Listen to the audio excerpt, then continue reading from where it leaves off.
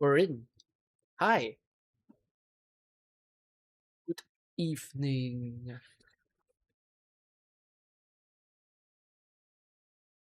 Oh, there was something I wanted to show you guys. Yeah. Why do I have this with me? Because I was taking pictures of some thumbnail just now. Okay, when was the last time that I ever read a story? Has it been months? I read stories this year, right? Like I read Moonshot this year, didn't I? It's 3 months ago. I read Mansfield Break, Dorothy's Vision, and Lone Trail 3 months ago. So been quite some time since I did it. I was so engrossed with Enfield and all the other stuff that I didn't actually hop in to go for it.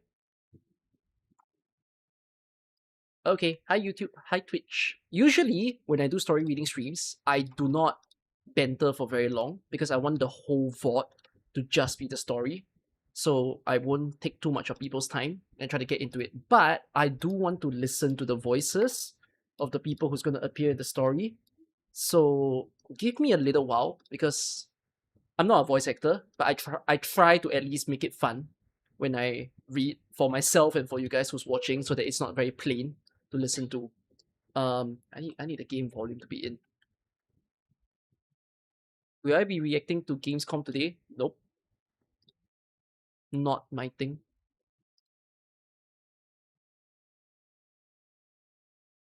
By the way, I wanted to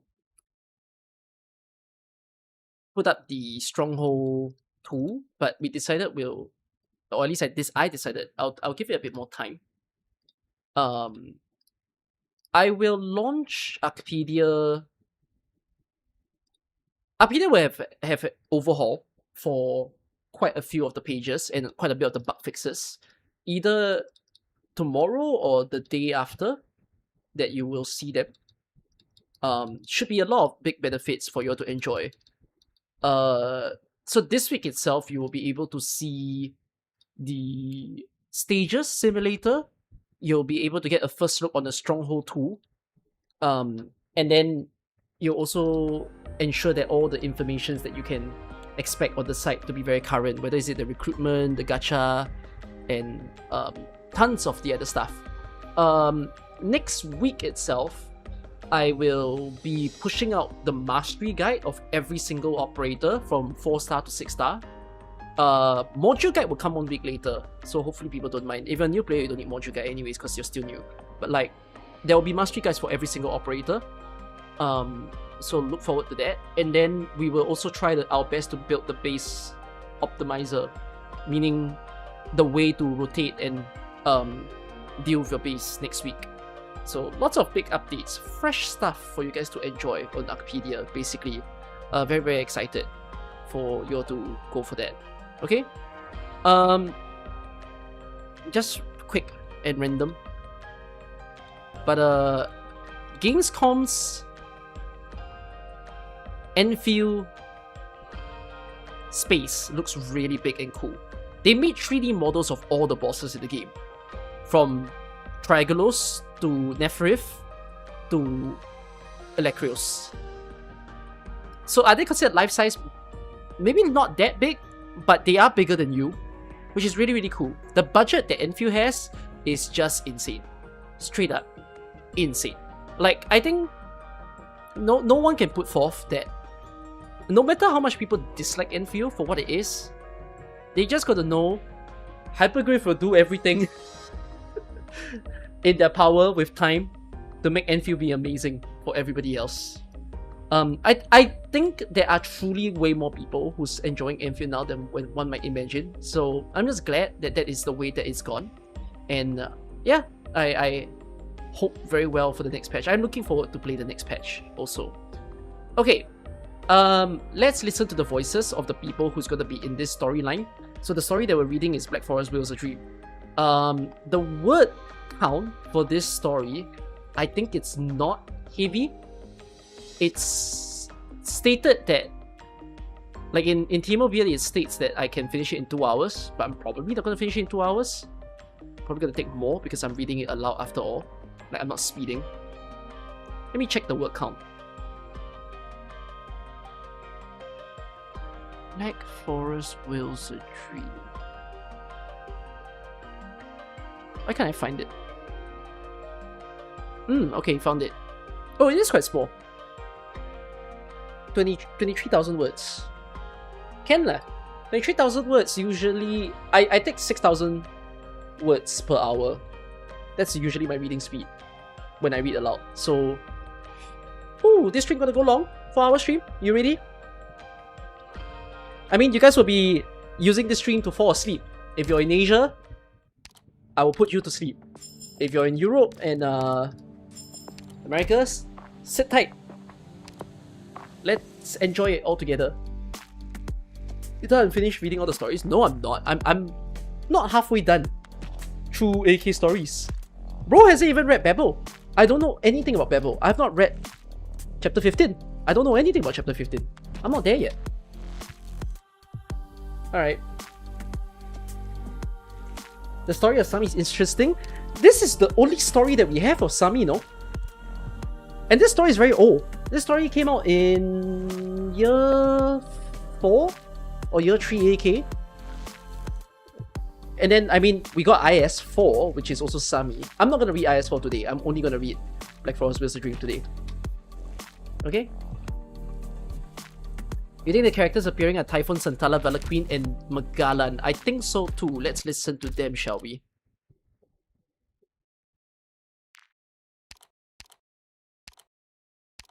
I finally want to get my Enfield lore.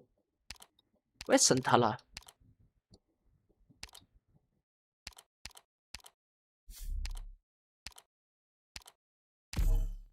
Using KR.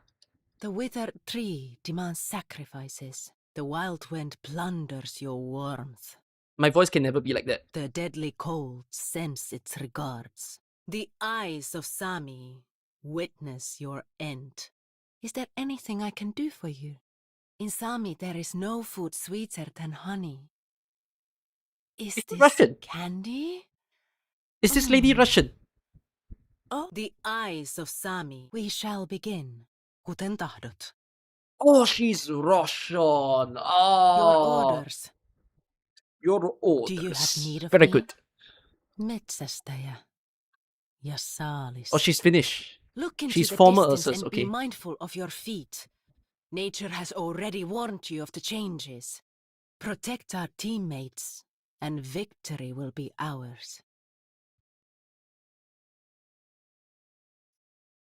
What do you wish for the battlefield to become? I played Red Alert 3 when I was young. I now have to imagine, because you say that she's Russian and whatnot, I now have to imagine a female Russian commander from one of my war games and then try to just imitate that.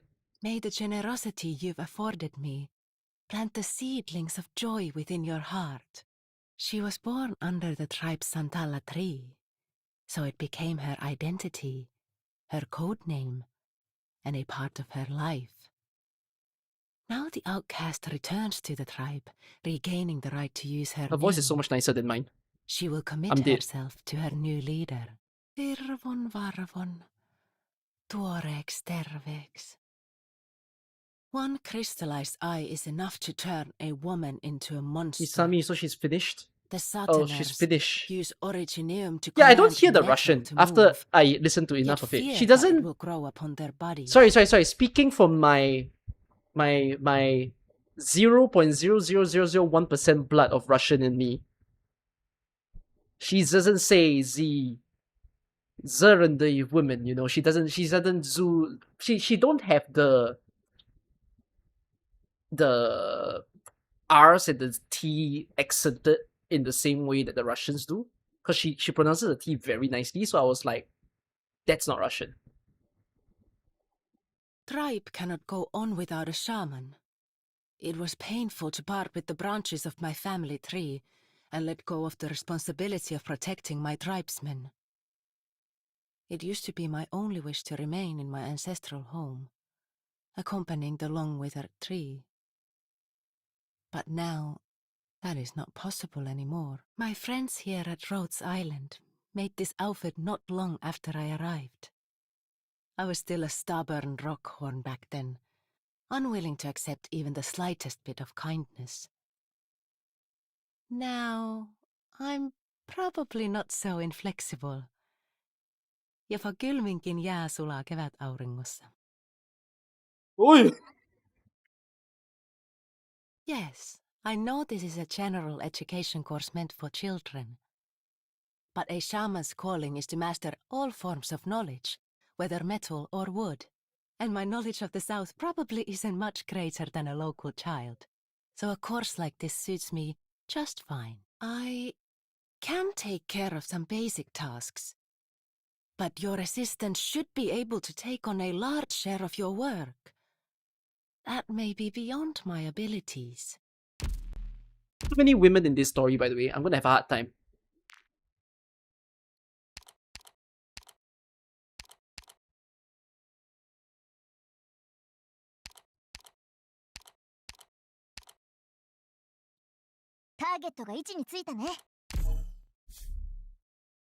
Bloom, my flowers! 3, 2, 1, take flight! What is Magellan's... Is Magellan Fusami?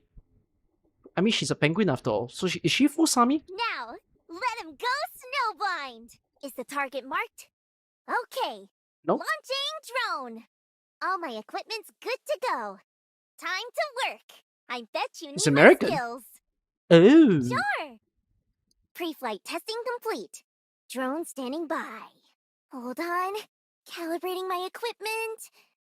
Done! Everyone, maintain communication. Beep beep. That's so cute. Leave the exploration and support to me. Doctor, if you're curious about the results of my research, then I'll have to show Oh, you same myself. VA as Lino.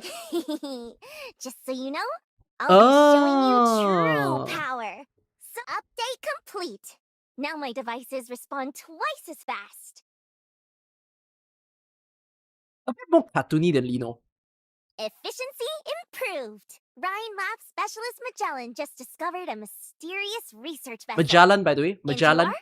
Not Magellan. Oh my goodness! You're that doctor from Rhode Island! Would you like to join my expedition? Adventuring together would be really interesting. Doctor? Stay awake, Doctor! If you fall asleep, you'll freeze to death! The North. It's both mysterious and beautiful. The towering cliffs, the lonely, He sounds a snow-covered bit like Mumu. trees, the glowing prismatic I mean, I earth-toned remember what crystals, Mumu's voice is like, so... and the vast Sounds quite a bit like snowlands Mumu. stretching to the ends of the earth. Doctor, you should come see it with me. We'll go together, okay? Well, I grow more and more accustomed to Ian the more I listen to Ian on a daily basis. In the game. Like, I have some voices still at JP, but like, oh, I'm getting more and more used to the Ian stuff. Who are the other people? Typhon? Oh, Typhon. I mean, I have not heard her. Check the logs from the research teams. See? These little horn beasts are friends. They're harmless. And this kind of snow needs arts to control. So call me if you run into some. Schysst. Go ahead and add some notes to these pictures. You're pretty clever. Why the look? Is it so strange that I know how to use electronics? Her voice is so unique. You all are strange. Just like Magellan. Insisting on comprehending the land on your own terms. I've seen your hard work. You'll come to know the whole of Sami as you see her in your dreams someday. But now, you aren't there yet. I'm worried about you. But since we're working together, just listen to me and you'll be fine. Can I just say her voice sounds very fantasical?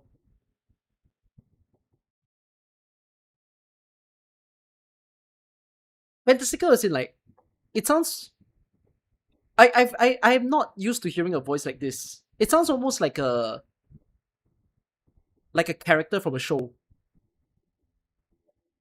Like, not any specific show. It just sounds like a TV character. But like, the TV genre is fantasy. You've never tried sleeping on a cave floor before? What about a bed made of This is ice? how Swedish talk in Ian. But her We voice should is give it a so try. I can't get a good night's sleep if I don't hear the heartbeat like of Sami. How like could I even close my eyes if I can't wake the abrasive? moment I get a vision? Is that the word?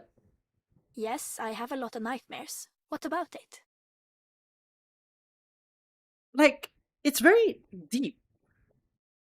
Yeah. It sounds exactly. It feels like it sounds very elvish of a voice, and that's so unique. I would never hear a voice like that in my country, or like anywhere in Asia for that matter. I don't think people have voices like this. And like having heard European voices, I don't even think I've heard a European voice like this in my life. Har du samma sorts drömmar som jag? Förmodligen inte. Vi är ju inte i Sami. Så det är tur för dig att skuggorna inte kommer förfölja dig i dina drömmar. If you come across any abnormalities while we're working together, I'll take care of them for you. Code name. Typhon is my only name. I found it Typhoon. on the horn ornament my mother left behind. Some people say it sounds scary though. Oh no, she says Typhoon is her only name, but the thing. Also, I've been pronouncing Typhon wrong the entire time in my life. I've been pronouncing Typhon. It's Typhoon. Gotta learn it now. Typheus. What's this promotion badge for again? If it's useless in combat, then let's wait until we settle the danger right in front of us. Then you can tell me the story behind it. She's so close to sounding like she's. It's funny because she shot herself. She's so close to sounding like a dwarf. Many travelers to Sami find death in laviner caused by loud boasting or other arrogant behavior. They never even get the chance to see Sami's shadow. I don't mean that as You a won't bad make thing. the same kind of mistake. It's just very unique. Not with me accompanying It's you. cute in its own way. Take these weapons and tools. We need them more than extra hands. Got it? I'll take the lead. Var inte nervös. Jag klarar det här. Dags att välja vårt byte. Nature should not be disturbed. Nähä. You'll have to be faster than that to even think about faking an attack.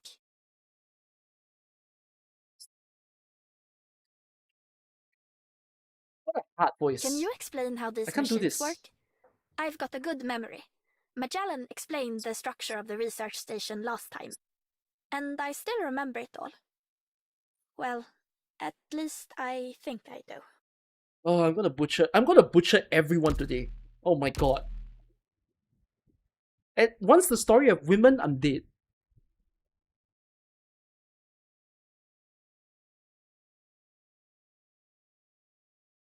I think there's one more character.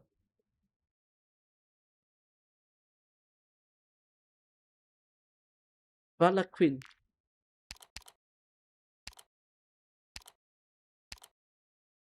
Are you still concerned? Fate will bring back to you the enemies who escaped. We gaze from the beginning What's she to the supposed to be? end. May the mountains prolong our fates. I am here. This ray of light may be dim, but I ask all of you to follow it.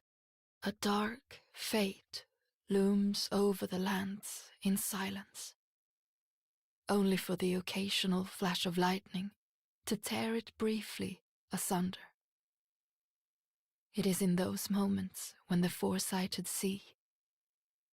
Likewise, it is in those moments that warriors seek to wager their lives. This ray of light may be dim, but I ask all of you to follow it. No matter how much you gaze into the past, there are no more possibilities to be seen there. Okay, this one's the easier one for me to deal with. Okay. Oh, turn on the music. Yeah, she sounds a bit more British rather than having an accent.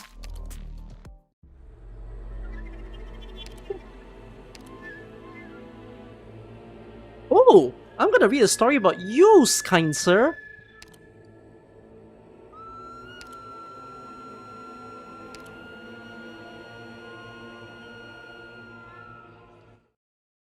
I've already forgotten what Santala sounds like. Ursa's Icefield entrance. Right, Koczynski Scientific Investigation Supply Depot.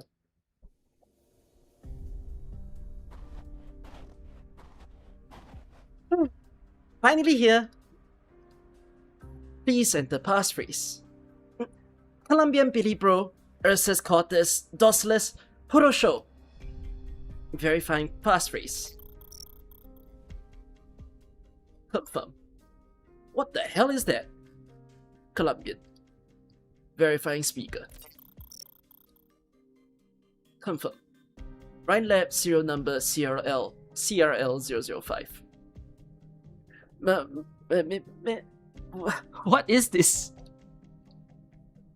Welcome to the Wright Koczynski Scientific Investigation Supply Depot.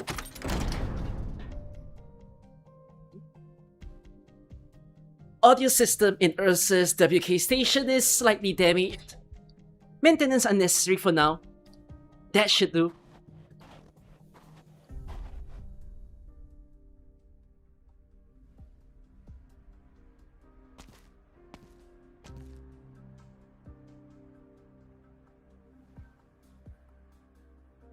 That's cute. Professor Mary's team probably took enough supplies for, let's see, 1, 2, 3, 20 people? 20 people's worth of supplies for a team of 15. Only 5% of supplies remaining, enough for 10 people, excluding myself, requires restocking. Now what else? Structure shows no signs of damage. Energy, no recharge needed. Life support equipment, still good. Temperature's alright. First aid kits appear to be unused. Doors and windows show no sign of external damage. And finally... Yep, that's the route. The routine reports along the way suggest they didn't run into any trouble. 2 months ago. Columbia, Trimount's Rhine Lab Headquarters, Scientific Investigation Section. Alright, I'll prepare to depart then. Anything else you need from me? That should be all. There's one last thing, but you can't tell anyone. Sure, I can keep a secret. Director Marion's team went missing in the ice field. Huh? What happened to Professor Mary? Keep it down.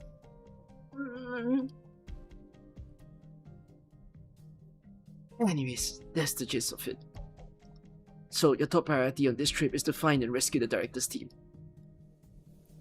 The Exploration Society is already organizing their own search and rescue, but I'm sure you know how inefficient they always are. So, you're the only one that they can count on. Got it.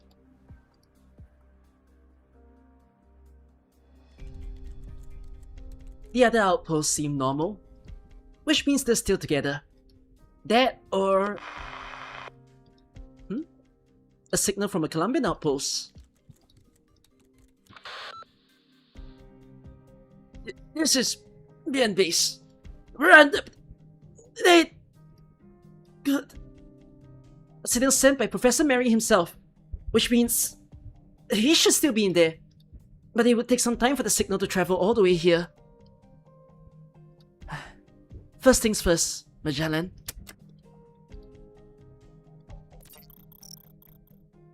CRL005, Magellan. Identity verified. How may I help you? Give me both the outgoing and incoming signal logs from Columbia in the last 3 or so months. Thanks. Confirm. Beginning encrypted callbacks to messenger outposts.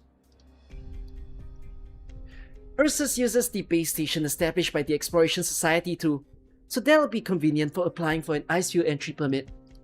I can go as soon as the messenger from Ursus gets here to confirm the documents. I'm on my way, Professor, so stay out of any serious trouble. That was fast. Please give me a moment. I'll be right there. Hi there. Miss Venter Magellan. Is this Mr. Ivan? Yes, on business as usual. One sec, I'll open the door for you. Oh, You're a bear. Hello, Mr. Ivan. Would you like to take a rest inside? You know the rules, Miss Magellan. If I take even half a step forward, we'll never hear the end of it from the Colombians. It's just us here. Who's gonna know? Your little machine is already keeping a close eye on us. Between you and me, the systems here aren't as smart as you think. Still, better to be safe than sorry when dealing with the Colombians. Not that I don't trust you, of course, but allow me to decline your kind invitation out of an abundance of caution. Now then, if you could show me your documents. Yep. That should be all of them. Entry permit. Exposition permit. Expedition route confirmation cartography commission. Very good, Miss Magellan. Everything seems to be in order. That said, I have some unfortunate news for you. All Icefield expedition permits this year have been cancelled. What? But the documents should all be... I doubt this is the first time you've experienced this, so please try to understand our situation. But I have to go. It's urgent. Could you please manage some kind of workaround? It's not impossible, if you can tell me why. Really? Really. So, the thing is, we have a missing team out there and I need to find them, or at least confirm their situation. There are lives at stake here, so whatever conditions there are, I'll agree to them after I find them. Then you should have reported this through official channels and waited for Ursa's rescue team. Why set out on your own? I understand, I really do, but an official rescue team needs time to prepare, right? I'm an explorer too, one pretty familiar with the Icefield if I do say so myself, and finding them even a day earlier would make the follow-up rescue that much simpler. Also, I understand. Then do you mind sharing the missing group's last known coordinates? Okay, just give me a moment.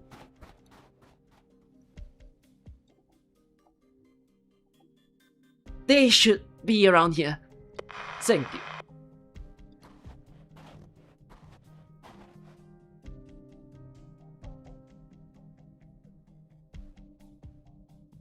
I've obtained the Colombians' coordinates. Based on them, they likely have something to do with what's happening in the north. Very good. What do we do with the girl? She's supposedly a veteran explorer from Colombia, but her importance to the country is unclear. Keep an eye on her and await further instructions. Understood. Mr. Ivan, I just confirmed with my colleagues. My apologies, Miss Magellan, but we still can't let you hit any further north. The front is under military control, so it's out of my hands. Then, but to make up for it, I can accompany you anywhere within Ursa's territory. My status as a Ursa's official should simplify things for you. Let me think then. Oh, right! Sami! No one would block me if I entered the Icefield through Sami, right? In theory, yes. However... Then, let's go to Sami first. I'm all ready, Mr. Ivan. Please take me there now. She wants to enter the Icefield to Sami. So you have time to run a background check. Just do what she wants. Investigating a Colombian within the public identity won't take long. When you reach the border, the guards will send someone to take over your job. Roger. Be careful not to let the witch spot you. Understood. As you wish, Miss Magellan.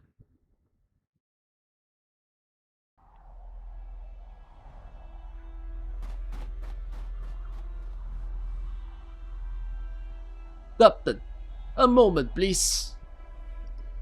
You have a question, soldier? Yes, Captain. Regarding our mission. You have concerns over the military's arrangements. No, sir, I wasn't there. I was only thinking about how we treat the Sami. You pity those creatures. Yes, Captain, I think... Wait, what did you say? I can understand your sympathy. Let me ask you a question though, soldier. As I recall, you're the farmer, son of a farmer. Yes, Captain. Then on your family's land, you must breed burden beasts. You use them to pull your carts, and otherwise create value as your father demands. Do you think those burden beasts would have done any of that on their own, without your father to tame them? Of course not, Captain. So what makes you think that the Sami would? But Captain, after Xerxes' people overthrew the Hippogriff's rule, they spent a millennium transforming the land into what Ursus needed to be today. And yet, Sami remains a desolate woodland. The Sami have contributed nothing to civilization. I believe that with proper guidance, they will eventually come to understand the painstaking efforts Ursus have made here. We've brought them the fire of civilization, so they should be shedding tears of gratitude. Yet their response, well, I believe it goes without saying. Yes, Captain. They understand only strength, and more civilized means of persuasion fall on deaf ears. As such, violence is a necessary evil. But when their descendants are living in sturdy homes and enjoying the products of Ursus' culture, then they'll understand. Understood, Captain. We're reporting in. A group of Sami sighted ahead, engaging combat with the demons. Get in formation and have the caster team ready their arts. Yes, sir. Captain, you... Not even a disobedient apprentice deserves to be devoured by starving beasts. Wouldn't you agree? All units, prepare to attack the demons. Yes, sir. 1 week later, Sami Ursus border.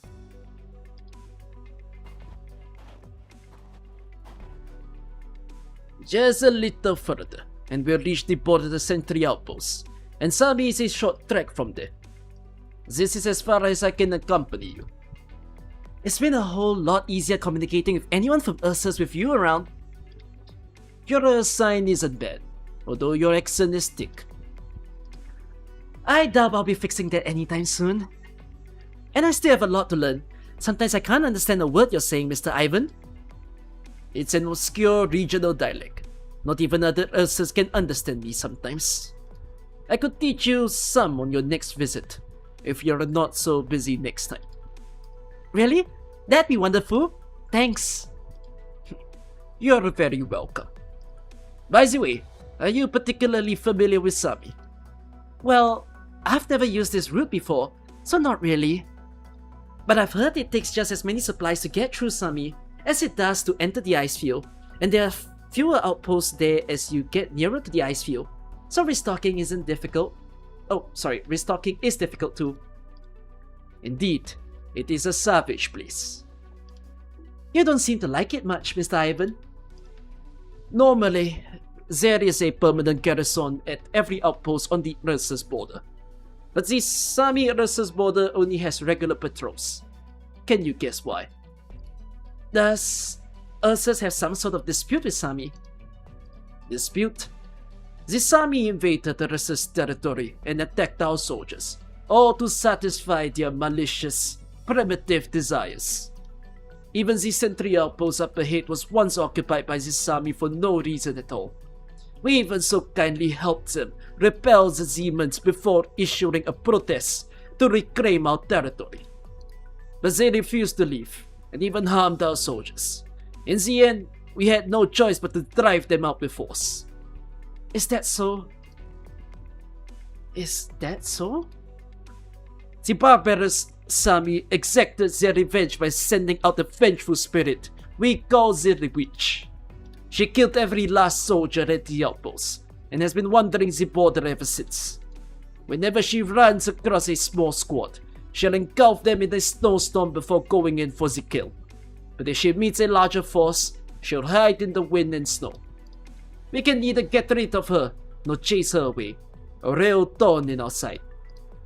In the end, our only option is to strengthen the border defenses with an elite patrol squad, simply to prevent the Sami from wreaking further havoc. You must also be careful when passing through Sami. The moment they spot an outsider, they will not stop until they rip out your throat to sip on your blood. Like the wild beasts swarming the snowfield, we can only keep track of them in check by force. Am I clear? Yeah, you're clear. Good. It's windy out here. Let's hurry to the outpost and get some rest.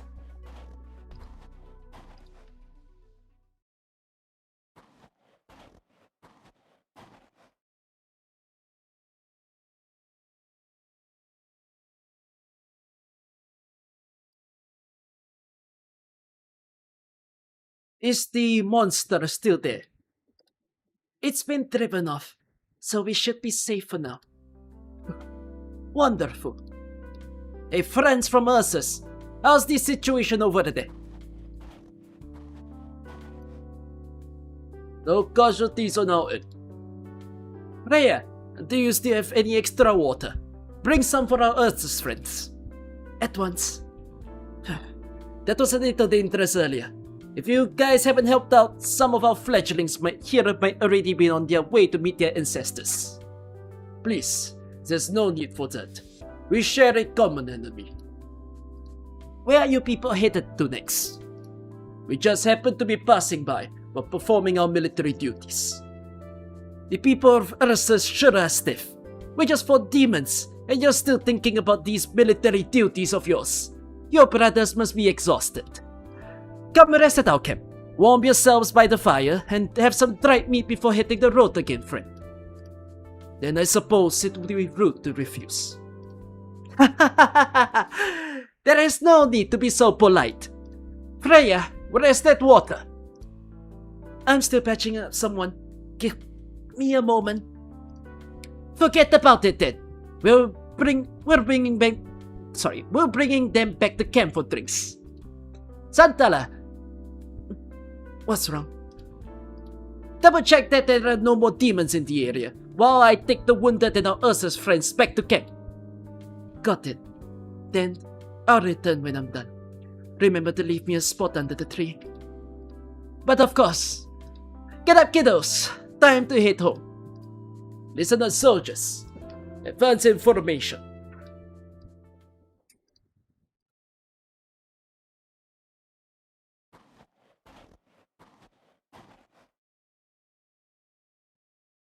Is this really a sentry outpost? It's so spacious. And this tree smack dab in the center. Does Ursus have a custom of planting trees in the middle of buildings, Mr. Ivan? It was planted by the Sami, and has been dead for a long time.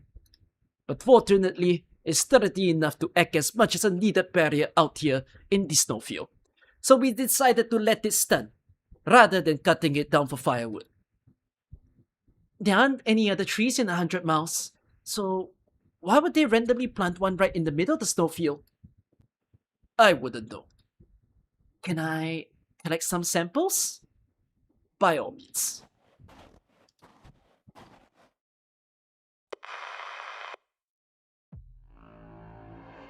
We've arrived at the Z3 outpost. The witch has not bothered us yet. We finish our investigation into the girl. Her background is unremarkable, but we can make use of her expertise. The border guards will move to your position as soon as they can. They'll take the girl and pass her on to the investigation team, who needs someone to guide them across the ice field. Your role ends there. Understood. I'll go ahead and prepare the signal beacon to connect at any time. My apologies, little one.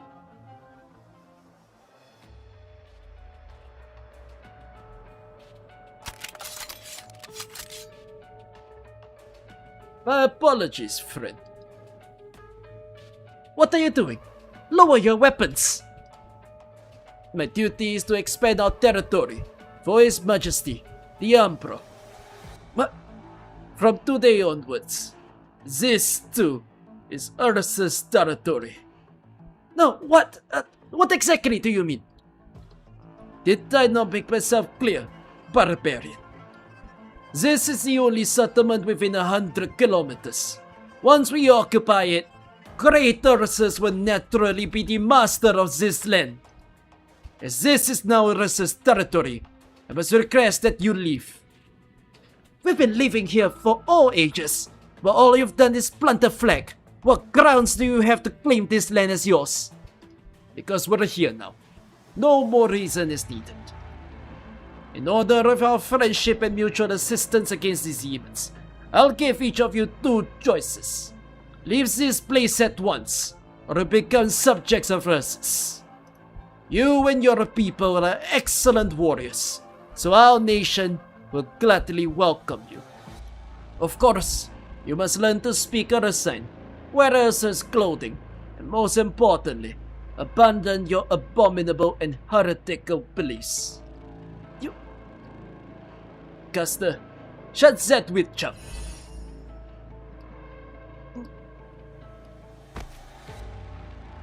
Rhea! Don't do anything foolish, and don't even think about resisting.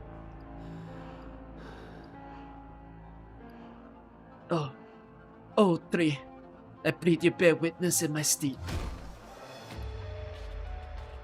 I'm not gonna scream. It's 12 AM.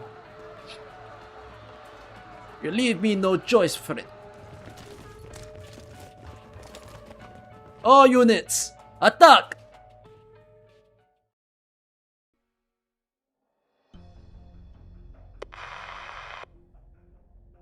Please speak. The wind from the direction of the border got seemed off, so there might be incoming snowstorm. Find an open space to deploy a signal beacon for them, and upon making contact, take the target and leave the area immediately.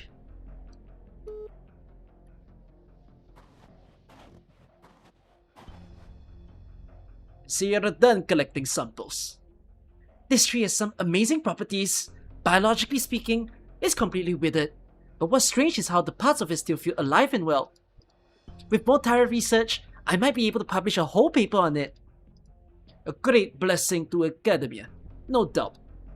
But there is a snowstorm coming, so you'd better go shelter in that outpost first. Gotcha.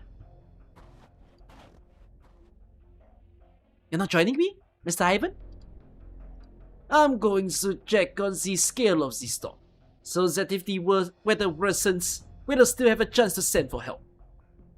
Can I just say that little animation's pretty cute? Oh, okay. Please have some of this before you go. I just heated up some water, so have a cup to warm yourself. That's alright. I'll be right back. Mr. Ivan?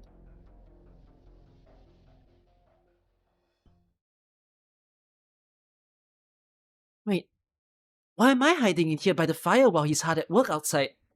That doesn't seem right. I'm an explorer, Nanda. How can I let my companion face this alone? Maybe I should... It's so cold. My face hurts. The wind's picking up. You need to be careful, Mr. Ivan. That's... Mr. Ivan? That's...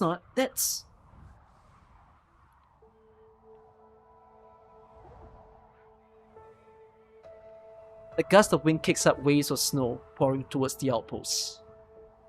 However, the waves seem to advance only sluggishly at a controlled speed, as if commanded to do so. This is not an optical illusion caused by the distance, but the wind and snow are indeed following orders. They dare not even let a snowflake overtake their leader without permission. And she, currently leading the wind's charge, holds her scepter high as she slowly makes her way towards the outposts. One step, then another. Smooth, steady, unquestionable, until the land is buried beneath the wind and snow. Or so it might have gone, but Magellan welcomes this scene more than anyone else on the northern frontier, because the woman working amongst the ice and snow is her best friend on the ice field. It's because They first met in operational intelligence, right? That's very cute. Simon!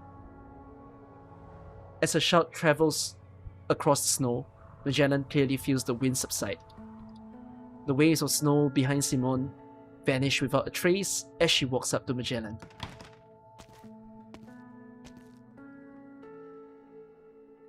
Hello, Magellan. Shouldn't you be out on an Icefield expedition? What brings you here? A professor I respect has gone missing out there, but the Ursas blocked the route again, so I have to take the long way around. I warmed up some tea. Want some? Why, thank you.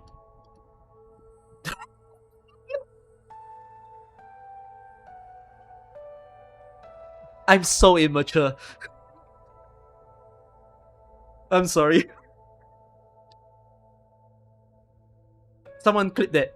We'll turn that into a shot.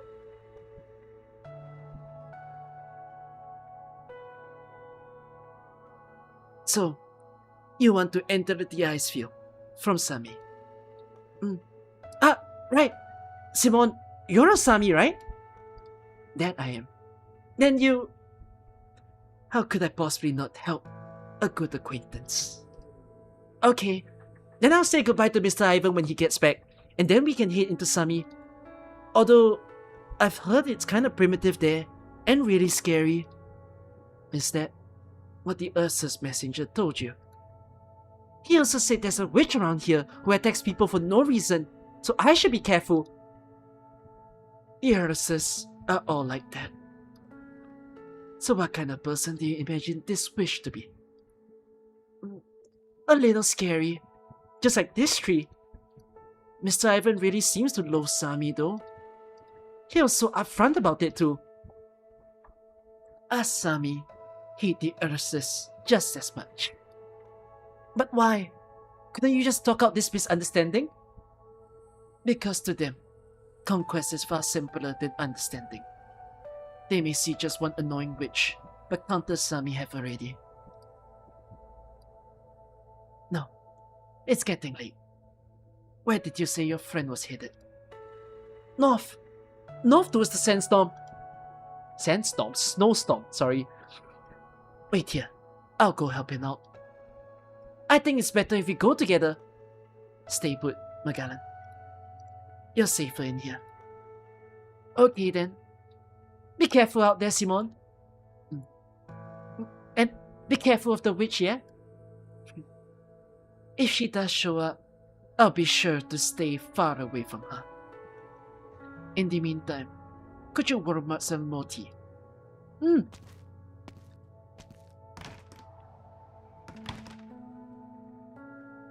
now I'm all alone again. I hope Mr. Ivan and Simon can get along out there. What do you think, Mr. Tree? The ancient date tree responds with silence. I still don't get it. How can they fight off a common enemy together one minute and go for each other's throats the next? Isn't cooperation obviously the better choice? The venerable tree ponders for a moment and decides to answer by smacking its withered branches together. What about you, Mr. Tree? Did you come to this snowfield all on your own because other people couldn't understand you? The towering tree feels the question is difficult to answer, so chooses to remain silent. You're right. That was a stupid question. But if possible, I still hope we can... I'm back. Simon? Oh, here's your tea. Thank you. So where's Mr. Ivan? I looked where he told me, but couldn't find the messenger you mentioned. The storm from the north is closer. Perhaps he's already rendezvoused with the border guards he called for help, and taken refuge with them. Ursa's sentry outposts unsturdy enough to withstand a snowstorm this strong. This building will be completely crushed. We might also want to. Can we wait a bit longer? Mr. Ivan is a pretty experienced messenger, and we've known each other a long time, so I don't think he'd be caught by a sandstorm like this. If you insist. Just a bit longer. I'll let the old tree know that we're safe. The old tree. Simon, are you from around here? It used to be my duty to protect this unchanging old tree. It may have transcended death, but failed to be remembered. And to think all of this happened because of a moment of kind-heartedness. We sow goodwill only to reap evil. This is how the land does things. So that's why there's a witch roaming nearby. Perhaps.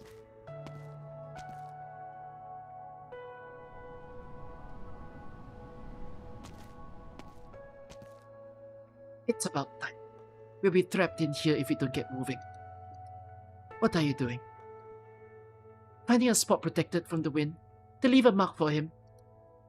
I have to at least let him know that I made it out safely.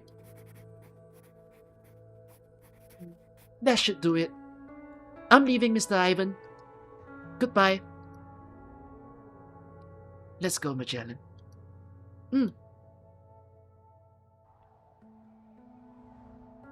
Aww. Can I just say that this is only the start of the story? It's already a nice writing. Bro, my heart very soft, you know. So when the stories are written like this, it's like, oh. Now I understand why my friend Rumby loves Magellan so much. She's so sweet. What a good girl. The wind and snow seem so docile when I'm with you, Simon. Just a little arts I happen to know. That communicator on your shoulder. I feel like I've seen it somewhere before. This? I bought it from Ursus. It works quite well. Do you need one? I'm good. Columbium communicators are way easier to use than the Ursus ones. Simon? Yes. There's something I need to apologize to you for. I hope you won't get angry. I won't know until I hear it. So, earlier, at the sentry outpost, I got a little excited and took some samples from Mr. Tree. Did you harm the old tree? No, the thing is, I did intend to make a hole to collect a sample, but as soon as I touched it, it just dropped 2 pieces of bark. So really, I didn't. Bark? Yeah. Please don't get mad.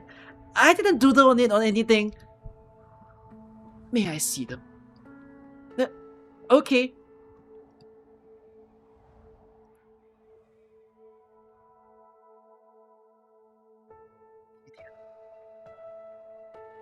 Yeah.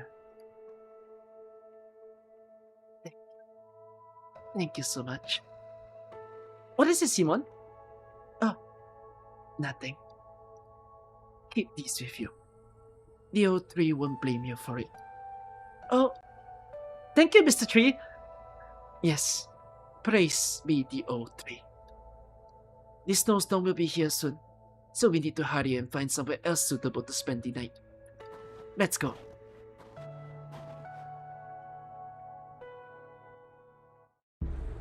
It's so soft. Ayo. That's why I wanted to read. Like, when Angelina's story hits, I think I'll love that story. I will probably read Angelina's story as soon as it drops. I feel like that's a story I'll like.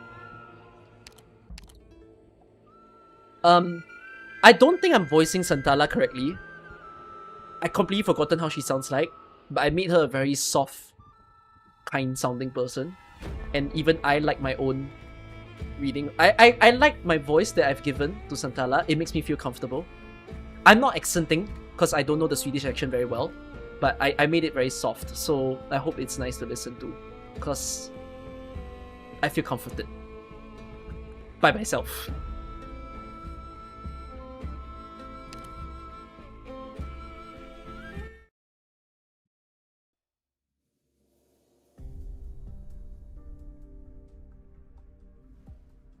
Do we have news on Lazel and the other men who disappeared? Yeah, we can stop searching. Demons have been through here. The ice there has us damage. It was a hard fight. They are all roots of the Frost Maple and respected warriors, but not even their bodies remain.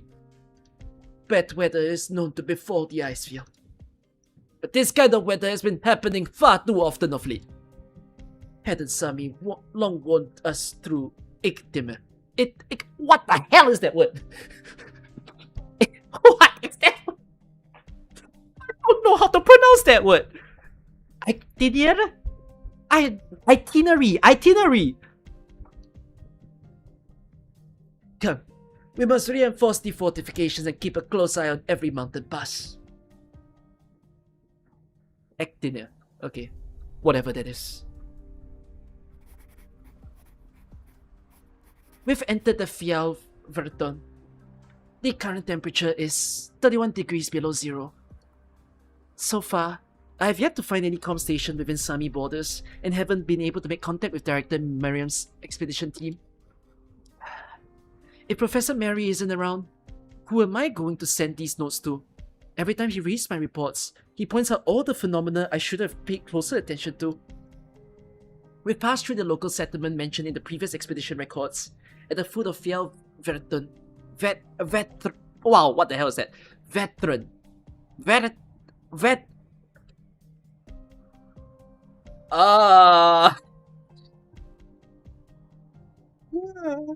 don't know what I'm doing.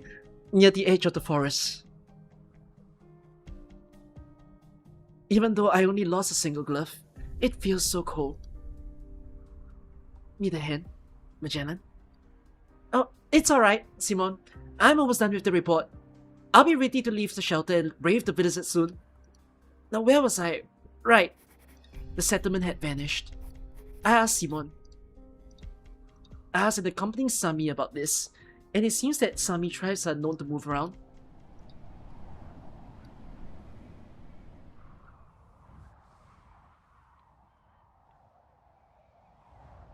Why did they move? What's that? I tried looking into it, but couldn't figure anything out. Simon told me that it was Sami herself. She told them that danger was drawing near and that they had to leave. But the climate data we've collected so far aren't all that different from the historical record. And there don't seem to be any changes in the long-term trends either. So what kind of danger is Sami facing? Looks like the scientific investigation section's data needs to be updated. Right. Who's speaking? Sami is still a blind spot in our knowledge. But it seems that Sami really don't like being disturbed. Professor Mary, you've always wanted to work with them and haven't been able to. It takes so much effort to get our applications processed in Ursus. If we could just find a new path into the ice field through Sami and build more research stations, our expeditions would be so much easier. Unfortunately, the Sami don't want anyone on the ice field. Right. Eh? Was I just talking to Professor Mary? Simon? Simon? What's the matter? Do you see a group of people over there? There's too much snow. I can't quite... Magellan. Is that really Professor Mary? Simon, I need to head over there to take a look. Magellan? It's really you! Thank goodness! I found you guys! I knew you'd be safe! Wait... How come I can't speak? My heart's beating too fast. Am I trembling? Why? No. I need to stop the professor and take them back. Professor?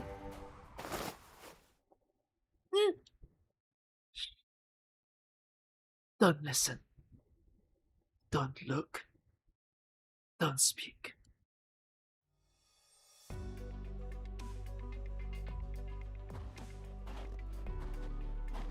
Hi. Oh god, this is the hardest voice to do today. Oh god, I don't know how to be Tiffin. Wow. Oh. This voice is very hard.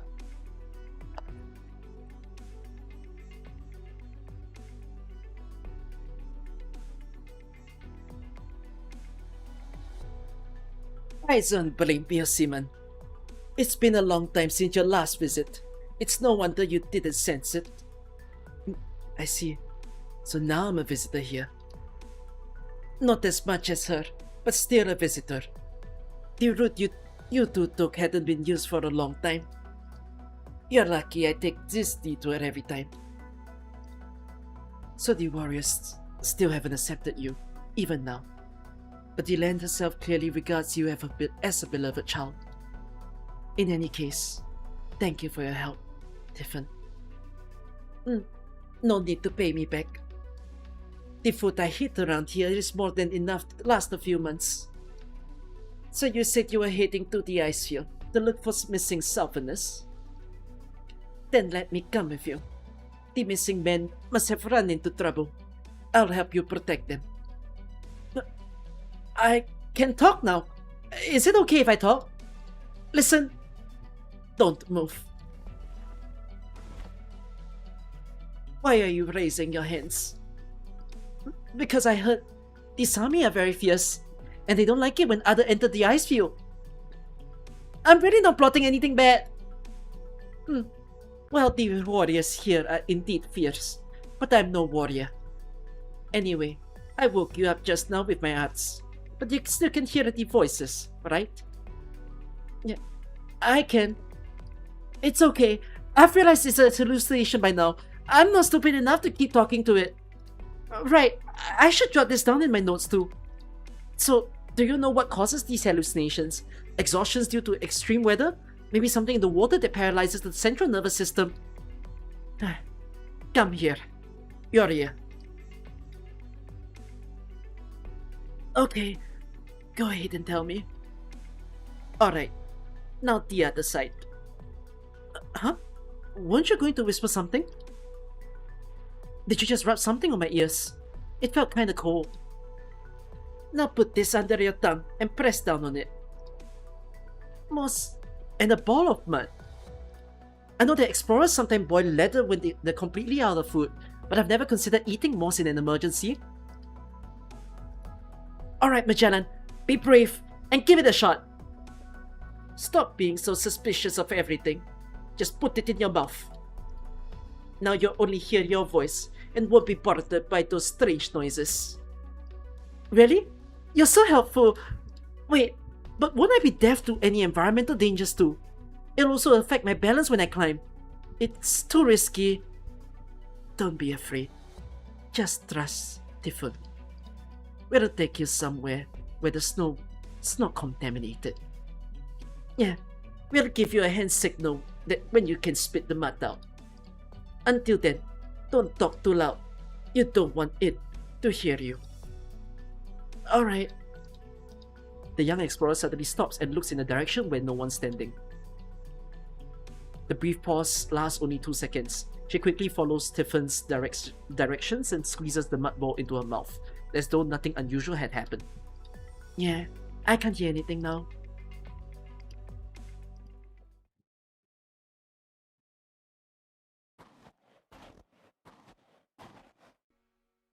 Stop. The rest must be first scattered in the snow. It's a kind of detection arts. Good thing you helped Magellan back. We couldn't escape the warrior's eyes, but at the very least, our visit seems a little more respectful this way. Should we have her to spit out the mud ball, you can fill her on the situation. If her plan was to enter the ice field this way, then she probably knows nothing about the northern front. No need. Leave the negotiations to me. Most of these warriors would chase us off with their hammers the moment they hear Columbian and the common tongue. See?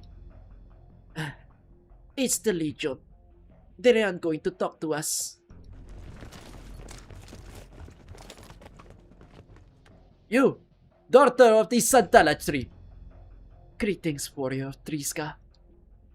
You're with an outlander, and the hunter with the black bow. Indeed. But please don't be so quick to attack. This outlander asks nothing of Sami. We simply seek to enter the endless ice field. The Sami warriors surround them in silence. They show no intention of backing off. Though silent, their stances remain unchanged, with their hands on their weapons. Regardless, Santana seems to know exactly what it is they need to hear. I understand. It's against the rules. No one should enter the ice field rashly.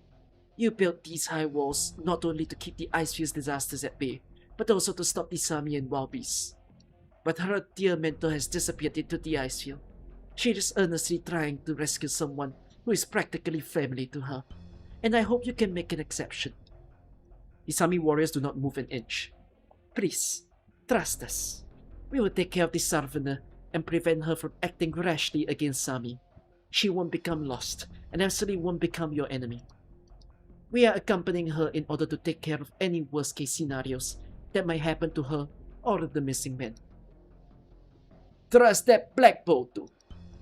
You want us to trust the daughter of the Grey Cyclops? That Black Bolt means nothing. She fights the same enemy as you. Her mind may be clear, but that doesn't mean her weapon won't bring misfortune. There is a time when we brought back the belongings of every last fallen warrior, until we realized that the enemy could find us through these contaminated relics. I'm sure you know this well. Simon from under the Santala tree. I am a shaman no longer, but if that identity will make you reconsider, then I am more happy to use it. There are still many among us who remember the warrior who almost became a snow priest, but she ran from her duties, so we do not intend to bring up her past. Her power can still take care of those around her. The team that went missing amounts to more than just a dozen men. The Northern warriors I know would never turn a blind eye with so many lives on the line. No. You must bear the harshness of fate, daughter of the Santala tree. Endure it. Do not run away. Those are Iktener's words. Did he learn something from his divination about the whole Northern realm?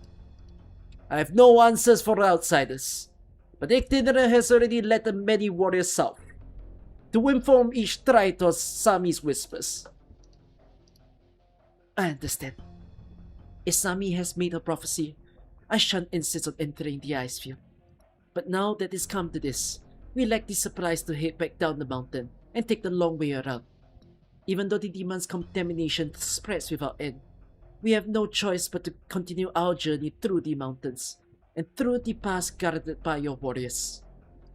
Supplies. You only have the Salvador's shortcomings to blame.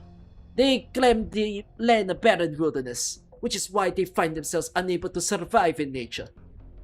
I'm simply asking that you... Let's go, Simon. You don't owe them an explanation. Wait, that hand signal. Are you for real? Yeah, trust me. Just hold on a moment. It's so bitter. Let me explain. I'm not a bad guy. I'm just an explorer. The only thing in these crates are reserve drones. I can open them up if you want to take a look. I'm not trying to sneak into the ice field either. I just didn't know how to get in touch with Sami government to submit an application.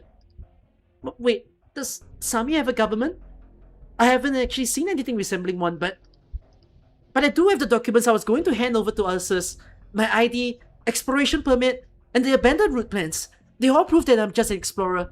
Nothing more. Anyways, Simon and Typhon have been so nice to me. Please don't blame them. If it's me they are suspicious of, I'll explain everything. Also... Huh? She's not imagining things. Everyone's expression grows increasingly solemn with every word she says.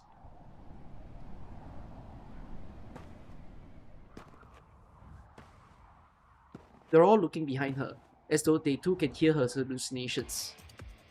Run, you bird brain! You brought an omen of disaster right into the group! What?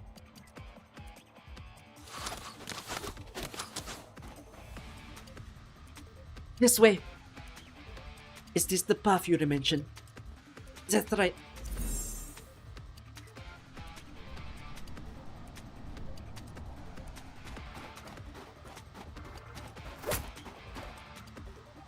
That was close. The arrow hit the rock. Thanks, Rock. Thanks, Fiel Veteran. They probably mistook it for one of us in this thick snowfall. Your rats come in handy, Simon. I knew I could trust you to keep us hidden. Okay, now, this way.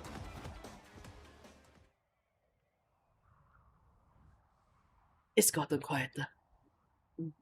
Let me check. Mm, I don't see them anymore. Good. We shook them off. Or perhaps they stopped giving chase. Whatever the case, we should be safe now, right? All of a sudden, I'm out of breath. Give me your hand. I'll help you. Thanks. The expedition equipment and my protective gear are all just too heavy.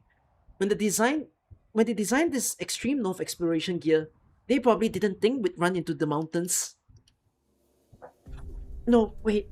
I need to apologize. I couldn't hear anything earlier, but it looked like you were bickering because of me. Then I got ahead of myself and started shouting. The director always tells me to think before I act, but maybe it's because I have no idea what's so scary about these hallucinations. I didn't really think that through, did I? No need to apologize. Nature doesn't debate right or wrong. All that matters is closeness. The same goes for these Northern warriors just now. Closeness? They're just like a chain of mountains. No matter what you say to them, you will never become part of the mountains. All that you can do is to try your hardest to surmount them. Of course, you also can't tell the mountains that they're wrong and should be flat ground instead. Why are they so unwilling to talk it out? Let's set aside whether they could even understand you. Those warriors normally have no need for words. See, if you and I lived together all day, every day, and everything we did was the same daily routine, patrolling, hunting, fighting, we wouldn't have much reason to talk. Because we too used to everything? No, because communication is only needed when we think different thoughts. That's why I called them a chain of mountains. Besides, they have to deal with process too. To them, they must be wary of any outlanders whose intentions they cannot discern at a single glance. It may seem a little cruel, but it's how they live. One must accept fate, no matter what form it takes. Fate? What's done is done. The signal I gave back there was for Simon to run. When you're dealing with those warriors, most of the time you're going to have your back. Most of the time you're going to have to back down. You can't count on them to give way. That's it. Now we can reach the ice field to find your teacher. Yeah. So what are you going to do now? I guess I'll go to Kappa to request for help. That's the southernmost city in Sami, isn't it? Yeah, it's where a lot of Columbia's companies have their only branch offices in Sami. Now that the Ursa's route is sealed off, it's the only place the Exploration Society can mount a rescue from. I'll rendezvous with them and try my best to collect information on the route. After all, nobody's really all that familiar with Sami. I'll keep escorting you then. I don't need payment. I have no use for most of the trinkets Southerners offer. I just happen to have a client waiting for me in Kapat. Oh, thanks. What about you, Simon? I promised I'd stay with you, didn't I? But Tiffin, where does this path lead? I find it hard to imagine that there are still paths in this mountain that the scouts haven't discovered. That's because this takes us to where Rangers live. A Cyclops cave. Yeah, I guess it's my home too. At least, I grew up there. I may have used Sarkesas to cover our tracks, but any veteran shaman is bound to figure it out in an instant. But I doubt they'd want to disturb a Cyclops. No one likes hearing the prophesied tragedies to befall them, after all. If they keep chase, I'd have to count on Argus being home to help us out. Luckily, they weren't so patient. This is making me feel uneasy though. They gave up far too easily, almost as if they abandoned us in the snow. There is nothing to fear. I'm watching our surroundings. The snow creaks beneath his feet. Oh, right. The disaster you two mentioned earlier. What's that all about? If we're able to find the source of the auditory hallucinations and bring back samples to Rhine for analysis, maybe we could find a more long-term remedy. Then again, this is a science versus paranormal type of thing that she just brought up. Neither of them answer Magellan right away. Instead, the sound of their boots sinking into the snow grows louder by the step. What a strange question.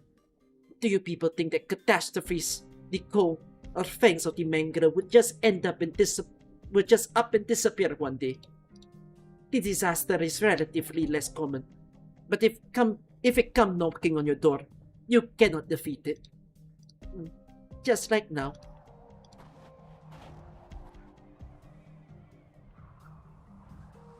The sound of their footsteps in the snow stops. While she wasn't paying attention, the snow had become light as a feather. Magellan blinks and does a double take. Am I hallucinating again, or is it snowing upwards? No. Your eyes aren't deceiving you. The snow is floating mid-air, above our heads. I need to gather samples. Give you a minute to activate the drones. A snowflake that's still floating upwards. Got it! Next, snow that's accumulated mid-air. Watch out! The snow crumbles downwards. And from what I can barely make out given the visibility, there seems to be a lot more accumulated in the sky up ahead. If we keep going, it's enough to bury all three of us once it comes crumbling down. This phenomenon must have been around for a while. They already know about it, so they stopped giving chase. They knew we were driven into the end, didn't. Not even the snow priest arts can do anything about this, and nor can I. Any snow I summon will only flow upwards and break free from my control. Wait, Magellan, stay close to us. It's dangerous to go alone. It's okay, I just need to get a little further away to collect samples. If the drones lose their balance while gathering and knock down the mid-air snow, only I'll be buried. Oh, that was close.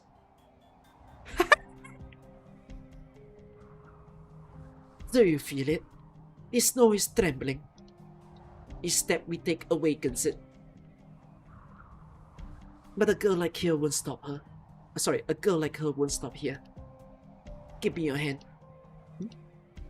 Most people don't like doing this, but given the circumstances, we should give it a shot. Right, to make sure the blood flows onto the arrowhead, I'll need to cut a little deeper. But you don't need to worry about you, right? You don't need me, sorry. Do what you must, Stefan. Just don't cut too deep because our hands are numb by the cold. The snow's coming down more quickly. Yeah, the black seeds buried in the snow know my bow and arrows. This is exactly why people always misunderstand me. Okay, it's just Magellan left. Magellan? What's your status? Oh, I'm fine. It's just the snow fell down and blocked the path. Let me switch to the snow clearing module. Okay, you two can come over now. Give me your hand first. Take off your glove. Give me a bit of time to steel myself first. Okay, here. That'll do it.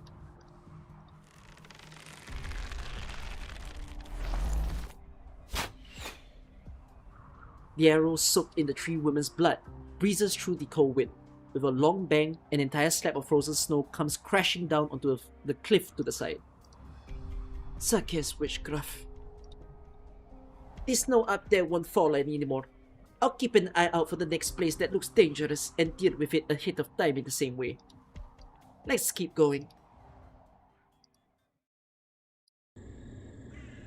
It's pronounced as Chapet? Okay. Oh my god, I don't like the CG. I found a few more dead horn beasts close to the spring water. We followed the summy villain, the will of the land, and moved our entire tribe from the foot of the mountain all the way through the tundra. So aren't we free from the disaster's corrosions yet?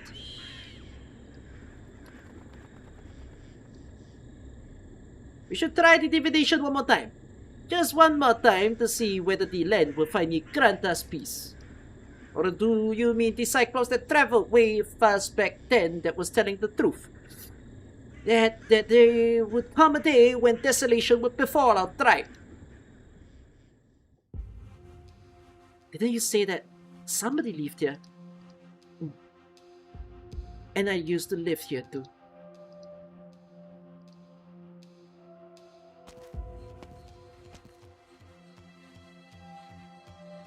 He's not here, as usual. This is a cave! Too bad Simone had to leave because something came up. If she were here, she could tell me if this is normal or not. Nothing. Just wondering how I should describe this place in my notes. Whatever works for you. Here, jerky and salt. Argus isn't stingy. You can take whatever you want. Now we should have enough supplies to make it to the bottom of the mountain. Thanks, Stephen. But hold on. I don't know if this Argus you're talking about seems a bit rude. She herself says, and I quote, "Anything with its curtain pulled open can be shared." You can take that to mean she doesn't care. Don't mind if I do. Also, is it okay if I make a detailed record of the cave in its current state? I want to take a few pictures. I promise I won't make a mess. Why even ask? When you're done, come by the fire and rest. Gotcha! Right, can I take a look at these notes too? Go ahead. Only she can understand what's in there anyways. Okay. Huh? Right, Tiffin. There's something I've been meaning to ask. Logically speaking, when you hallucinate, you shouldn't hear any words you don't know, or any concepts you've never heard of, right? I'm not sure if I follow your logic, but what about it? Anyways, take a look at this page. When the box is open, and Anne's quaternary will realize. That's the last thing I heard the director say, before you helped me cut off the noise from my surroundings.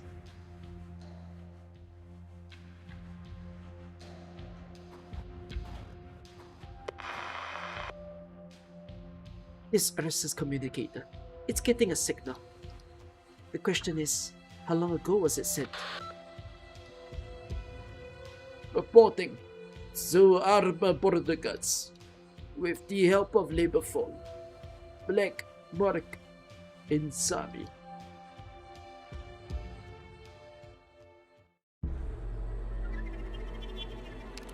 This Vignet story is very different from perhaps some of the other Vignets that happen in the game.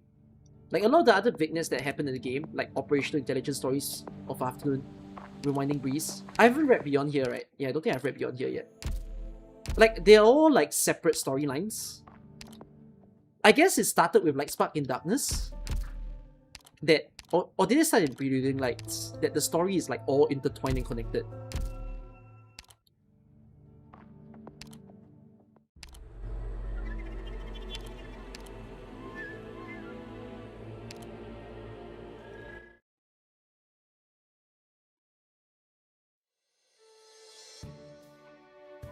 Am I doing okay with Tifon's voice?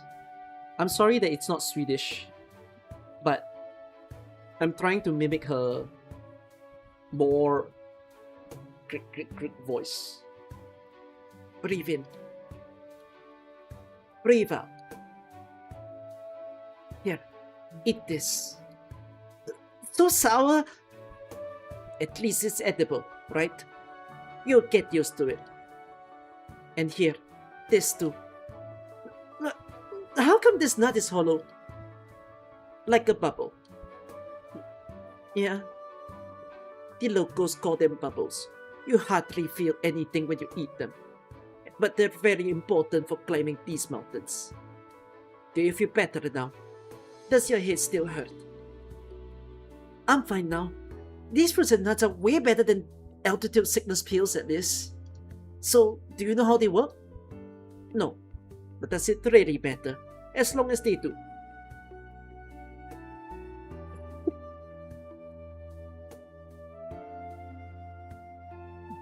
Me when my doctor gave me strange medicine. Of course it does. I gotta jot this down and bring some samples back with me. My colleagues in pharmaceutical R&D would love to hear about this.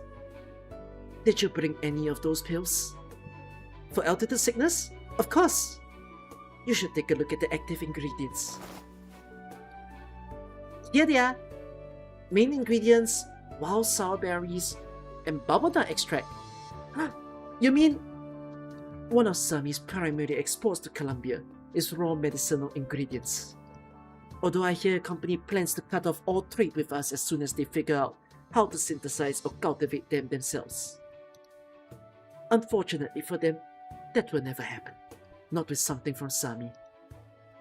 You're saying we can't recreate the growth conditions in Colombia? No, of course you can. But even if you did, what sprouts from the root soil wouldn't be the same plants. For one very simple reason.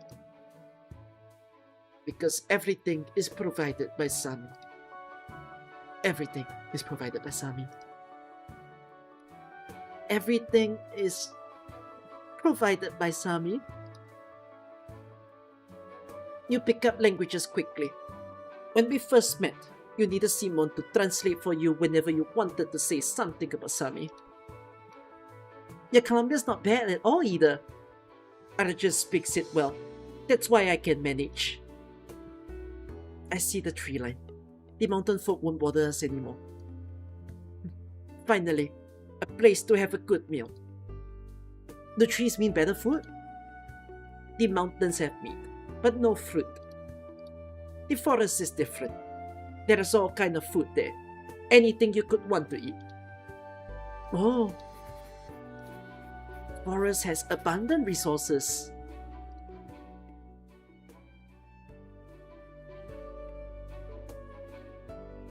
Different. Is there a settlement nearby? Yes, and it's a tribe with a tree.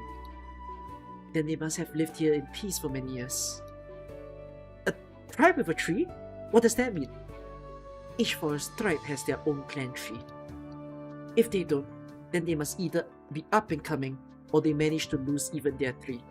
Whichever the case, it's laughable. Will this tribe listen to us? I believe they're quite friendly. But either way, I can guarantee they'll be more welcoming than the mountain tribes. Really? Of course. The mountain warriors fight the monsters in the north and the unfriendly ursas all year round, so you can't blame them for being so uptight. Some of them are less cold when they leave the front lines for home. Well, that's good to hear. So how do the Sami usually categorize themselves? It's pretty easy to remember. The ones hunters to the north who live in the mountains are the mountain folk. The ones who live in the middle of the forest and its surroundings are the forest folk. And the ones who live in the wetlands to the far south are the marsh folk. What about you then? Me? A hunter. A hunter? Going by the classifications you just gave me, shouldn't it be based on what environment you're from? Oh, that... I'm a Sarkis. I don't have a fixed place to live, and I don't belong to a tribe. So naturally, I live outside the rules. Then what about Simon? Simon? I'm a Rhodes Islander. Was she in Rhodes Island by now? Rhodes? I've never heard of an island like that here. Is Rhodes Island another category here?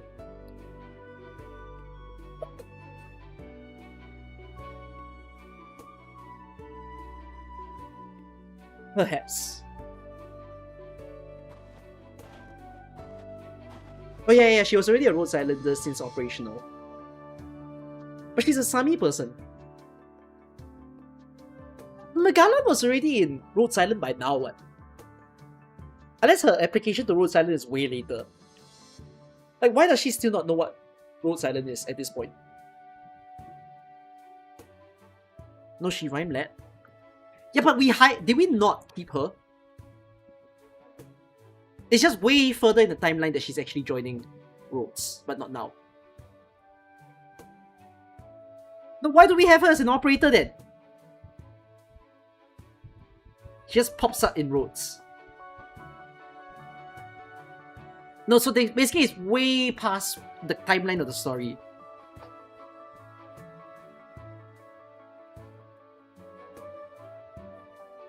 The confusion here might be that she doesn't think Rhodes Island had enough of a presence here. All Minor Ops never joined Rhodes Island, it's just a partnership. So Magellan somehow just never knew of Rhodes Island, and she's like, because we are intertwined with Rhine Lab, we own Rhine Lab. So they're all our people now. I mean, at this point, we almost have every Rhine lab with us as an operator. Here we are.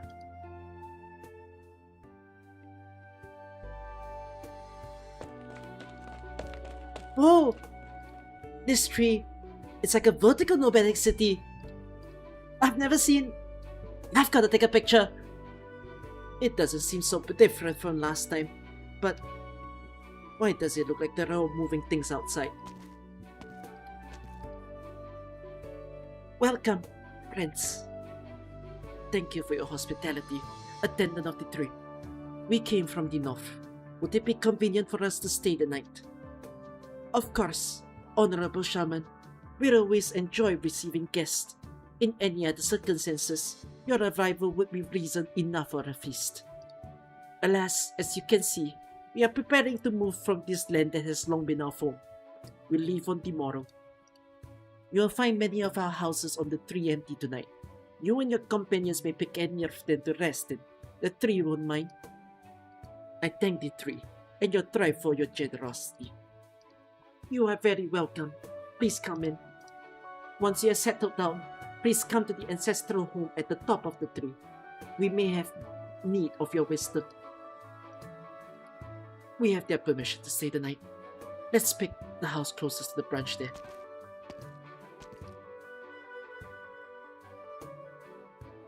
Finally, sleeping indoors. Is that important?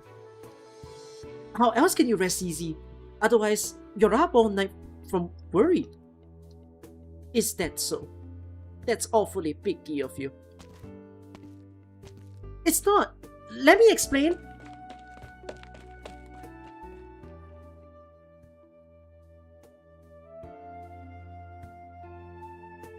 Waterproof pad, sleeping bag, there. What's so funny? Oh, I just thought it was amusing that you put in all this effort just to sleep. We don't get this chance every day, so I'm gonna make the most of it and get as comfy as I can. Wanna try it yourself? Me? No need. As long as I have my robe to wrap myself in, I can sleep anywhere. I mean, sure, you could. But you could also get in this sleeping bag and close your eyes. It's so comfortable. You'll see. Oh no, Magellan, you're spoiling her. Really? Can't hurt to give it a try, can it? It can! Alright.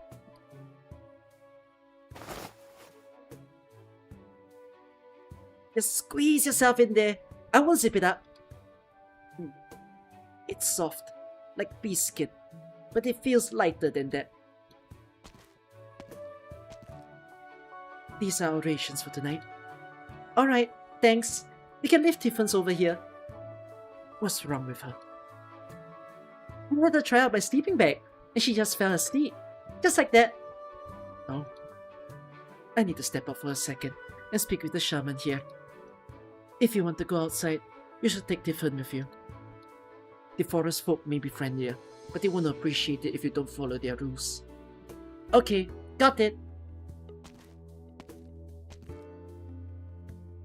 Have a safe trip, Siwon. Hey, Tiffin. Tiffin? She seems pretty exhausted. I'll just take a few photos from the doorway.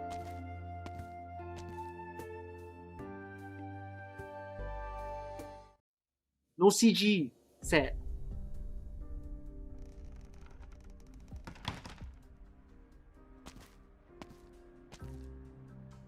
You requested my presence, ma'am. Yes, thank goodness you've come. Allow me to explain the situation. As you can see, we are preparing to move. We encountered some trouble on our journey from the mountains. Are you facing similar issues here? Indeed. Thankfully, there are no victims yet, but my tribesmen tell me that a number of ill omens were received. Most importantly, there's this. Corona. Herod. Sub-villain is clear. Regardless of the reason, my tribe must depart for a more suitable home. I understand. But then, why did you summon me? Please take a look at this. I must is your thrice register. I am an outsider. I understand your concerns, my friend. I've lived in this forest ever since I was a child, as did my father, his father, and all of our ancestors. But because we have lived such quiet, comfortable lives for long, this register has become barely more than a symbol for us, an inheritance. When I flip it open, I find myself unable to understand all of its words. I've studied it with my family and communicated with my ancestors in hopes of understanding of the symbols within. But I feel as though we are still missing something. You are a shaman too, are you not? I was. As long as you were once, your wisdom will undoubtedly be of assistance to us, friend. Please have a look. We need your advice.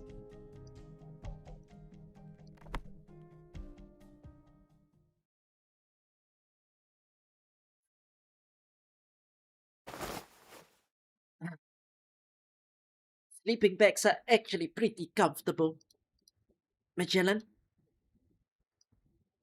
Strange. Where is she? Things seems pretty noisy outside. Outlander. Touching the clan tree. Oh no. It has to be that bird brain. Thank you, Dijon Frozen. Good to see you're hard at work, Hunk. Speak. I'm sorry. I knew I couldn't take samples, but I had no idea I wasn't even supposed to touch it. The Thrice tree is their oldest, most respected presence. Under normal circumstances, an outsider wouldn't even get the chance to stay in their tree houses.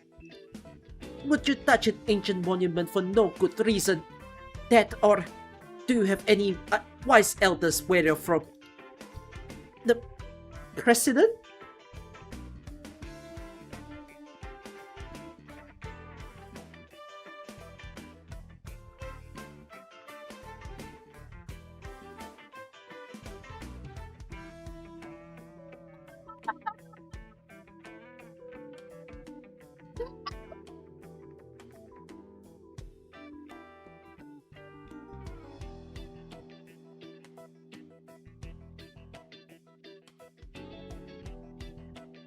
This is why Enfield's level of writing hasn't caught up with AK yet.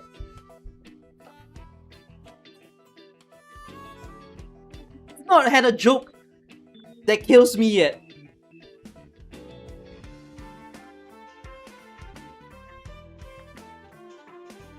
President. Okay. If you were to run up to your president and touch their face, how would others react? I'd probably be tackled to the ground by Secret Service agents before I got within 10 feet of him. It's like that, then. Luckily, these people are peaceful. All they've done is talk behind your back. If we were anywhere more hard-headed, they might have taken an axe to your head. I'm sorry. Simon told you to take me with you when you go outside. How could you forget? I just wanted to take a few pictures, but the tree looked like it had a nice texture. So I wanted to see up close and... Wait, you heard what she said? Weren't you asleep? I could hear her while asleep. Then, how come you didn't wake up when I called your name? Because I was asleep.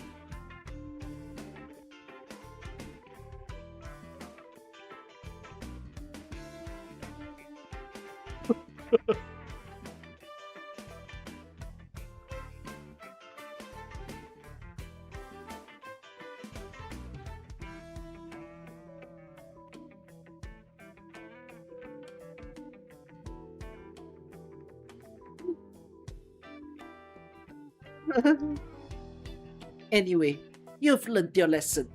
Don't get hung up on it. Do you want to try some tasty fruits and nuts? Do you have any here? I saw a lot of them in the forest. Come, we'll pick as many as we can. Enough for Simon too. We can eat them on the road tomorrow.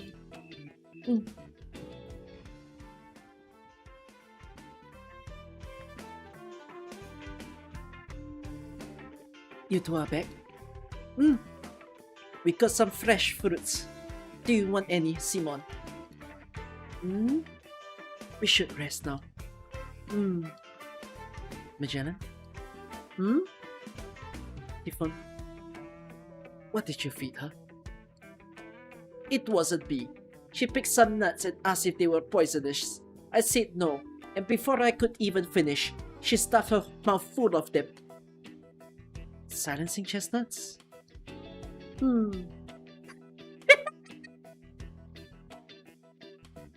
You should rest then.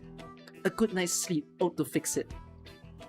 Good night. Good night, Simon.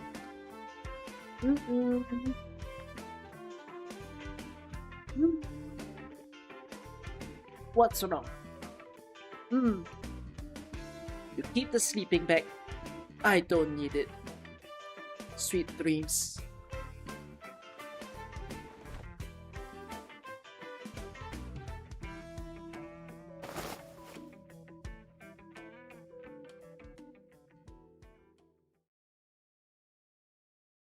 Magellan can still remember how fluffy and warm her sleeping bag was, and how rhythmic the breathing of those around her was. It was a quiet, comfortable environment, just perfect for resting. The moment she opens her eyes, she finds herself in the forest. A blanket of greenery drapes over her waist. The trees around her have shrouded the moonlight above. It is completely dark all around. She feels thirsty, so she follows the sound of water to a stream. She bends down to drink from it.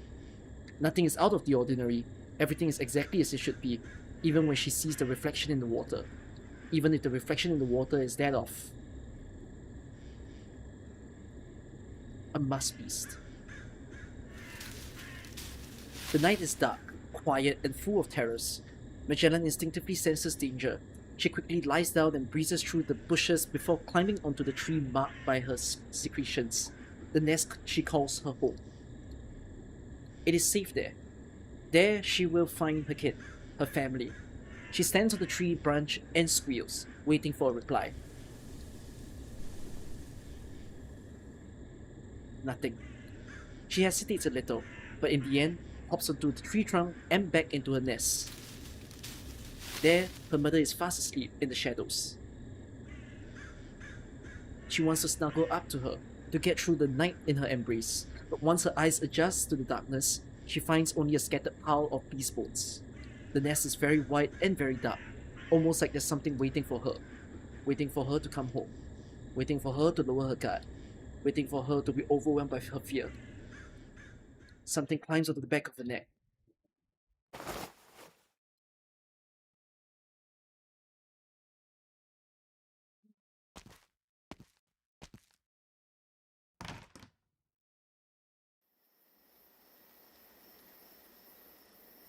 The nightmare left Magellan feeling sick. She wants to walk out the door, catch her breath, and calm herself down before going back to sleep. But the moment she steps outside, what she makes her doubt that she has actually awoken from a dream. There is a large shadowy entity roaming here. It looks like a person, and also kind of like a tree. The large shadow is moving in a single direction at a slow yet steady pace. The entity shrouds even the moon above, keeping the ground below out of the moonlight's reach. What is this? I need to get a picture of it. That's not possible. It makes no sense. In the photo she just took, the shadow is nowhere to be seen, and the moonlight illuminates the ground. Everything looks perfectly normal, but the shadow still moves before her eyes. Without a sound, Magellan stands rooted to the spot. She doesn't know if she should head back inside to sleep as if nothing had happened, or go grab her equipment and measure this possibly unrecordable supernatural phenomenon as best she can. Just as she finds herself lost in thought, the enormous shadow sweeps past her. She instinctively jumps back, and at the same time, something climbs onto the back of her neck. What are you doing here?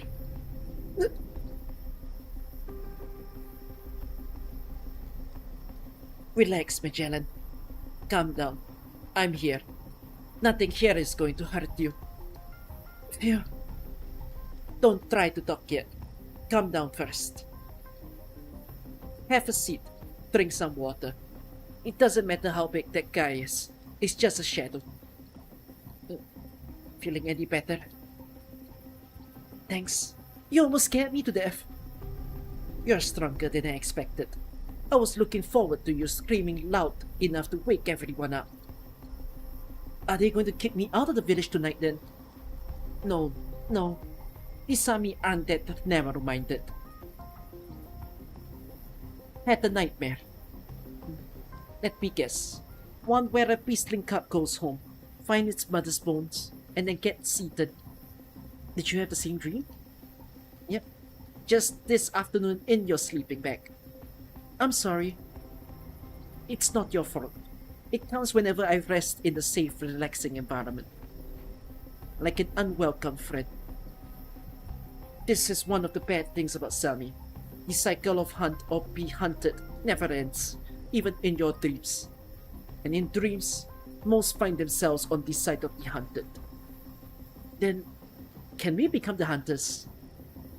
Wouldn't you rather be the rules themselves? Is that even possible? Who knows? Maybe it is. Once we become more mature. When we're no longer afraid of these big guys. Magellan? Why don't we try touching it? Isn't that dangerous? I thought you were an explorer. Why are you so afraid? I only ever set out after I planned for every possible contingency. But how am I supposed to prepare for this? Stop pulling! We stepped on the tree! It's not the main trunk. Stepping on it a little won't hurt. Besides, no one's around to see. This is a great spot. Let's sit here. Are you sure we're not too close? How are we supposed to touch it from far away? Are we really going to touch it? It's just a shadow. There is nothing to be scared of. Or to exact, it's only a shadow for now. A very, very faint one. Maybe one day, it will grow into a more concrete threat. But we'll have grown too. We'll have even more tricks up our sleeves. So when that day comes, maybe these things won't be so scary to us anymore. Besides, I can sometimes hear a voice in that dream, where we're preyed on. If something ever scares you, you should attack it without hesitation. If you defeat it, you will have defeated fear. If you run from it, you will always be afraid. Come. Magellan uneasily looks at the curtain-like shadow before her. The cruel and oppressive feeling she felt in her dream still haunts her mind. Part of her tells her not to take the risk, but she slowly reaches her hand out. Just like that. Slowly. It will be fine. I'll do it with you.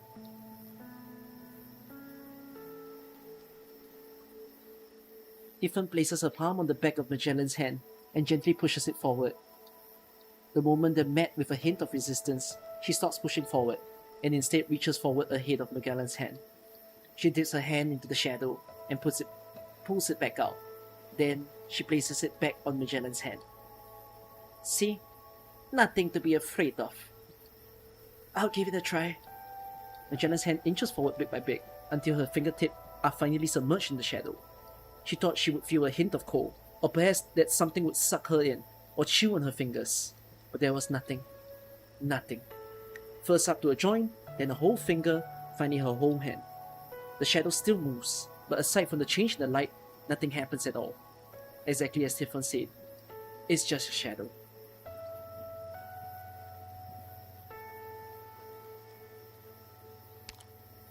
Can I just say, oh, there's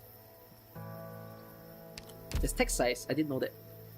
Can I just put forth, once again, banger line? I mean, it's a classic cliche line, but it's always a banger line. This one. You've probably heard variations of this line in whatever games and stories or dramas and whatnot, but I think it's so great whenever people bring it up. That you don't run away from things. If you run away from things, you'll always be scared. You should just face it head on. So good.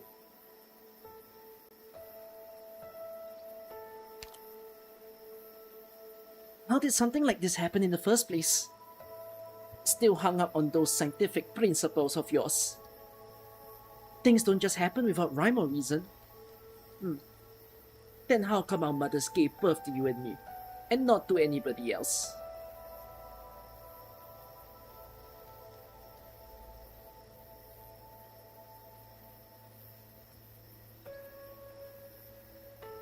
No one's asked me that.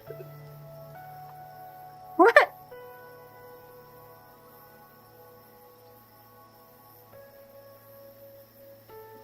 I feel like my life just froze for 20... I'm 26 and I think my life has just been absolutely deeply questioned. This question feels harder than what is the meaning of life.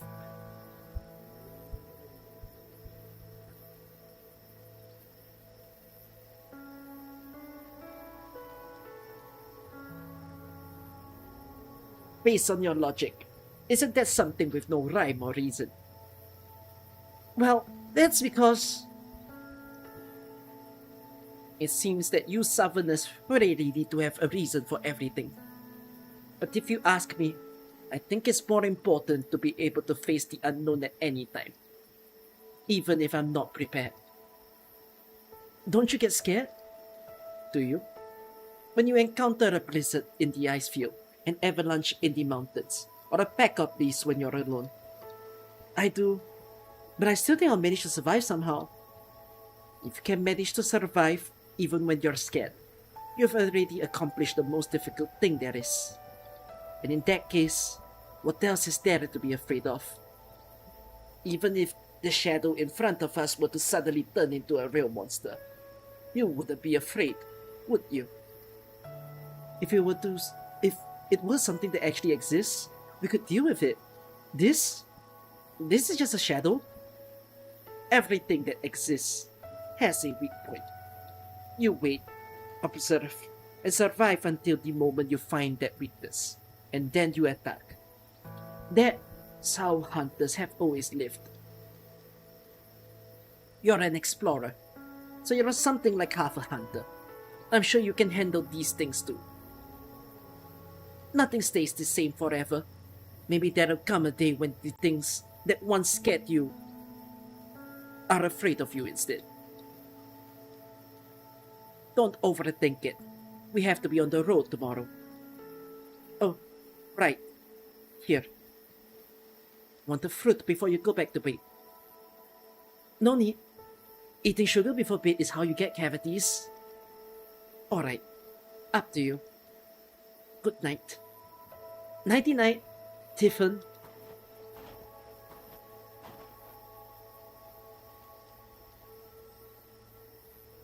Majana turns around and looks at the hovering shadow once more. For some reason, she doesn't think it represents fear and emptiness this time. It feels more like a traveler who has lost his bearings and doesn't know where to go, simply wandering the lands aimlessly. Maybe by the time the sun rises, it will have gone back home for a good night's sleep. Majana takes another picture. Just like before, there is nothing in the photograph. She thinks a little and adds a note on the picture. Mr. Lonesome.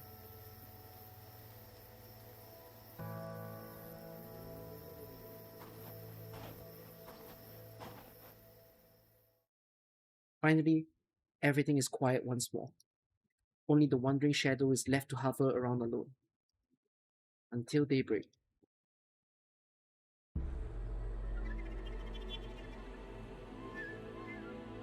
Oh my god.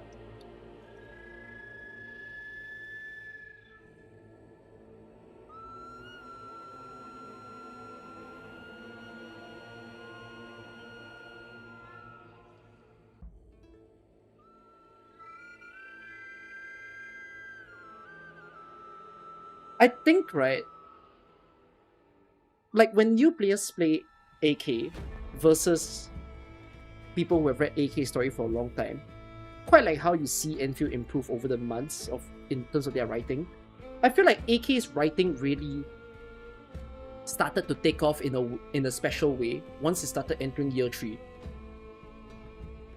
Like year 3 stories are so much better than year 1 and year 2 stories in terms of the quality of writing. There's a lot of sweet moments that just makes you like, whoa. I didn't know anyone can write like that. And that feels very special. Because that adds so much character to Magalan. Yeah, I think late year 2. I mean, late year 2, do we count year 0 when we say year 2, year 3? But, yeah. Yeah, year 2 have a few expressions. I mean, I love Wolomonte. Wolomonte is one of my favorite from the earlier years. Did I like Ursus? I thought Ursus was okay. As in, Ursus is a good read, but I wouldn't put it up there with like a lot of the other stories in the game. Oh, I haven't read Guide Ahead. Have I read Guide Ahead? I have, right? Why can't I remember what happens in Guide Ahead? If I've read Guide Ahead, that's a problem because I don't remember what happened in Guide Ahead. I remember what happened in Hortus. Hortus was good. I like Hortus more than Guide Ahead, if anything, like from my vague memory of remembrance.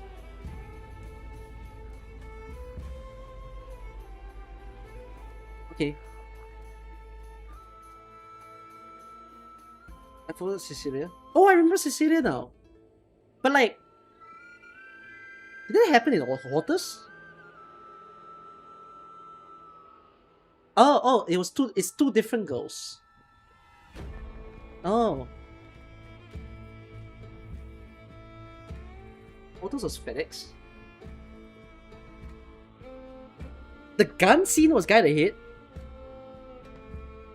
No, right? Hortus is the gun scene, right? Yeah. Two different girls.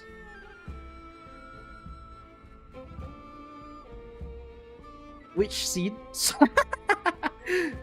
Yes, the gun scene in Letterano Stories. Which one?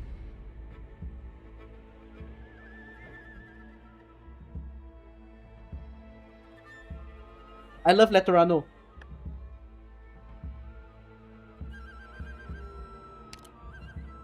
I wonder what kind of ceremony this is. Oh, it's starting! The Sami begin the ceremony by singing and dancing around their clan tree. Perhaps this is meant to be a farewell to the tree. 10 minutes later. The dance is very unique, but disorderly. Everyone dances on their own. It's almost like a carnival.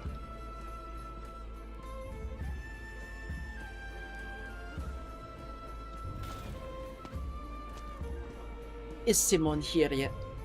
Oh, she's right under the tree, talking to the shaman. If you wanna look, I can lend you my binoculars. No thanks. My eyes are enough to see her without your gadget. What kind of ceremony is this anyways? And how much longer will it take? If you haven't come, I'd have fallen asleep by now. I'm a Sabi Sakes, not a Sabi Alafia. I don't know much more than you. As for how long it will take, that's hard to say. I've seen ceremonies that ended with just the shaman's nod, as well as gatherings that lasted all day and night. But forget that ceremony. Take a look at this. I found it in the forest. Is this a snowball? It's Ama's affection, Magellan. This is Ama's affection. Ama? That means mother, right? Good memory. As a sovereigner might put it, this is a mother's love. It's the protection most sought after by the Sami. Among all of Sami's kindness, it's the purest and most sincere. Here, take it, Magellan. Put it in your pocket. Didn't you just say all the Sami want this? You found it, so you should keep it. I can take it. I know it's worth, but that's why I don't have the right to it. Ama doesn't like granting protection to greedy people. But you know nothing about her. Ignorance is also a kind of purity, and you have an honest soul.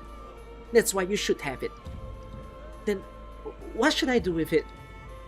Forget about it, like you have never received it in the first place. Then I gotta give you something in return to... Hold on. Here you go, little Typhoon. Oh, she pronounces her as Typhoon! Okay. So it's almost like Typhoon is European and Typhoon is American. Wait, hold on. I just realized. What did you just call me? Never mind. So what is this? A flare. Just twist open the lid and pull the string, and you'll let out a ton of light and noise. You're a hunter. I'm sure can think of a use.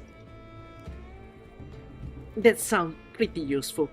I'll try it out the next time. Magellan, please stop dancing. Aren't you taking notes? Quick. Oh, okay. After 40 straight minutes of independent carnival, the ceremony has moved on to its next phase. The shaman shows the tribesmen a wood carving. She says something impassioned. Then she raises her wooden staff, faces the clan tree, and sounds the horn. Then she starts murmuring something.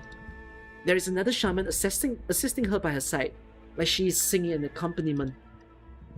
Tiffon, can you help me out and figure out what they're saying? I can't understand it. The tone is familiar, but those are clearly not words you use in a normal conversation. Some sort of ritualistic language. She's repeating a few short words over and over. Repeating. Her emotions build up, and she keeps raising her voice. My eyes. What's going on? An earthquake? Tiffon, where should we evacuate to? No, Magellan. Look, the tree. My God.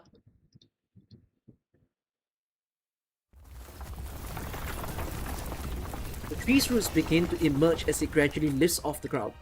A thunderous sound rings through the forest and suppresses the shouts of everyone underneath. Surrounded by other trees, it slowly rises into the air as its roots ring together into a bundle and form an unprecedented, in human terms, mobile structure.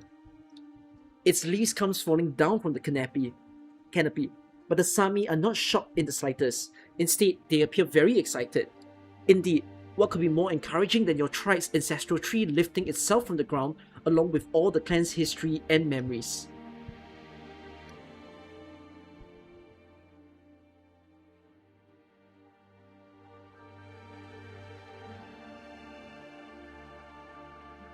Congratulations, attendant.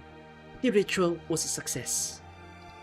I've always thought my ancestors' journey with the tree was a mere tale. Thank you, child of the Santana tree. Without your interpretation and assistance, this awakening ceremony would not have been successful. The tree has awakened, but it still awaits a direction and its next steps from us. I must research our tribe register once more. With the tree's enormous body in the open, Disaster of the North is bound to notice it. Yet activity has been growing more and more frequently. You must pray for Sami to protect the tree with you. Yes, you are right.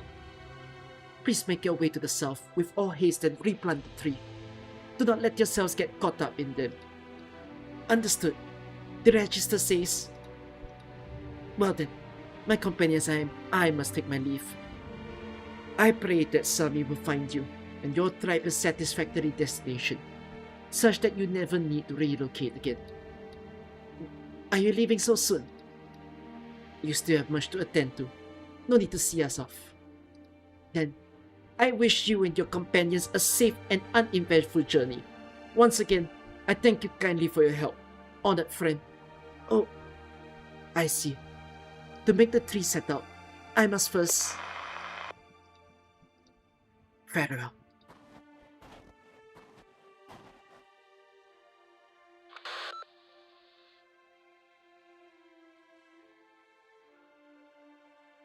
I have entered Sami's plan. Please advise on the positions of Liverfowl and the Brackbuck. Over.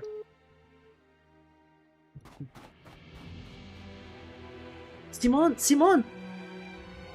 Yeah, I'm back. Is there something I can help you with? It's time to go. I'm sorry that took so long. It's okay. Let's go. Simon, you really need to explain to me what she said during the ritual. It's going to be real important to my research. I'll tell you all about it on the way. Sounds good.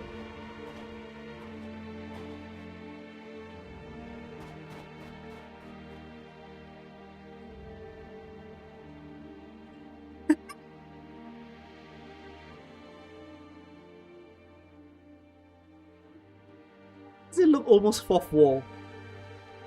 She goes off, she comes back, looks at you straight in the eye. I'm like, are you looking at me? What's the matter? Nothing. I'll be done real quick. Before she leaves, Magellan snaps a picture of the enormous tree standing in the forest. For some reason, she feels that this gigantic being almost completely blocking the sun looks kinda familiar. She doesn't think too much about it, and merely scribbles her immediate thoughts into her notebook. Then she follows the rest of the group and continue their journey to Southern Sami.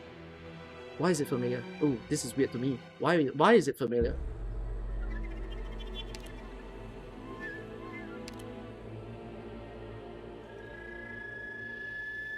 Why is Gitano in the story?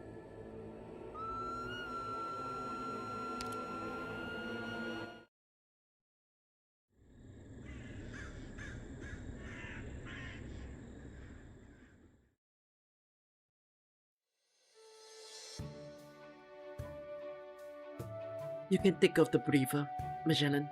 There are no spores here. Okay. I've never been so scared of mushrooms in my life. I warn you, Magellan. Don't touch anything. Don't touch anything. And don't touch anything. Now you know why. My TNT box you gave me. I put the mushrooms inside and sealed it. Here. Thanks.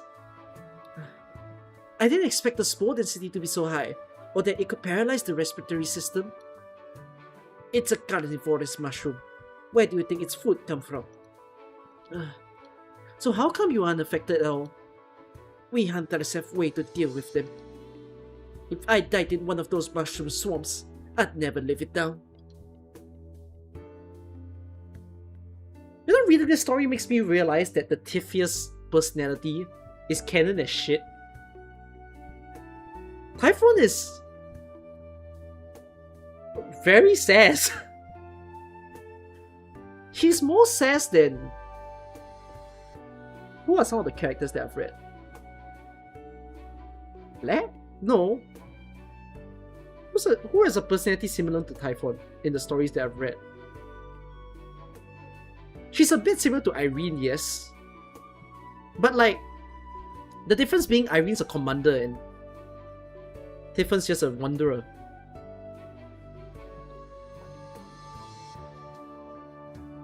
You feel like Typhon is more sassy, Enfield's more moe. That one we gotta wait and see. That one is like we gotta read the story and actually see. No, but the idea of like, when they did the emotes for Typhon, it's kind of like...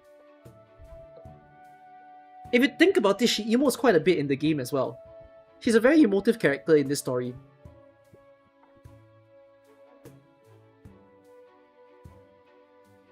Typhon, the sacrifice. Sacrifice. Are we there? You're right. Ifrit is pretty sassy.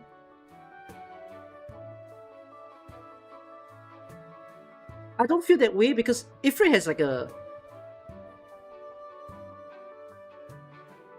Ifrit's like a... Like respectful, a bit bratty, but she's a very respectful bratty.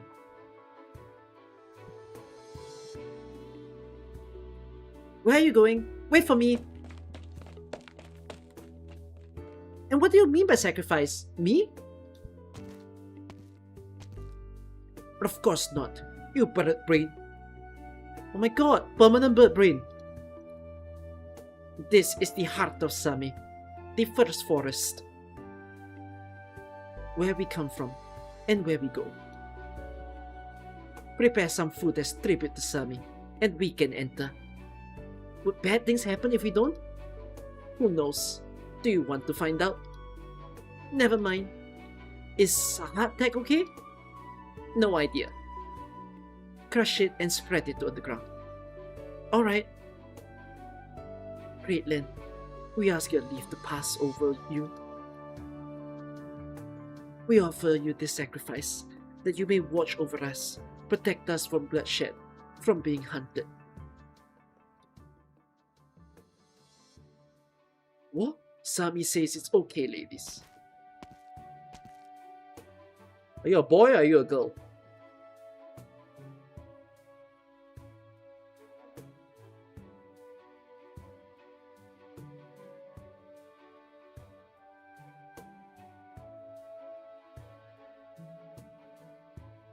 It will eat well, thanks to your generosity.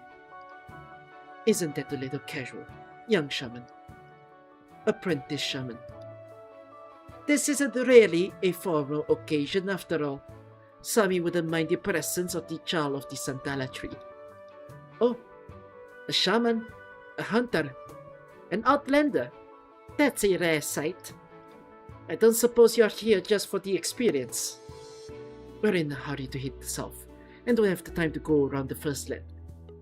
I see. My teacher often take this shortcut too.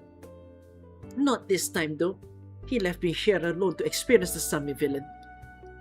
I've been here for days, wandering the woods without a sliver of revelation to be found.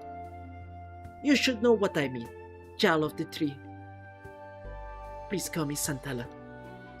Very well, Santala.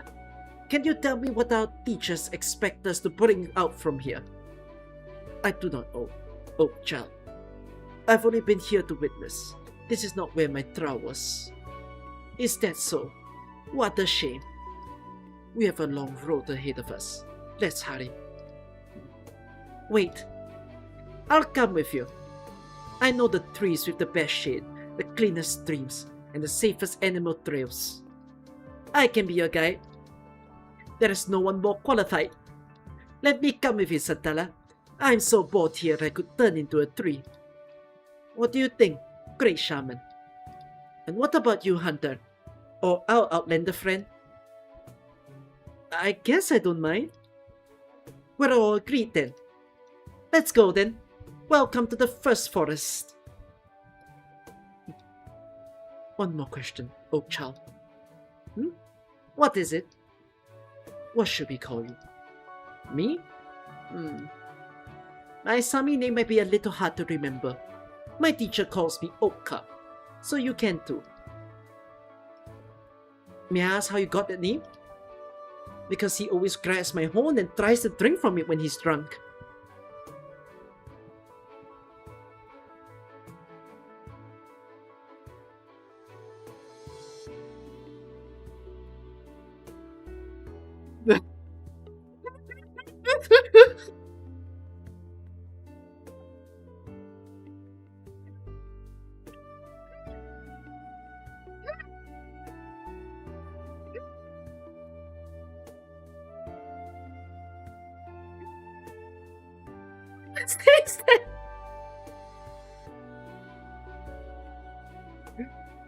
These are lines that you can only hear once in your life and you'll never hear it again. Reasons to be living.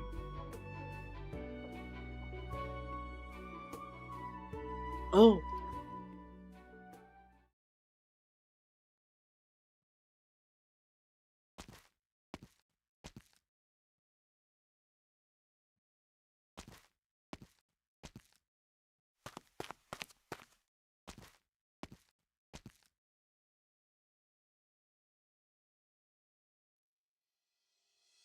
Hey, are we being watched? Like by a deity? Big predators. One on the tree, one behind Simon in the bushes, and one behind that tree to the left. Oh, is that all? After all the weird stuff we've counted, the little carnivore's wildlife seems almost quaint. Should I be ready for a fight then? No need. They're not hungry enough to risk attacking. So stop worrying about their dinner and start worrying about ours.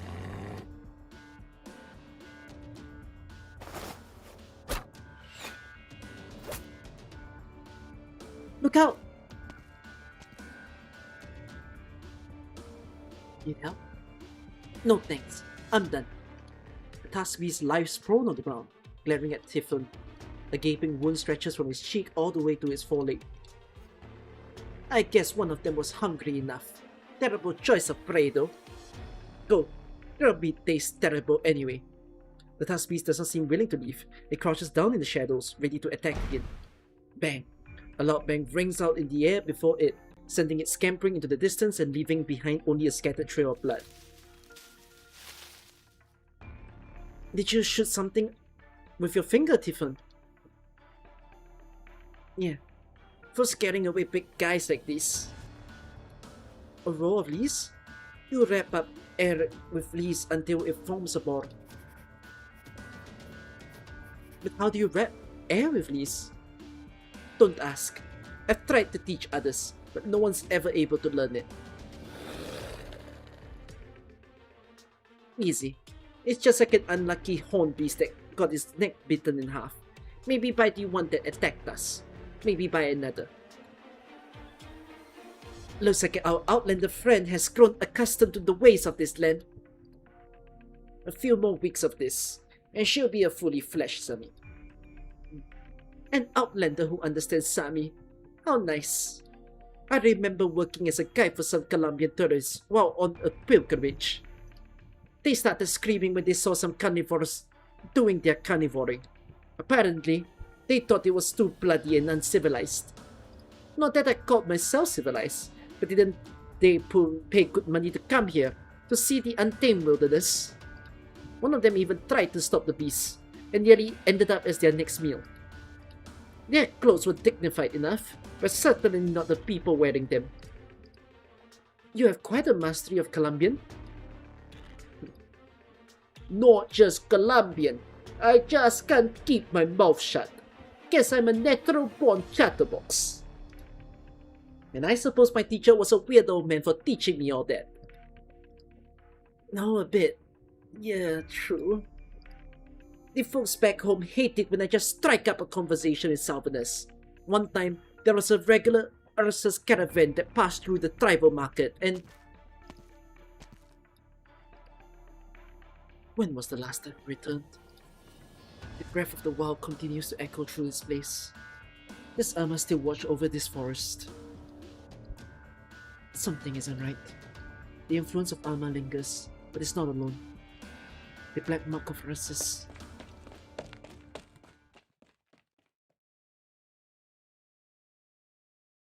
What is this, Simon? Nothing. Has our guide found somewhere we can spend the night? Yep, inside that tree up ahead. Cup says it's hollow. Enough room for the four of us. I've never seen a hollow tree before. And now's your chance.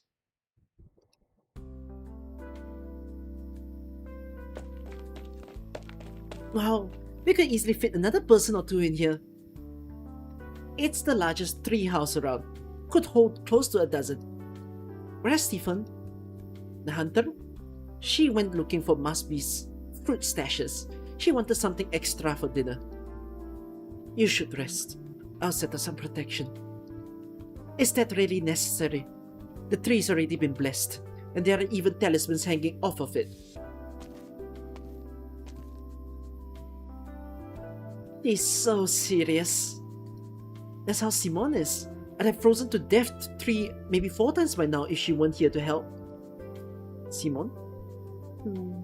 Simone Santala. I think I've heard of that name. Is she someone famous in Sami? Oh, no, not at all. I must be remembering something wrong. I have a hard time keeping track of anything. I haven't seen myself on my pilgrimage. So maybe I'm mixing her up with someone else. You seem to know a lot, Cup. Mind if I ask you a few questions? Should.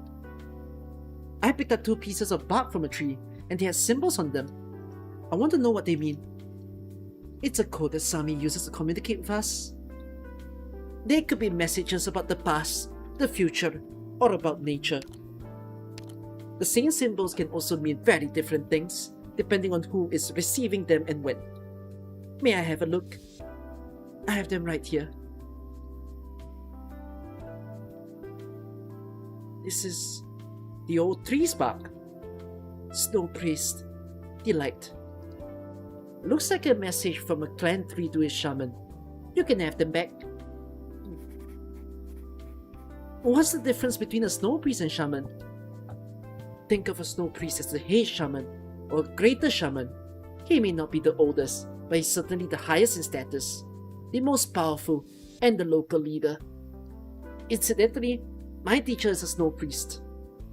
Ah, now I understand the term snow priest. Will you become one too?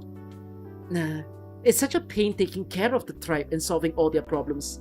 Leave that to someone who wants the job. So, are you a shaman now? No, just an apprentice. I have no idea what Sami wants, or even what it wants from me. Which is why my teacher made me come here to feel the Sami villain. And have you felt it? Nope. Leaves fall, rivers flow, it's all the same. I don't feel anything unusual. I have plenty of complaints for him the next time I see him.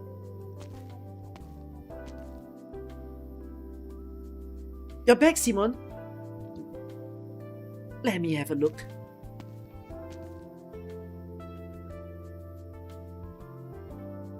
Wow, you can really do that with the ground frost. By the way, I heard that the one who serves the old tree can control the wind and snow, making them dance at her fingertips. The old tree takes no servants, nor does it need one like me. Well, if you don't want to talk, I'm not going to press the matter. Old tree? Is there a difference between the clan trees? There is only one tree that can be called old in Sami. It represents the past and often appears with the heralds of the present and the future. The three are separate, but one transcending Sami. The past? By your outfit, I thought you were an explorer.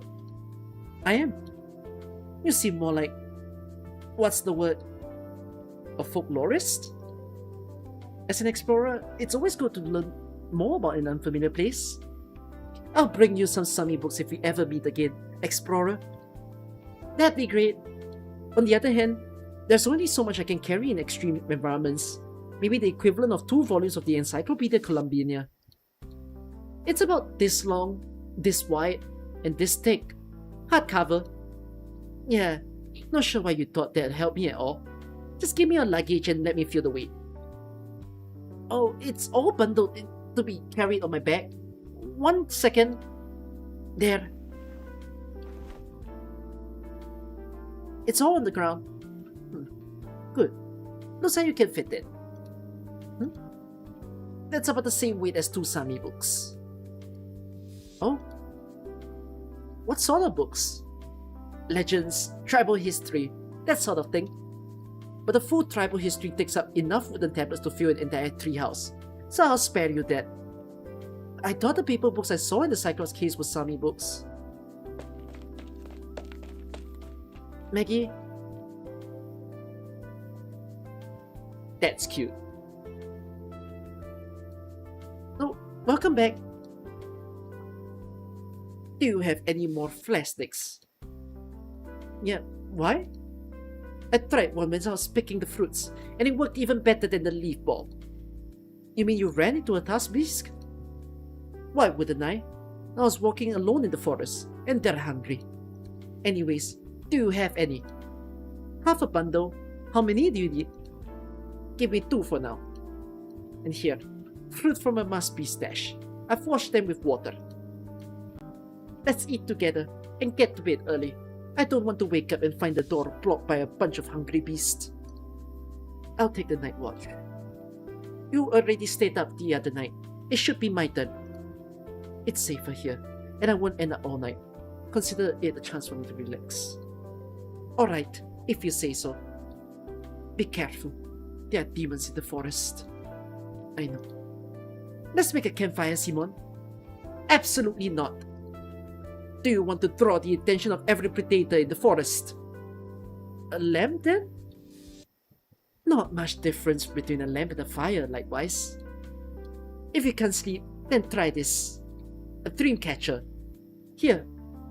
Helps you pass the night in peace, with no dreams of becoming prey. Thank you. I'll be going to bed then. Good night. Wait, what?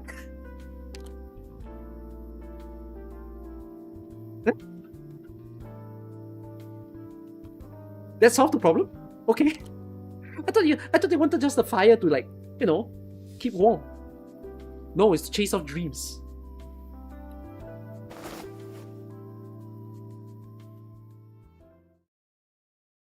As Oak promised, Magellan was not troubled by nightmares that night.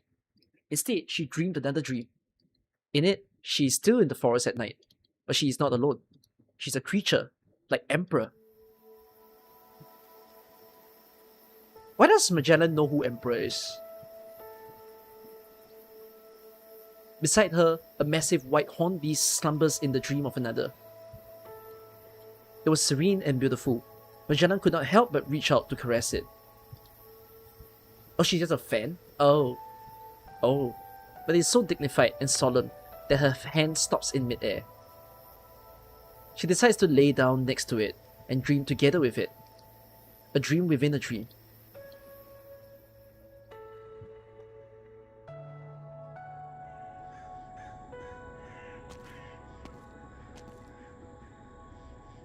In it, a dark shadow shambles towards the tree hole where the group is sleeping.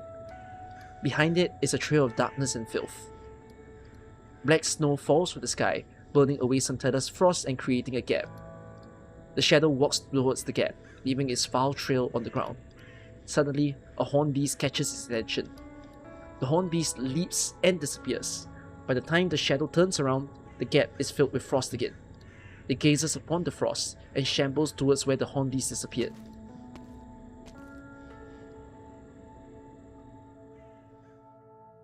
The horned beast is still by Magellan when she wakes up, but its horn had begun to melt.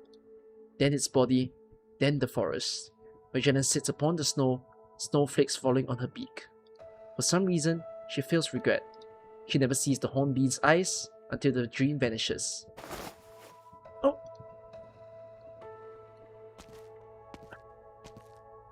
You're up early today. I just happened to wake up. Perhaps that was not the entire story. Her sleeping bag is wet near the pocket. She remembers pulling the pocket zipper shut before sleeping, but it is open now, as if something fell out. There was nothing missing though, except a little Sami souvenir. Tiffon? What's the matter? Got out the wrong side of the bed. Does Ama's affection disappear? Mother has to take care of so many. She can't stay by your side forever. Did the affection I gave you melt? Yeah. Maybe that's a good thing. Maybe she took care of a big problem for us, without us even realizing. If possible, I'd like to keep it with me. Well, we can always find another. It's not that hard. Okay.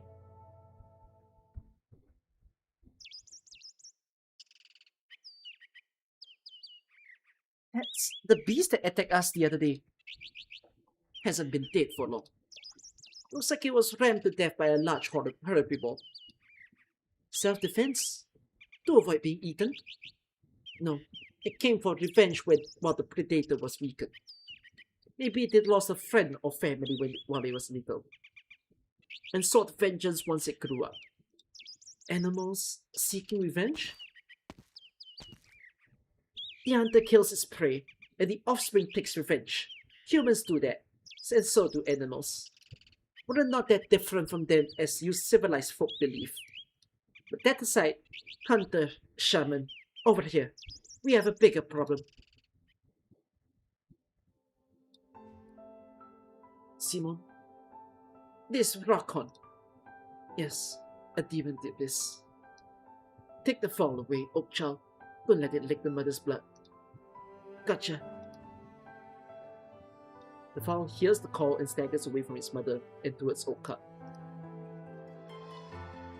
It's scared. Don't worry, I'm here. Licks the baby Roxhorn's forehead to mimic the mum. Picks up the camera.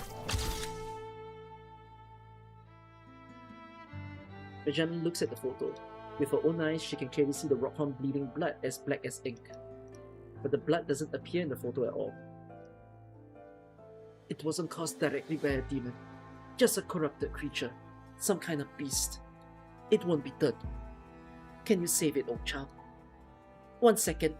Watch over the baby for a bit, Magellan. Oka leaves the fowl to Magellan, then heads towards the injured Rockhorn. Hello? Magella stretches out her hand, and the fowl happily rubs its head against her palm. Hey.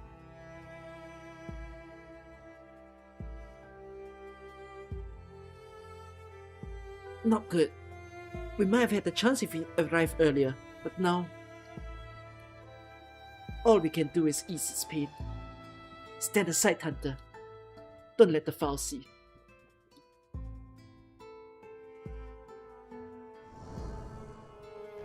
No need to be afraid. It won't hurt. Sleep now. Roam free and dream.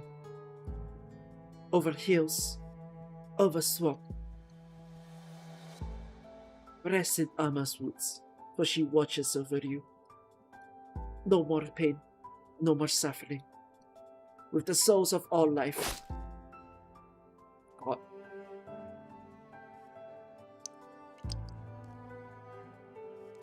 Roam free on Sami's back.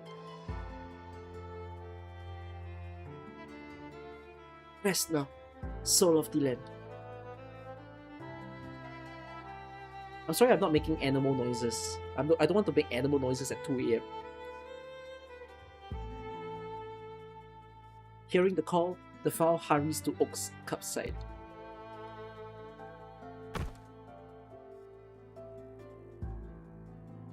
Fear not. Your mother is with you. With her blood, her tears. Draws the bloody dagger across the mother Rockhorn's eye. Her horn. Stopping at your... The fowl lightly kicks Oak Cub's knee with its hoof. Draws a mark on the hoof of the dagger. Go, friend. Your life has just begun. The fowl continues to circle Oak Cub, seemingly seeing him as its new family. Well, I suppose that works. Only until we take care of her mother, though. The fowl does not answer, only rubbing itself against Oak Cub. What's the plan? This is more than an apprentice can handle. Screw training. I'll let my teacher take care of it. That way, we'll take you out of the forest towards a nearby marsh village. They'll give you a warm welcome. I'll stay here with the kid and stop the Rockhorn's bleeding until my teacher arrives. I can't let it become food for scavengers. Say hello to Canopy Sage for me. Oh, so you knew. Tell him that this is connected to the Black Mark of Ursus. Black Mark of Ursus? Alright, I'll pass it on. Nothing good ever comes from Ursus being involved. Do you have enough rations? I'm not about to become the first apprentice shaman to starve to death in the forest. Here, take this. A flashlight? I can see well enough in the dark, but it might be useful to the omen. Thanks. Farewell, Tranks. May Sami keep you safe. Oh no! -1 party member. Finally! Out of the woods. Hey, I think I'm getting a signal. The marsh folk trade with you guys a lot, so they've got some of your metal things set up. What will Cup do with the Rockhorn's carcass? Cleanse the corrupted soul and blood, clean the wound, then leave it. Shouldn't it be buried? No point. Scavengers would just dig it out. Is it the same with people? More or less. Like Oak Cup said, here in Sami, there is not much difference between humans and beasts. Hunt and be hunted. Eat and be eaten.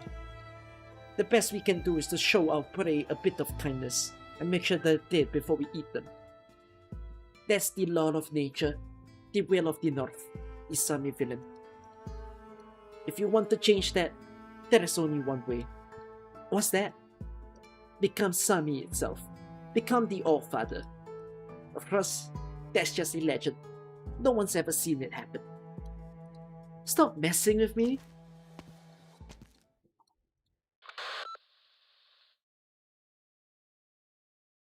Checking status of Black Mark. Labourfile is about to trade with those upon water.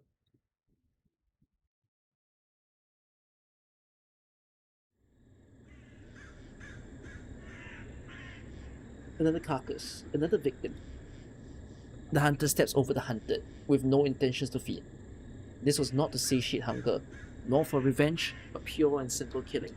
It is a horned beast, a corrupted one, with an empty hole on its abdomen, but it is still alive. Its blood, tears, and saliva are all black as ink. The hunter roams the animal trail, looking for a new victim. There is a figure swaying at the same frequency, not far away. It is clearly human. Its unique and rhythmic breathing can be heard clearly, even without approaching.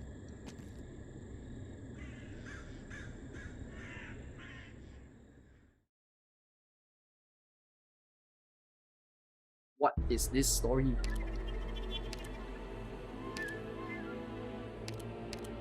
Halfway.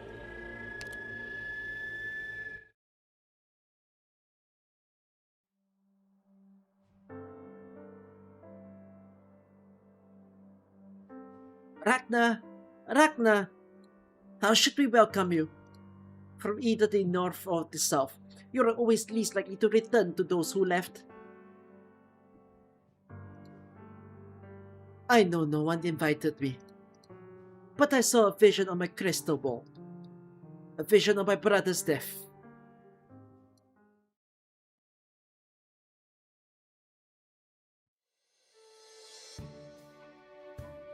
What a beautiful sculpture!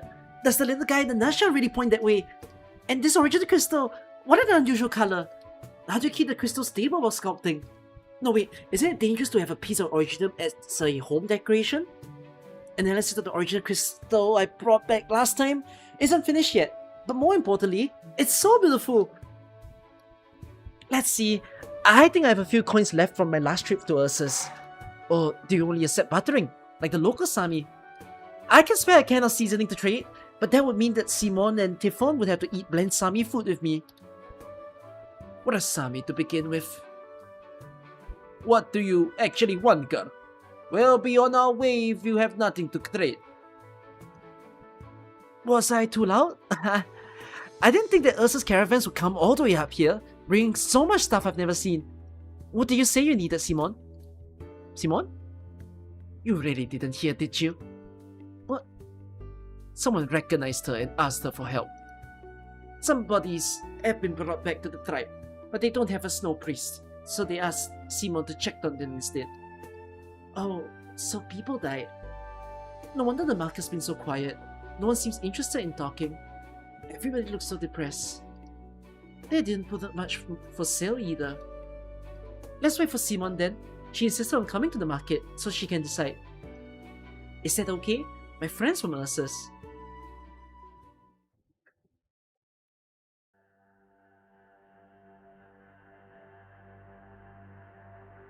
Oh, water that flows across the land of Sami, allow me to speak to your children.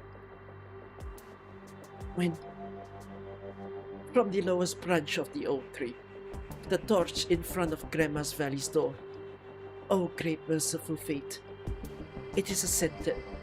Go ahead, daughter of the Sandala tree. Here are their belongings. I am grateful to earn the trust of a root of the frostmaid.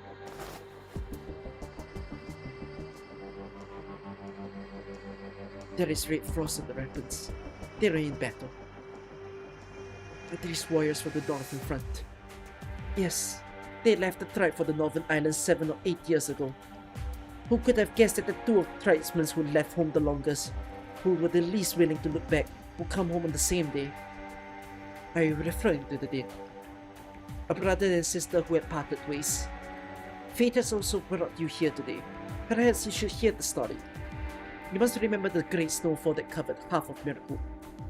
Of course, our clan was affected too. Like the other clans trapped in the blizzard, we prayed for Sami's wisdom and braved the wind and snow to seek messages atop trees, all to learn how we might protect ourselves. But we did not have a soul priest. We prayed and prayed, but received nothing but silence. There was no guidance from fate, and our shamans could not determine whether to stay or not, or if we left, to where. That was when those two siblings stepped forward to lead, but their thoughts took them in opposite directions. The older brother answered Actinius' call and brought back his band to the northern front to stop the snowfall for the rest of the tribe and spread them the need to leave. I see. Accepting guidance from a snow priest outside tribe in desperate circumstances. Meanwhile, the younger sister felt that we could not afford to wait for the snowfall to end. Using her eyes to foresee danger, she led the rest of the stride southwards, eventually settling here. It couldn't have been easy journey for either of them. Yes, so we can understand why they hated each other enough to never look back. My sister and I butted heads for months after I broke one of her horn ornaments, what is mere 7 or 8 years to their differences. The blessed words carved into the side of his drum are all faded now. I would have redone them for him if he'd come back even once over the last few years.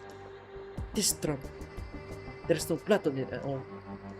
The shaman who owned it was clearly badly wounded. I suspect he didn't have his weapon when he was injured.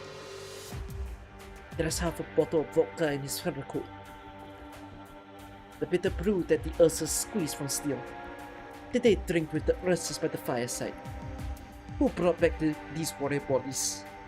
An Ursa's caravan. Why?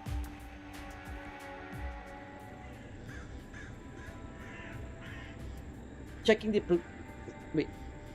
status of Black Mark. Liverfowl is but to trade with those upon water. Are they still here? They usually don't stay for long. The path ahead is treacherous when the sun has set. Thank you. I must find them and ask some questions. Wait, when you come back, Centella? We're a withering clan. We could use all the help we can get. This ceremony means so much to us. It's not just a send-off for the dead, but also a chance for the living to bid farewell to their homeland. The more learned shamans they are, the better protected our people will be. Clan migration. Nearly 100 years later, the Sasami villain once again guide you on a great migration to the south.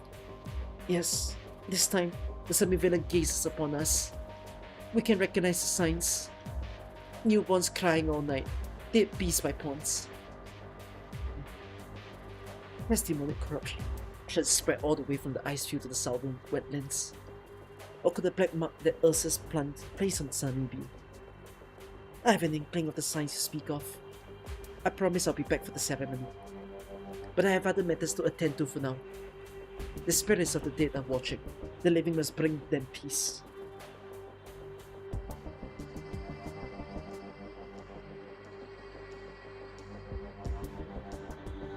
Is it really that bad when you don't have a soul priest? Is that enough of a reason for things to be going badly for the tribe? Snow priests protect their tribes through soothsaying. Tribes without a snow priest may be unable to detect impending catastrophes. So a snow priest has to study like a catastrophe messenger then. You don't become a snow priest just by studying. I've seen snow priests in training in the tundras, or on the brink of death as they go through their trials. Other tribes wait for a revelation from Sami. Those who become snow priests receive miraculous instructions. Anyway, you should talk to Simon about it. All I'm telling you is to stop asking around the market. This tribe is like a sick horned beast. It's going to get irritated if you keep poking at it and telling it to get up. Also, this bracelet you picked up isn't just ugly, it's bothersome too. That was just an excuse to get you to come to the market with me. You're almost fully Sami by now. You don't need me to accompany you in the south, where metal things are plentiful. Still, I feel better with you around. I'm not sure why, but I'm getting a bad feeling. Do your bad feeling have a habit of coming through? Not really. I hardly ever get them in the first place. Tell me more. Did it feel like a mangler shadow, or a crack on the great tree? No, it's not like that. Wait, a mangler? There are manglers here. Will you take care of it if you run into one? I'll teach you to protect yourself again before we go. What I'm asking is, what form does your bad feeling take? To me at least, you call it a bad feeling precisely because it's vague and ambiguous. It's like, I felt something close, but failed to notice it. Or like there's something huge just beneath the layer of snow, but I walked right over it. Which Professor Mary says I do a lot, come to think of it.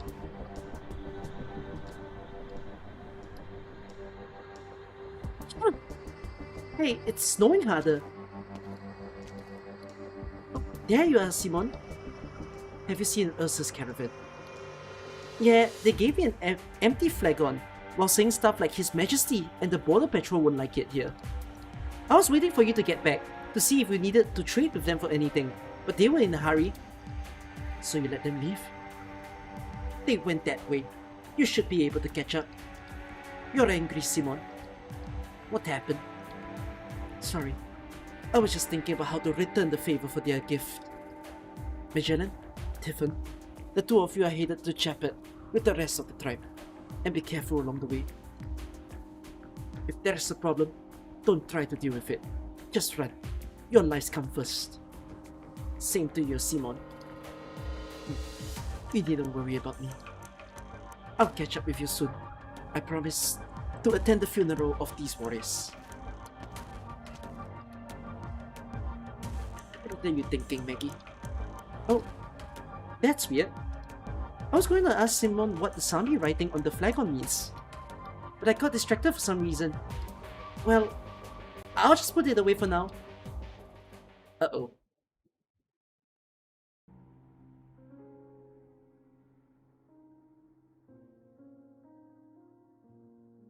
They came back, Ragnar. Your prediction's always so accurate. Till I came back empty-handed. She's the best hunter in the tribe. And my youngest son found a bracelet that had been lost for years.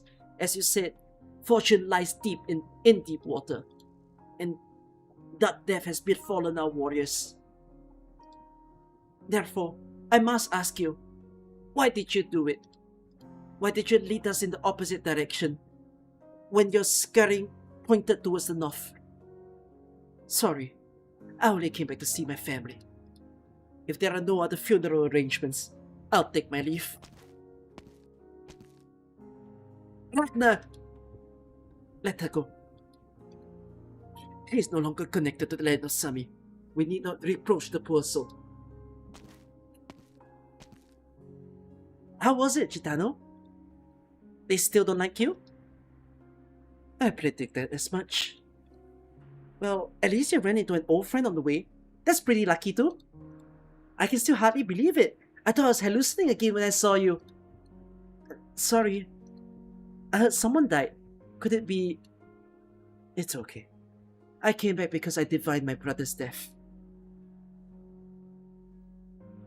We'd been out of touch for a long time. We had our differences. But the Shanrans are preparing for a funeral. Don't they have the most important role? Your friend is shot, Magellan. It's hardly a secret. People aren't normally so sad just to say goodbye to the death. To the dead, sorry. Only when they never got a chance to. You're right. 7 years have passed. I thought new branches would grow from the trees, that people would be able to live in peace on this land. But all I see is my kinsmen suffering from increasing frequent disasters, and even being forced to move again.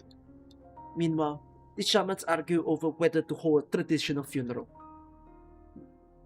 But what use is a goodbye if you don't say anything? In the end, everything flies away like a foul beast, never to be seen again. By that point, it doesn't matter if you're the one to raise your voice and startle them.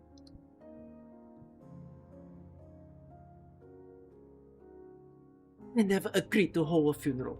Please don't bring that up again. They were fortunate to return home.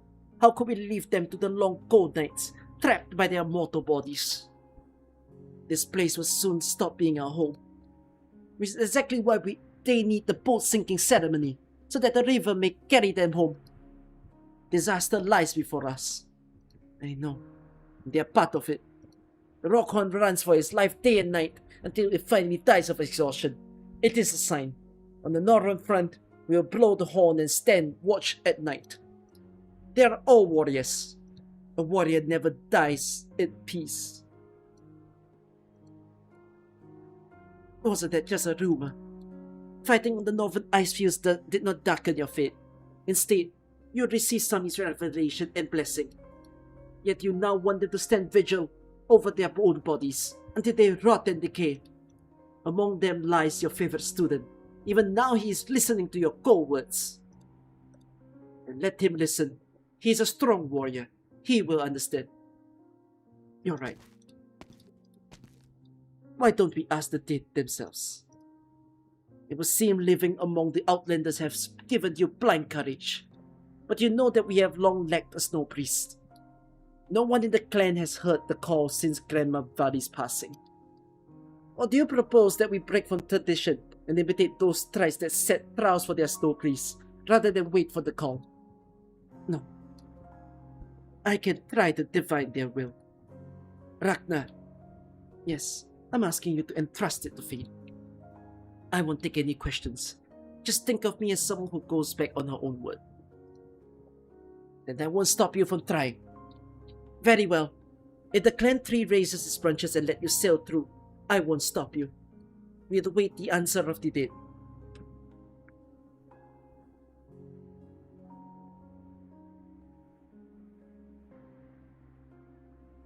When are you going to Chapat? I thought you Southerners were always in such a hurry. Like when your tourists come to visit. Your vehicles, just drop them off somewhere empty. They all stand around a while, and then the vehicle takes them away again. You're right. I am concerned about Professor Mary. But my best bet for now is to gather as much information about Sami as possible to make things smoother for the rescue team. Plus, I want to spend more time with Chitano. At Rhodes Island. So she knows what Rhodes Island is. Were you playing a joke on me, Magellan? What the hell? They always say that nothing can rattle her except losing at cards. So I never thought I'd see her looking so gloomy. What about you, Tifon? Is your client down south in Chapat getting impatient? No idea. I don't actually know who the client waiting for me there is, or what they want for me to do. Probably another one who wants me to help deal with a problem quietly. You can tag along next time. It's amazing what they'll do to keep things secret. Like leaving a message on a wooden board in a hole in a tree, when it was just about removing a dead horn beast. The shadow was no longer near the beast, but that just makes them even more scared. So they look to me to take care of it. Sounds like people trust you a lot. So, do they really keep their distance from you just because they think that your bow brings back luck? Isn't that just like Oriperfi? Oriperfi? Of course not. It's nothing like that. Do you no longer respect Simone because she has Oriperfi? But me, I'm not sure if I fully tamed this bow, to be honest. But you're the one holding it. If it's not working right, wouldn't that be like when my drones malfunction? You can feel that when something's wrong, right? But of course I can keep an eye on it when I'm awake. But what about when I'm dreaming? And my consciousness leaves my body? Do you Southerners have a saying like this? The more people speak of doom, the clearer it casts its shadows. You don't. Alright. When I leave in Archer's cave, no one knew of me or of my weapon. But things are different now.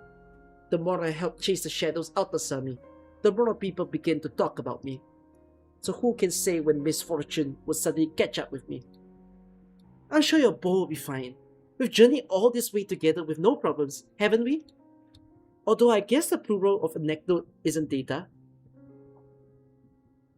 Ooh, yo! Bang a line! That's interesting. The plural of anecdote is not data.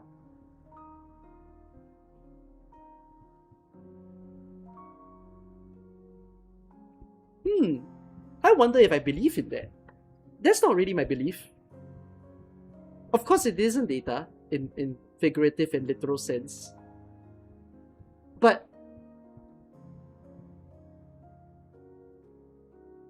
I see of it as data.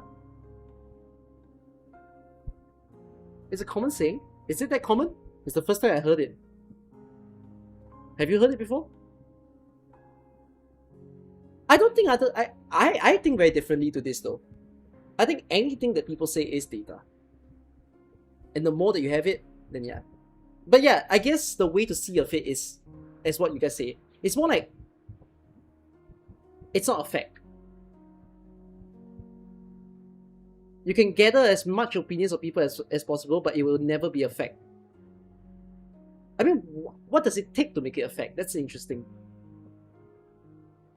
But cool, I like the line. Thanks for writing that. Oh, what if you let my colleagues in engineering analyze it? Maybe they could come up with an explanation I can actually understand? And they might be able to help you. My friend Maya, for example, knows a lot about dealing with dangerous objects. And we're super close. I'm sure she wouldn't mind me filling her lab with potentially risky weapons. But research can take a long time. I can't exactly take your weapon from you for years.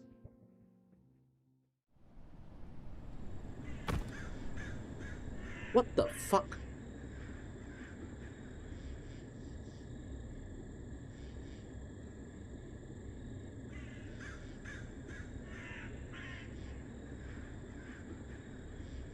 What?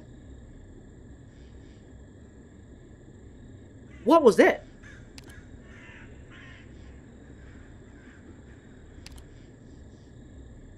Thank you. You're a hard worker. But I told you not to touch my bow. This is for me to deal with. And only me. That's what I just said.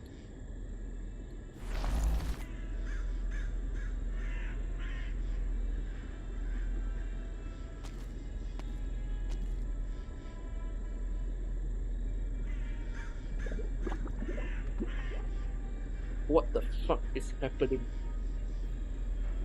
What? Sorry, what is my story doing? What are you doing, Magellan? Let go. Magellan lets go without even thinking about it. The splash brings her back to senses, and she stares at the ripple on the surface of the water. What did I just throw in there? The flag on the Ursus trader gave you. You're scooping up muddy water for the marsh with it. I taught you to fill the mud with sand with clothes, but I don't think you forgot. You didn't look right. Oh, you're right. I somehow got distracted again. I need to get it back. It was a gift. You don't dare to reach out, do you? Yeah? Give me your hand. You know a way to deal with this situation?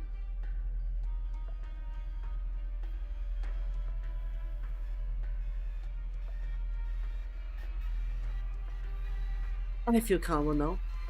That was amazing! With just a vine around my finger. Oh, you have one around yours too. But you shouldn't try to get it back. Remember what Simon said. Be careful. Alright. Strange. There was a defense meant specifically for demons. Because Simon's warning have meant.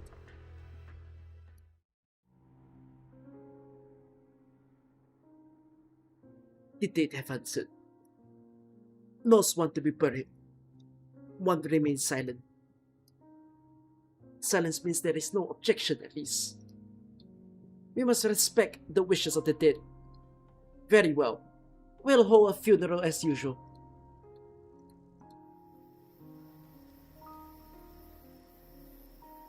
Be careful when you get on the boat, Magellan. Thanks. This is how the wetland tribes do it. The boats are launched once night falls. The river carries them to their final resting place, where they will sink into the water along with the boats.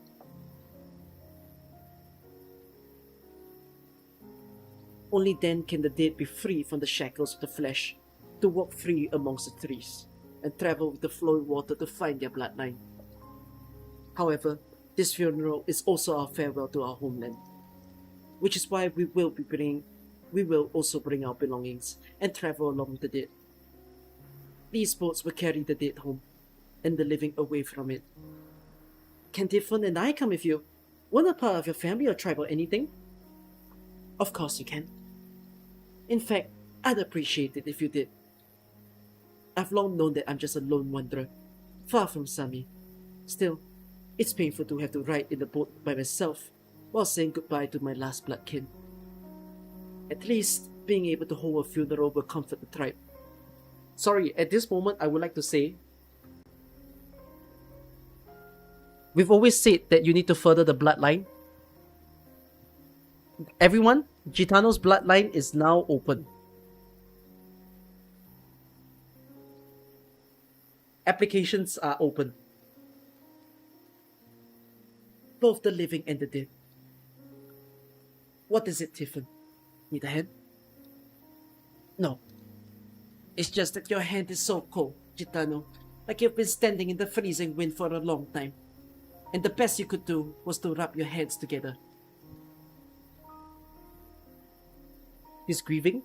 No. The applications will open a year after the grieving phase. Of course not now, guys. Not right at this moment. That's rude. Okay? Go down several years. The number is available.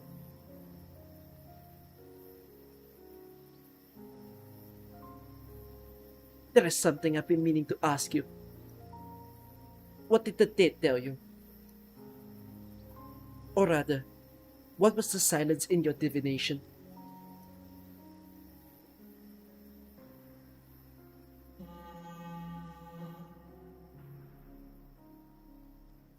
The horn has been broke. Don't look back. Fate has instructed us to move forward. What was left behind will eventually return to us. Ro, there is no more talk. The shaman's song can be heard from the head of the fleet. The dead follows their ancestors as their names are read one by one.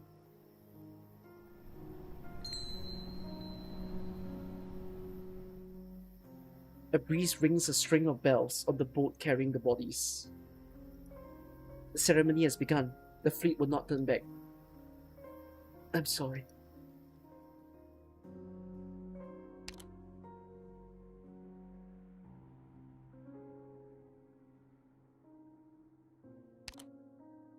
Fourth time, I still saw the ceremony.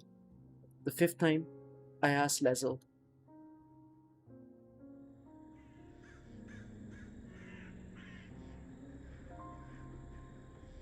Lazel, there's something I want to tell you. Or maybe there's something I wanted you to hear you tell me. The road away from the visit was long. The river never taught.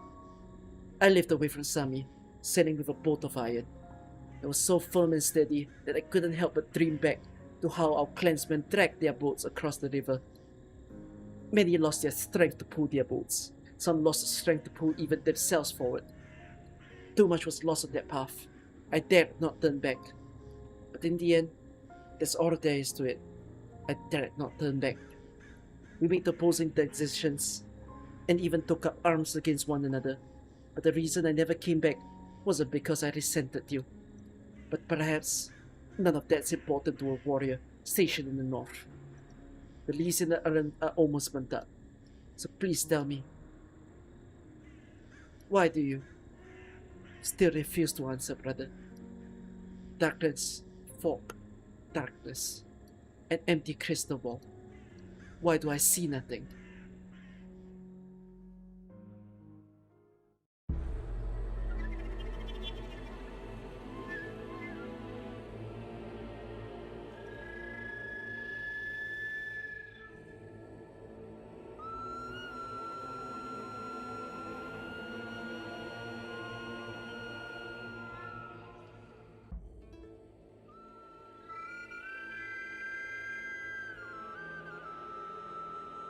I'm not a religious person myself, but I think rituals is very beautiful.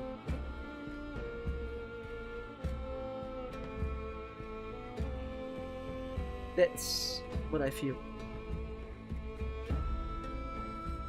I'm glad that this story is so nicely written.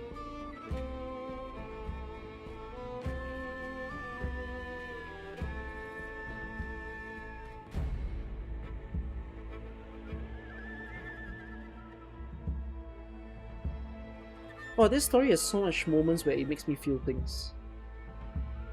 I'm not at the end yet. I'm just gonna tell you this. This is going up there as one of my favorite stories. This is a 10 out of 10.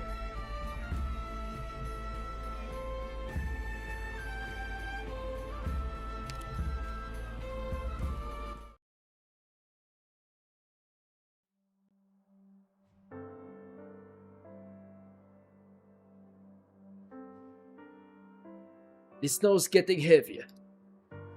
Come on, take a swig. I still regret giving that Sammy flagon over to that girl. Forgot it. You'll be in serious trouble with the Bordegas found out. Besides, they really believe that those few words inscribed on this drum and flagon are enough to keep someone safe. In this land of snow and ice, the only thing that can protect us is vodka. Well, now it's just vodka anyways. That's not what I meant. It's just that the night before the incident, they were all sitting together and chatting. Yeah, I remember. The two of you had little sisters who were about the same age. And he never got a chance to make up with her. So just think of me as feeling sorry for him. I know what it's like. People who've been fighting for so long have so much blood on their hands, as they can never go home. But in the end, even after telling all those stories about his family squabbles, he never told us who they were fighting. They gave their lives to save us, as we never found out what happened. I should have kept this flag on. Honestly, I don't know how else to honor the memory of these mysterious Sami, other than something I can touch. Maybe I'm just too sentimental over a bunch of Sami savages. They still remember what they said when we were chatting that night. The Sami don't believe that Zeph is in the end. Like, say you think it's complete windless night, but something still gets blown over. That's called that the souls of the dead passing by. Now stupid if you ask me. Which? Me? Or the Sami superstition? Both. Alright, time to call the others and get ready to do some business. The next stretch shouldn't be too far from here. I saw someone in the snow.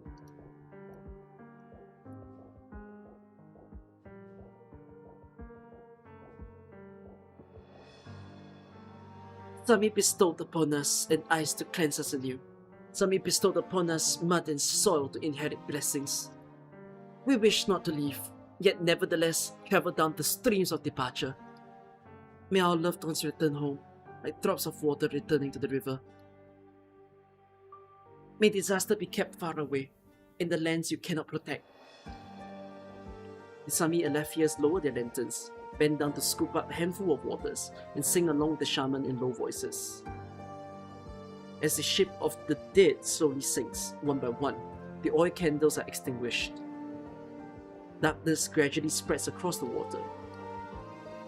Even if you aren't a member of our tribe, you should still show some basic respect for our ceremonies. Put down your weapon, hunter with the black bow. Lower your head. Look at the hunter over there.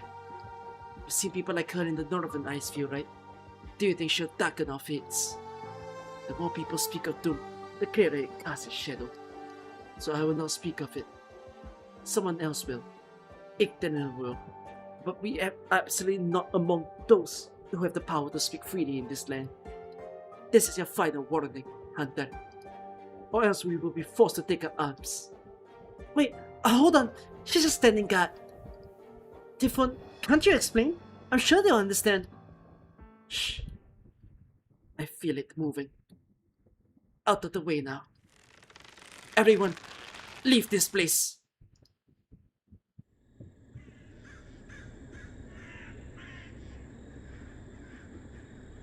We're almost there. Finally, some good news. Didn't think I'd be the one to end up seasick. That is what this is, right? But Chitano, didn't you say that you've been away from the tribe ever since they moved? Then how do you know where the bureau site is? Look at the wooden fencing over there. It's a warning. In the wetlands, the waters where a tribe buries their dead are usually off limits. The fencing serves not only as to warn those who are awake, but more importantly, to remind those who are sleeping. Because everyone meets their departed friends and relatives in their dreams. If they aren't careful, it's very easy to wander into these places. I see. Fascinating. I'll have to note this one down too. Be careful when dreaming. Does that mean I'll get in trouble again if I want to do some research on these waters? What do you have in mind? It's this here, a beacon. I want to set it up underwater so I can collect some data. You said before that this thing can track a location. Okay, give it to me. Chitano, can we stop right here before that fencing? I'm also getting the sense that something isn't quite right. Go ahead. Don't worry. I already foresaw your safety before we left at dusk. Did I ever ask you to read my fortune? All I remember is eating way too much for lunch and ending up in a food coma right up until we boarded the ship. Nobody forced you to eat all of that in one go. There are narcoleptic mushrooms in the soup. We often add a few when people are feeling anxious or uneasy. It sure was tasty. Anyways, thanks Chitano. But it's true that we never asked her for anything. Not that it matters. So how do we set up this beacon? Just toss it into the water and it'll handle the rest automatically. Toss it? With how much force? No force. Just let go of it and have it sink on its own. Well, the beacon's up and running. The signal looks solid. It has effective range of about 3,000 meters, so we can keep moving. Rowing the boat forward. Alright, now how am I supposed to make sense of this gibberish? I'd also like to keep track of this beacon. Oh, that's real easy. Way simpler to understand than all this Sami stuff. Look, over here, we have the most basic data. Relative coordinates of the beacon's location, water depth, flow speed. But I'm sure you can figure all that out on your own from just experience. In other words, it's continuously moving around underwater. It's probably just oscillating back and forth due to undulations in the water flow. These devices have extremely precise positioning. Specimen sampling comes next. My drones are a bit noisy when I put them to work, so I prefer to use this compact beacon to do the preliminary water quality sampling and analysis first. While it's made for scientific investigation, its analysis is based mostly on the water's portability. But in areas not many people visit, even this simple analysis can sometimes produce anomalous results. Take a look. The signal disappeared. I think it might have gotten swallowed up by a huge skelesis? Though we did take that sort of thing into consideration when we designed the beacon. No ordinary wild beast should be able to damage its outer covering. Chitano. Alright, got it. I'll handle the ship for you. Wait a sec, are you gonna do another divination? But how many times have you used your original arts between yesterday and today? Not enough to worry about. Just think of it as me double-checking my work. Leave her alone. Fine. The first time I met Chitano was when I was visiting Iffy at Rhodes Island Medical Department. At the time, she was in a coma in a hospital bed and was carted in by the other few operators. They all say her arts take a heavy toll on her body. Even more reason to leave her alone then.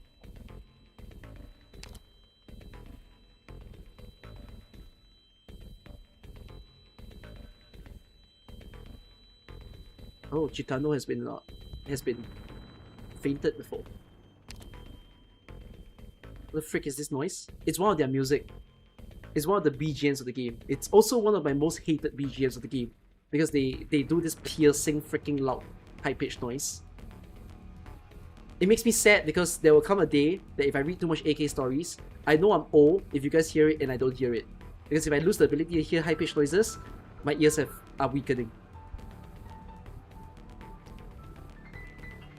She said something, which is why she's reading your fortune before you leave. And I agree with her. I felt a lingering shadow here this whole time. I don't know exactly what she's trying to double check, but there's no point in trying to avoid an omen of calamity. I just hope she finds whatever she's giving her these strange premonitions. Watch out! The boat tilts sharply to one side and Tiffin pulls Magellan in close just in time to stabilize the ship. Gitano falls heavily onto the deck, and an intense burst of arts flashes through her crystal ball. Gitano? I'm fine. I'm not the same self-defeating, self-destructive person I was years ago. This is just me trying my best. Well, as long as you're okay, let me help you out. However, try as I might, I couldn't find anything. What did you see in your divination? Fate. The fates of the deceased. But my divination has little in common with Sami's prophecies. It's merely a special kind of arts. It cannot touch those who have passed. Their fates are pitch black, nothing more. Is that the same for everyone? No, there's one who hasn't responded to me. Gitano holds up a crystal ball. There is nothing inside it to save for the candlelight reflected from the feet ahead. He remains silent. That is no fault of the diviness.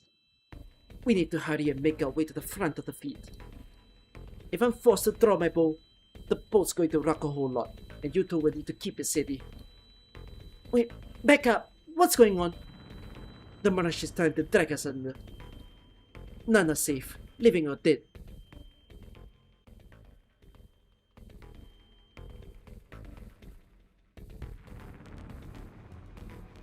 We don't know a thing. We really don't. So spare us, please. The only one who knows is that Liberi who went to dive chop at the road. He's the one you're looking for. Liberi? Zo Sami died to save us, but we didn't know what else to do for them, except take their remnants back to their hometown. No, that's not what I'm asking. When you took the bodies away, someone was bleeding black blood. Did you witness this yourself? Yes, I saw it with my own eyes. How could I make such a terrible mistake?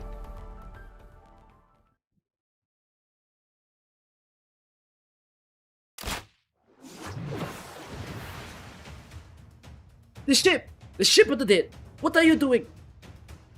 Using the ways to keep it from sinking any further. You... turn the boat around, now! This funeral can no longer continue. I'll protect you for the rear. Let's go. Are you sympathizing with the outsider too? Maybe she's right. Or maybe she's finally lost her mind to the Black Bow. Either way, she poses just as much danger. Warriors, protect the fleet from Front and Black. Back. Stay vigilant. Don't panic. Trust that Sami will protect our inner peace. Trust that Calamity will never take it from us. The same goes for you two, Magellan and Gitano.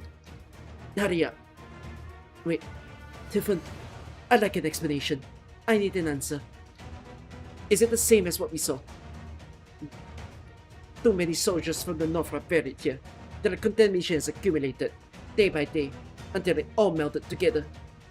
At this time, disaster might have taken some of the dead. I understand. My answer is supporting the ship of the dead, preventing it from sinking, but that doesn't solve the issue. So don't look back. Anything we can do to help? My drone has a combat module. If there's going to be fighting, I can help out. No. The Dark Soul surges up, and the disaster merges into solid entities that leap towards Typhon from the Black Waves. For over a decade, she has seen the same dream again and again, a pitch black dream. The Sami say that while asleep, people can free themselves from the shackles of their corporeal forms and meet both the living and the dead. Typhon has always known that if she could strip away from the darkness covering her eyes, she could turn back and take one last look at her mother and father. Yet, she has never seen anything, because a hunter only keeps her eyes on her prey. Don't look back. That's all. Stay behind them and keep rowing the ship. I'll handle the rest. Her bowstring is fully drawn. Ancient arts converge into a single shaft. She takes aim. The threat on the ice field are numerous. Extreme cold, waves of snow, ferocious beasts, demons, and in the stories of certain tribes, herself. Tiffin takes this for granted. She carries a contaminated black bowl on her back. She was engulfed by the shadows and escaped from them. In the eyes of others, she walks closer to disaster. Naturally, then, she should be the one to stand between those people and disaster. Looks like I got your drop on you again. Looks like I got the drop on you again. Now depart from the lands of Sami. I will pin you down.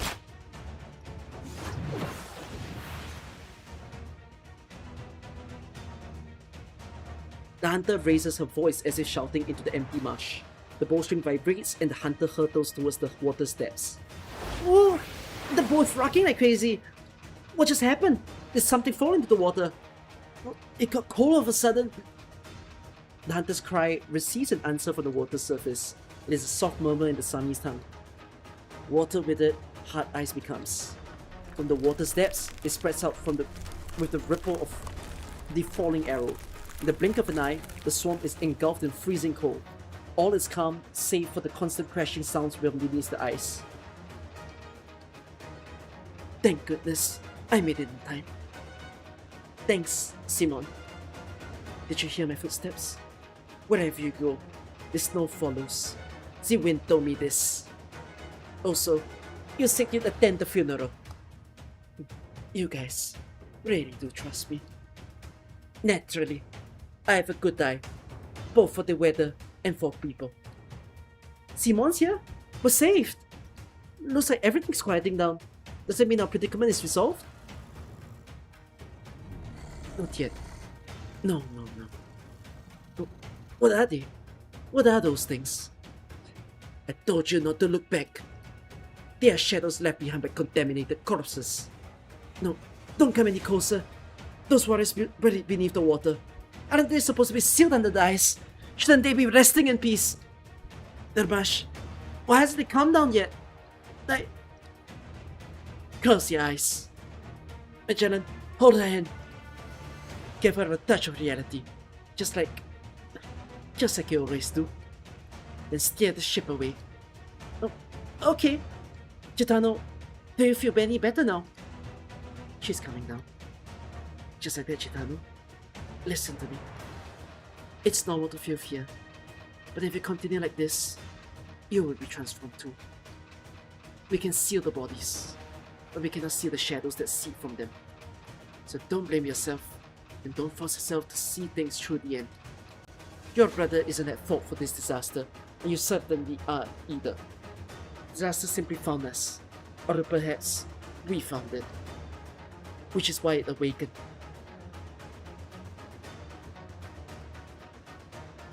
Their ships can't move very quickly. How much time do we have, Simon? Traces of contamination are still all around us. I have no way to tell. Right, so this is why Sami warned the Frostmaiden tribe that they had to move right away. I can already feel their presence becoming more and more clear. Sounds are vanishing, colors are disappearing, and bodies are melting. But don't worry, it won't affect my aim. I've always meant to ask, are you not afraid? Afraid of what? This way.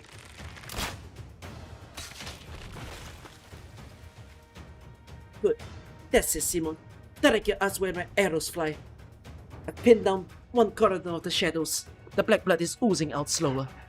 My next arrow will be marked with fluorescent fletchings for you. Nightmare that terrorizes innocent children. Be gone. The ice beneath her feet splits bit by bit, yet the shadow before her eyes shows no sign of retreating. Arrow and arch sink deep into the darkness, and the blackness flowing like ink through their consciousness and into reality. You really don't show fear at all. Are you not afraid of the demons? You're not afraid that you'll fail, only to regret it forevermore. The energy from the original arch seemed to pour endlessly into the abyss. Santella tries to repair the ice, but naturally, it does not respond to her. Don't go any further, Simon. It's too dangerous. I know. Only I am at fault. The responsibility is mine.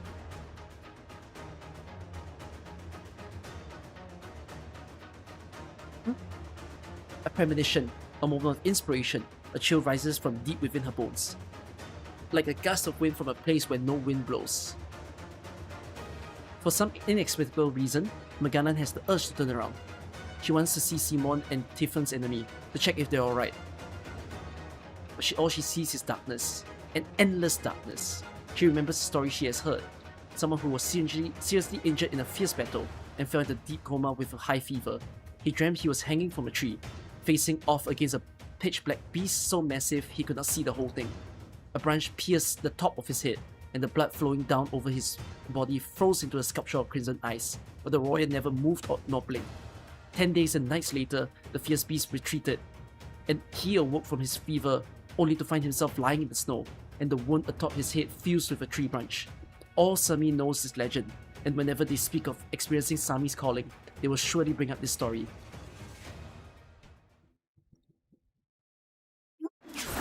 The endless darkness is suddenly torn to shreds by brambles. Black waves surge from between the cracks of the fractured ice, and the corpse that had begun to melt together reached towards the land with countless hands, but dissolved before they could stain the snow.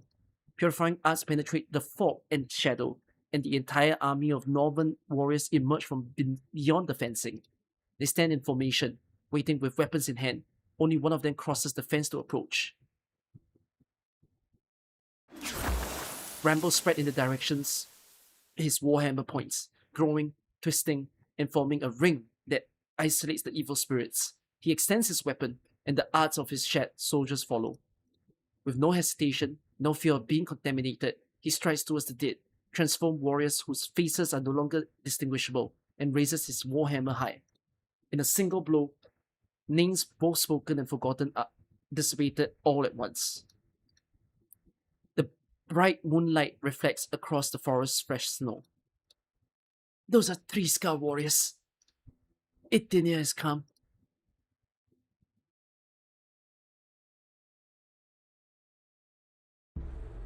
Thank you. You saved our lives. We didn't expect warriors from the north to come so far south, especially not so close to the Colombians. Itinia came here to save the Sami who had moved south. He just happened to arrive sooner because he received a request for help. I thought that rumor was false. Unfortunately, all the rumors about him are true.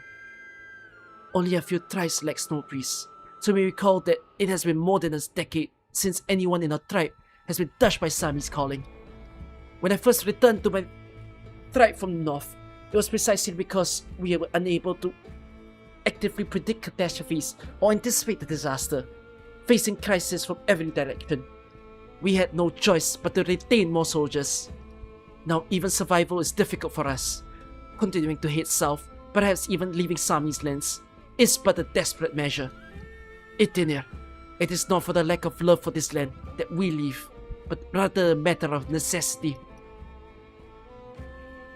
You harbor a resentment in your heart. How could I ever resent the very Sami that has given us everything? You cannot change, my man.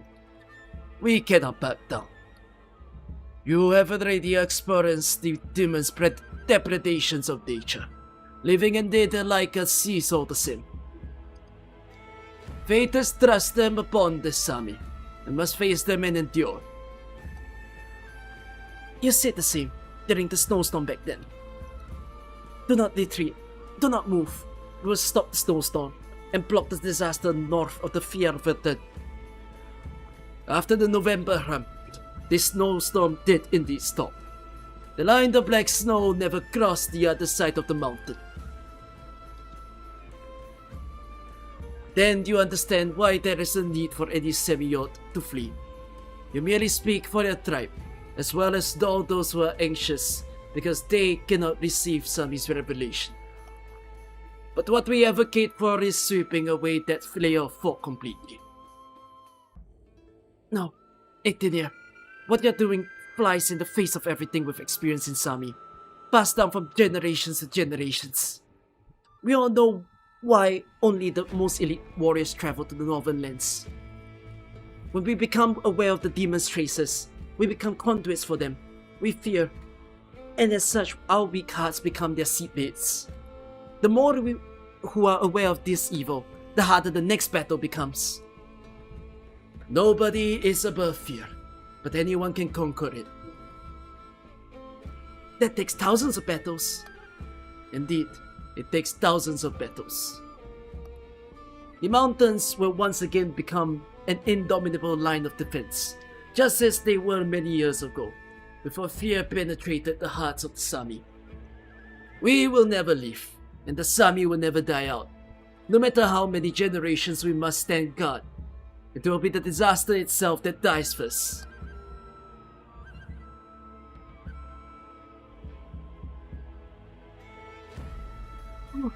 I got a pick of Actinier. What makes him so photo-worthy? He's the most authoritative warrior of the North, in the hearts of the Sami. That would be important to know on the future research expeditions. Although, he doesn't seem like the most easygoing guy. But you never know. Maybe someone like him will come along the way who really wants to partner with him. Someone who will come along the way who really wants to partner with him, sorry. Besides, what he just said to the other Sami should be recorded. What the silent mountain warriors know about the ice field, as well as how they combat the disaster. They're all valuable data. And what was the word that they used for the disaster? Enskontanene. It means enemy.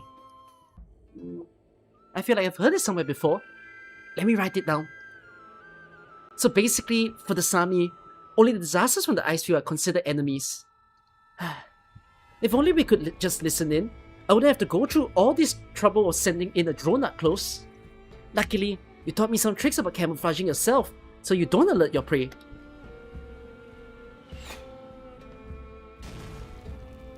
Oops, it got shot down.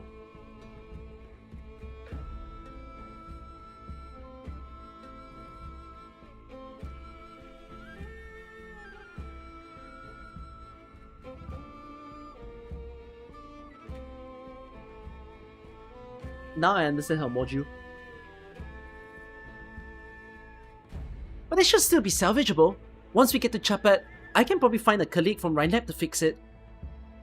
Consider yourself lucky then.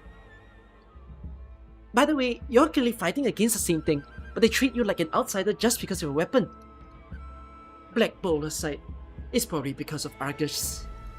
A lot of people see her as a mad woman, but they're quite familiar with the Cyclops, who live in seclusion in the Fjallfurten. They believe that as a Cyclops, she should never have walked out of that cave, should never have made contact with so many people. One who foresees fate will easily twist the fates of others. One who foresees fate.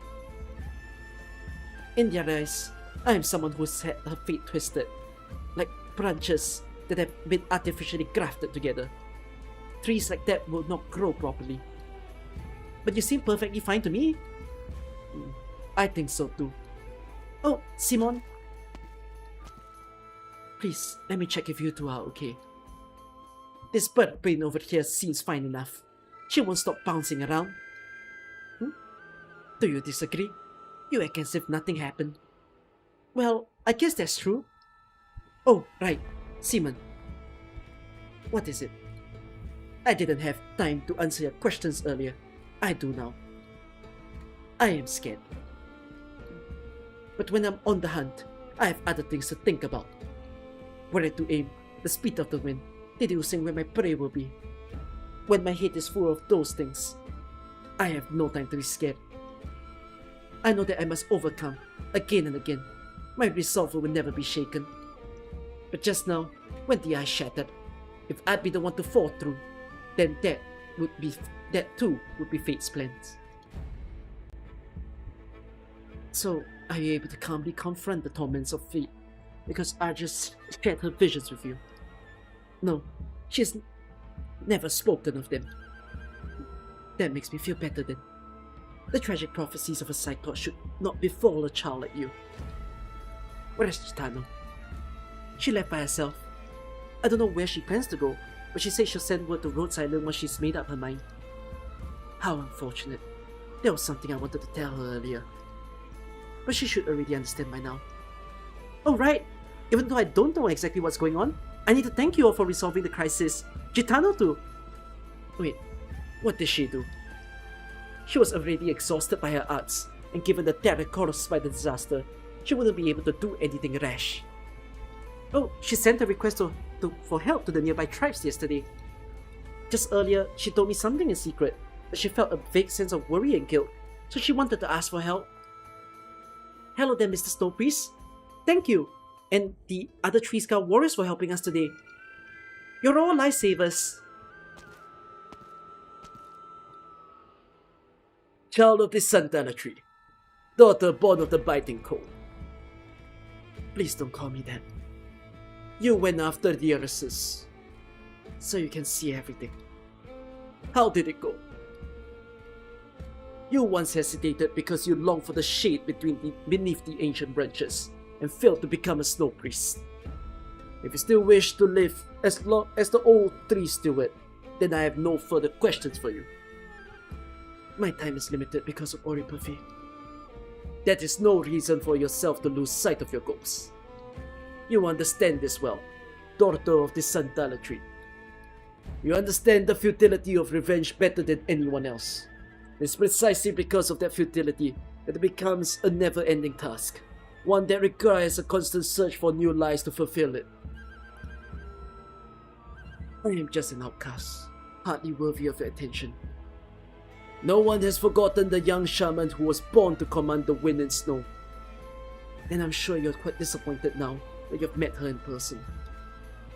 Hatred and stone alike took root within this body. She was robbed of an eye, and naturally became blind. No. She is a warrior, just as in the legends of the past.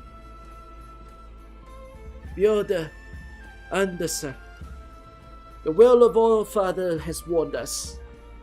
All that you see serves as a warning. The mountains raised by Sami are not enough to protect us from disaster. Our sole enemy encroaches on our land. Even so, will you continue to wander the ice field, aimlessly seeking vengeance? Sorry, I need to go chat with my companions.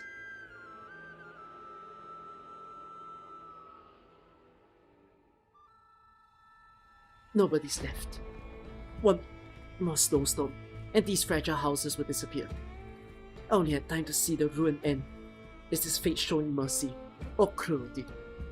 Brother, I now know what you saw when you turned back. The wandering Alephia that sits at the water's edge. She leans down, wanting to cup the water to her face to wash away the dirty melted snow. When she approaches the surface, shadows block the shimmering light, and she suddenly sees a wine flagon at the bottom of the water. She recognizes the aged flagon as well as the prayer inscribed on it. Bestow upon the milkwood's sacred purity, O travelers, retrieve your innocent sight, those eyes that discern fate. Bestow upon my home a lasting tranquility, my people, the dreamland as silent as fallen snow. Sleep now, for one day you'll finally be able to return to that peaceful dream. I might be dumb. Oh no. I might be dumb because I'm trying to digest what it means.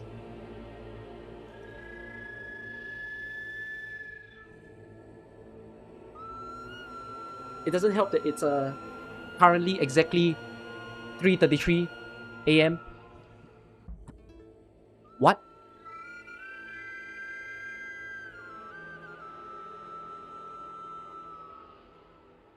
Is that like...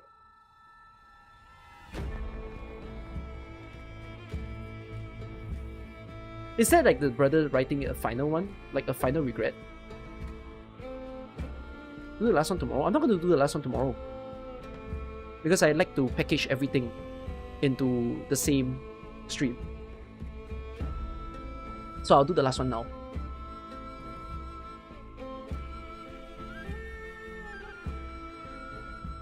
Yeah, I think the last one should be fast. I thought that this would be the fastest. Now I'm confused. Isn't Actinia dead? Having played IS-4, considering he was ending 2, he's dead, right? Now I'm suddenly like, wait, why is he dead? Because now I've completely phased out everything that has happened in IS-4. Because when I read the story, I don't know what the stories meant. Ending 2 is not canon. Also, Actinia's alive!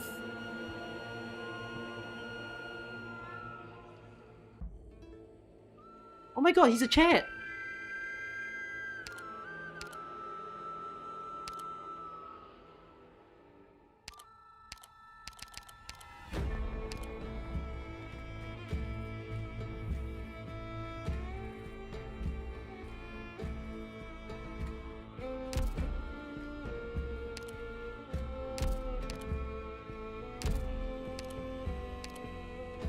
lock everything.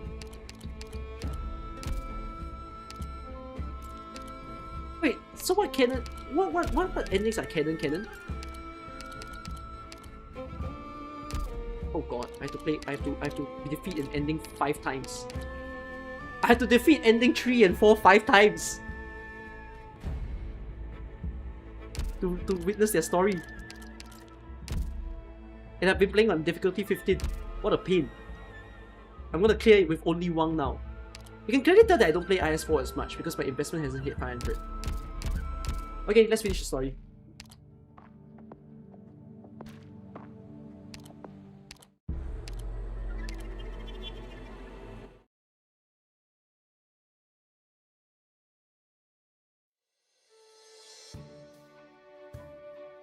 Spectacular! Show me another one!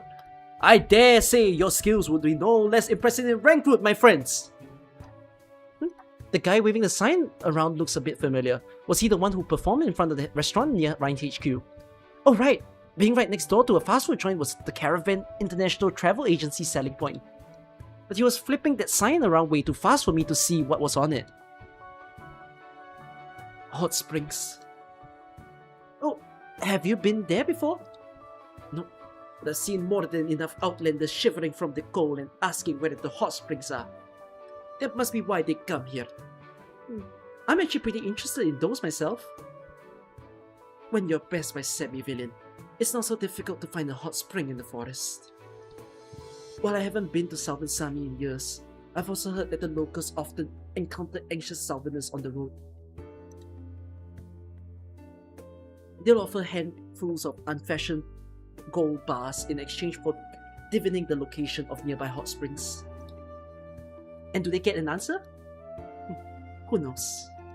What I do know is that some people mistakenly believe that because of the Southerners' apparent fondness for such ugly ingots, they must never have developed any sense of aesthetics. Then I guess they never reach a mutual understanding. However, they did end up finding experienced people like yourself and eventually discovered the hot springs on their road. Take a look at that. The thing that's always singing. Oh, an advertising truck. That's right. If you follow it all the way, you'll find another hot spring that they're developing. This sort of thing happens often. You're quite knowledgeable about this little town. Of course, it's Sami soil. Even without many strange occurrences people need my help with, it's not like I can't figure out what's happening. This place feels pretty different from the rest of Sami though. Where did I put my visitor's brochure again? Oh, I found it! According to the map, everything from here to here is nothing but resorts for the tourists. There are hardly any Sami homes. The neighborhoods we've been walking through not only have electricity, good signal strength, and even intercity net, but yeah, I smell water purifiers too.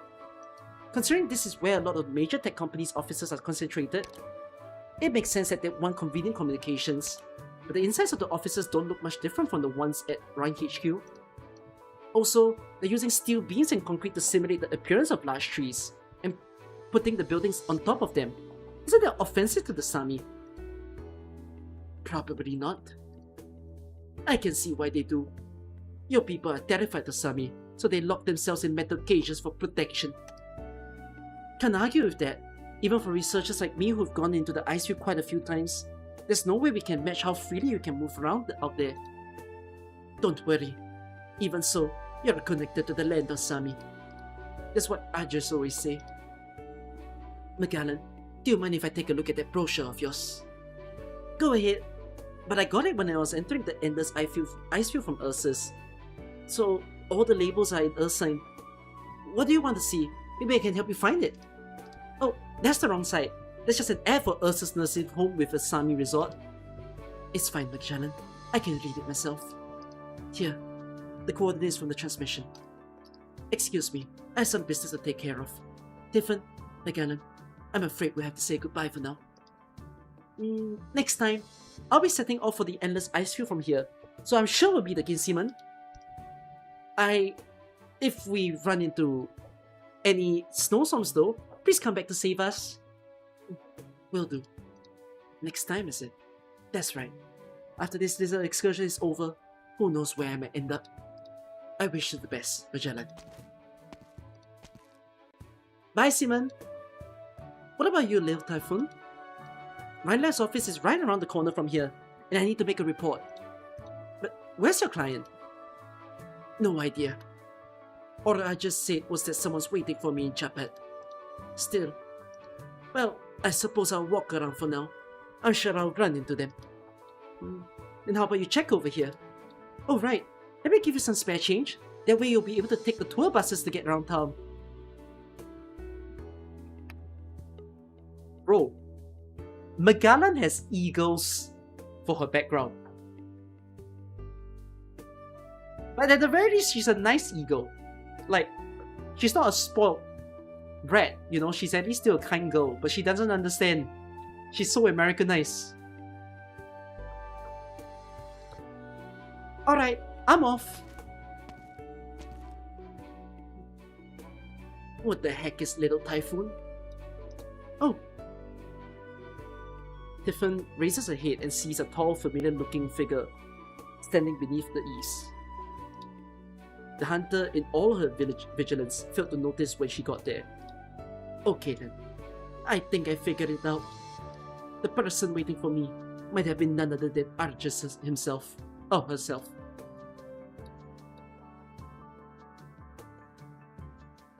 Oh my god, full on rhyme. Look who it is, if it isn't our little Maggie. It's been forever since I heard your voice in the audio report archives, so we were worried sick. We were just about to ready to add your name to the search and rescue list. My luck's actually been pretty good so far. So tired of energy bars and compressed biscuits.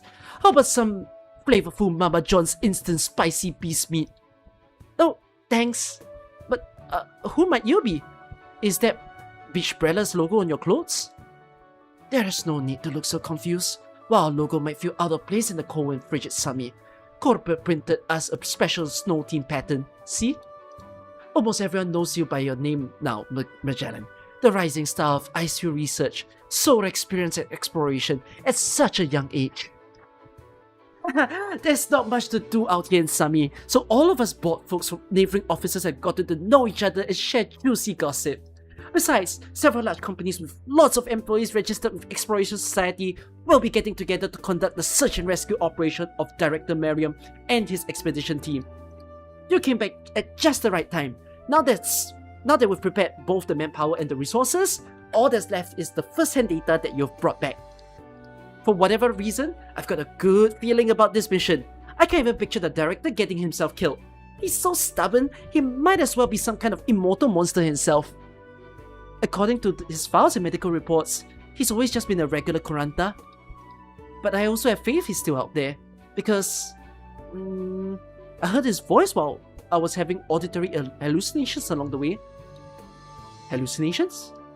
Yeah, it's a long story. It'll probably take a while to just sort through the notes I took. For example, stay far away from black snow, and if you're hearing things, don't answer. And if near the endless ice field on the Fjell Veteran, there's a high wall made out of many fortresses filled with warriors. I'm sure they're nice people, but it's best to keep your distance. A high wall? Can Sami technology compete with Victoria's city defense artillery? No, the people here aren't too different from how they're depicted in Explorer's Guidebook published by Ursus last century. No progress in 100 years? We've gone from barren waste to multiple high-tech cities in less than that. No wonder my colleagues in the business section always complains about how difficult it was to set up an office here and how hard it is communicating to Sami. But if the locals can overcome the difficult environment with only their own methods, then that should be a piece of cake for us. I wouldn't be too sure of that. I've encountered plenty of situations where I was over in my head. Where I was in over my head. I wouldn't have made it without my friends from Rhodes Island. Oh, and there was a particularly nice hunter I met near the ice field. She was incredible, you know. She knew all of Sami like her own backyard, and she was always glad to help. Both of them had so many survival skills I've never seen before, and they even saved my hide more than once. Anyways, if you still have enough supplies left over for the search and rescue, I'd like to apply to join the team. I got a ton of information during this trip through Sami, and might not be able to sift through all of it on such short notice. No! Tiffin? Good. You're still here.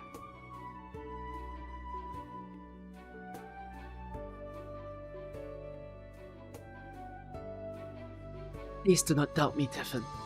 I only saw a glimpse of fate. Only that you came to this little town and gave away a casket.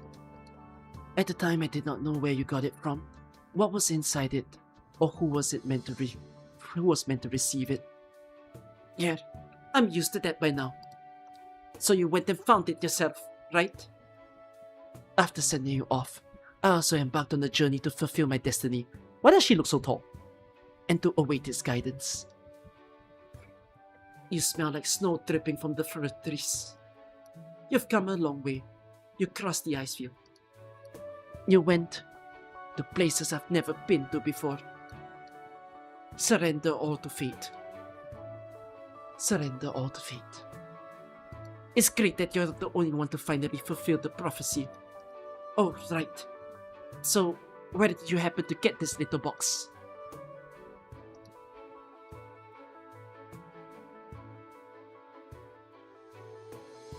This is the nice person I was just talking about. Nice person. Oh, hello there. I've heard you're quite familiar with Sami, and we happen to be putting together a search and rescue team to enter the icefield through Sami and locate missing Rhinelab members. Do you think you could be persuaded to be our guide? We'll pay you handsomely. I decline. If you need a guide, you'd better find someone else. I'm a hunter, and I have more important work. Here, take this, Magellan. I just want me to give this to you. It belongs to Rhinelab. To us? You're right. This is our logo. ID verification log, employee number. It's an equipment box with a scientific investigation section. Judging from its size, it should be the general purpose lockbox used for storing sensitive components. And the serial number belongs to Director Merriam. Wait, Tiffin, I just met with the research team? Do you know the one the box belongs to? It's my teachers, the leader of the missing research team. In other words, I just worked together with the missing team. Wait, if she was first-hand witness and even cooperated with Rhinelab, then why hasn't she come to see us in person? Because that is the vision she saw. Vision? Is she one of the legendary Cyclops? Are there really living Cyclops in Sami? I have to meet her! Does she speak any modern languages? Do we need some kind of ritual to summon her? I don't think she's all that different from us. She's pretty fond of Colombian geographical magazines. But I'd like to speak with her face to face too. Is there no way? She might just feel that this isn't the fated time yet. Okay, but what happened to the others then? I'm sure you can already guess the answer. Aura just told me was that she entered the icefield with the expedition team. So the extra supplies Professor Mary took from the scientific investigation station weren't just for emergency use, but for her. Cyclops can see the future, and she tried her best to help the team avoid danger. But a tragic end was inevitable. Well, that's her way of saying she did the best she could. After encountering the demons, only she and the box owner survived. The professor would always tell us that when facing nature, our first priority was to survive. We've never had such a huge loss of life since the formation of scientific investigation. And he must be more devastated than us. So this is the endless icefield. Tiffin, the survivor, returned with Argus. He continued to advance deeper in, alone. I knew it. That sure sounds like Director Merriam. Also, I have some words to pass on. First, I just wanted me to apologize to you. Second, the person who gave her the box said the journey of discovery must never end. Freaking Kristen cosplayer. I wonder what's inside the box.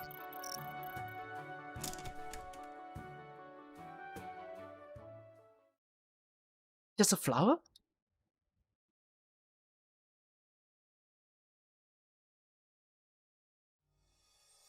We're currently cross-analyzing the chemical structure of the environmental particles stuck to the specimen box. However, we know very little about the endless ice field, and it may be difficult to determine the missing team's location based on this alone. If no matching data can be found, does that mean that the director pushed the boundaries of human exploration into the ice field? I believe so, which is why this flower is an extremely valuable specimen. In all my time of exploring the ice field, I've never seen anything like this. Though I have seen an entire field of flowers underground, the environment down there was pretty unique to support plant growth. Director Mariam is the horse guy from Nasty Event, if you've already read that. No, I've not read Nasty's Event. Oh, but I know what he looks like. Also, he lived. Wow, he trudges on.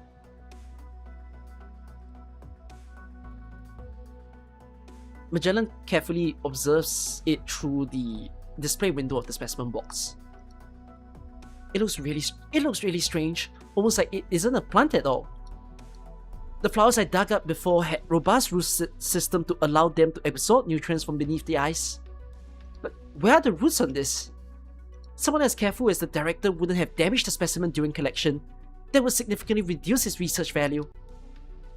Let's start with the basic observations. Given the conditions here, we probably won't get any results right away.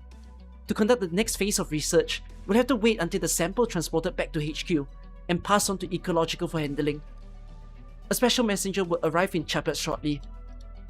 We can leave the in-depth study of the specimen to them. We still need to contact Director Mariam as soon as possible.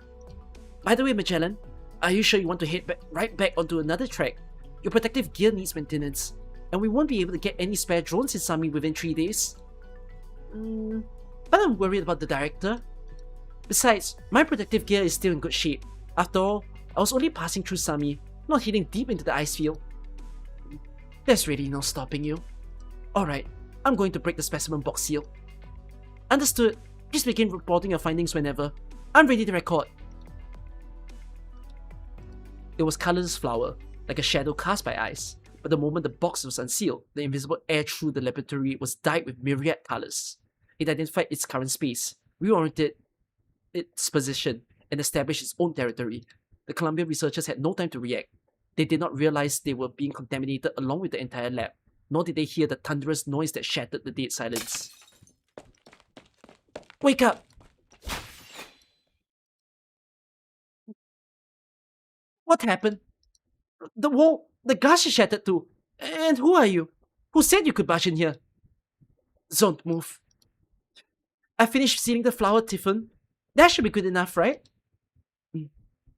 You react much faster than before. Does this mean...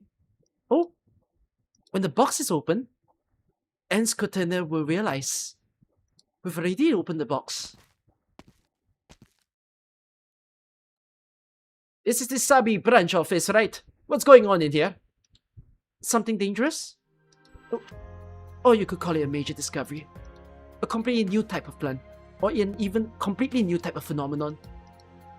Director Marion really sent us an amazing gift. But something's off.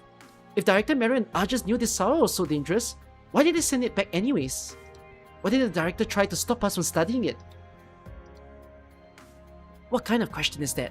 Since when do explorers fear danger? A phenomenon that flies in the face of everything we take as common sense. This is an absolute scientific goldmine. Should we prioritize forming a larger team to study it in depth? I think our search and rescue team comes first. We'll locate Director Mariam and simultaneously open a route for those who come afterwards. Oh, right. We also need to hurry up and ask the director what he wants to name this new plant species. I'll record the description to submit as a report. Please take my recording back along with the sample, Mr. Messenger. Also, have HQ submit a report to the Exploration Society, announcing this discovery as soon as possible. Understood. I have to admit, the Exploration Society is much more efficient at getting teams together for this kind of thing. Some of them don't even have the patience to gather a team. You know who I mean, Magellan, like those explorers famous for preferring to work alone. Yeah, some of them are my good friends, even if you're always making fun of them. But this discovery is much more valuable than any of my previous explorations. I think this joint venture will attract not only explorers, but also researchers in the field of biology. geology, and meteorology to join the expedition, more and more people will become interested in the ice field. Once we're back from the rescue operation, things might get so busy here we won't even recognize the place. How are you feeling, Magellan? I remember you mentioning before that you wanted to see if this so-called endless ice field really does have an end. Well, now you're one step closer to your dream. Well, that's hard to say. Before Magellan can join her colleagues in celebration, she feels Tiffin tugging on her hand. You want me to talk to me outside?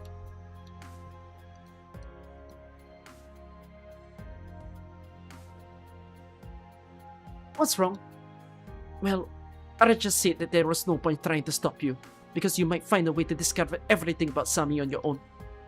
Just as Sami's warriors are willing to sacrifice their life to hold the Northern Front, the Southerners, yet to receive the revelation of their destiny, will continue exploring to lift the veil from this land at any cost.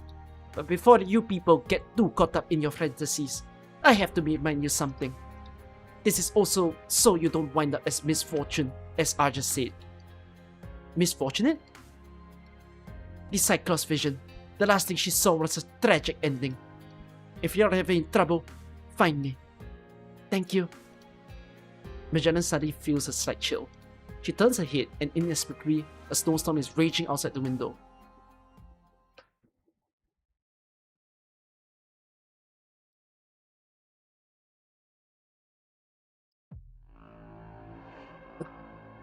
You understand the feeling of pain very well, more than most Sami who've resigned themselves to it.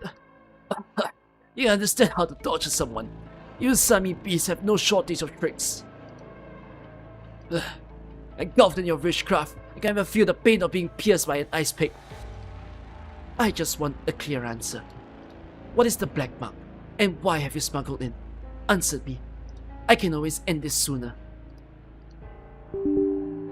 Sorry. You'll regret this. Let me die in here.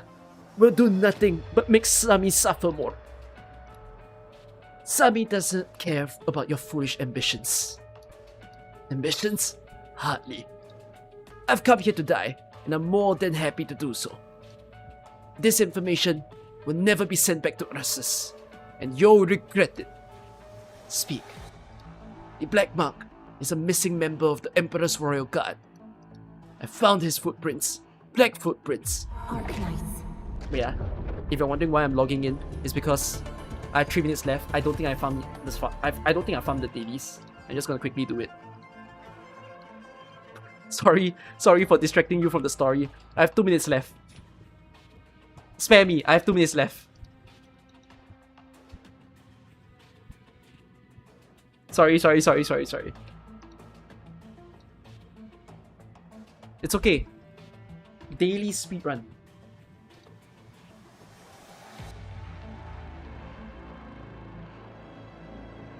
I also haven't bought my monthly card for a while. I realized that I haven't bought my monthly card.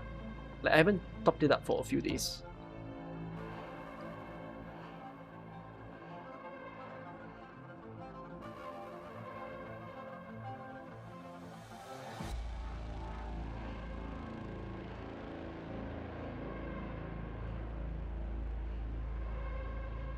Choto. My apologies.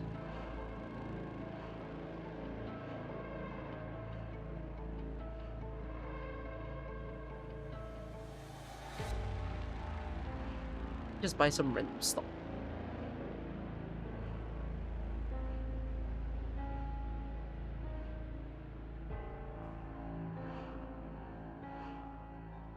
Watch me run out of time. You think I run out of time? I might run out of time.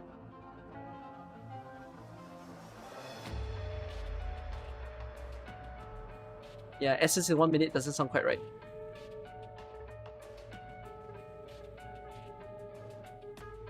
I think I'm cooked.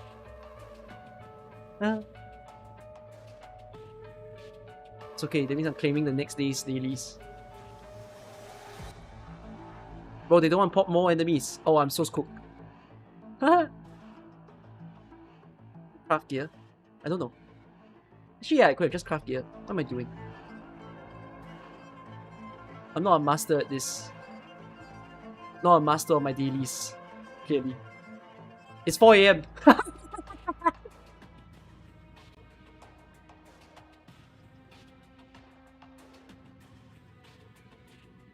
I love it. Mistakes were made. I probably just achieved another tag.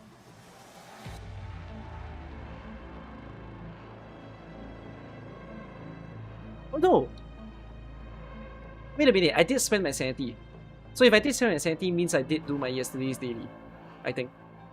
Is that how it works? Yeah, I did do my... Oh, I did do it. Oh my god! Holy shit! I did do my dailies. That's amazing! Good job, B.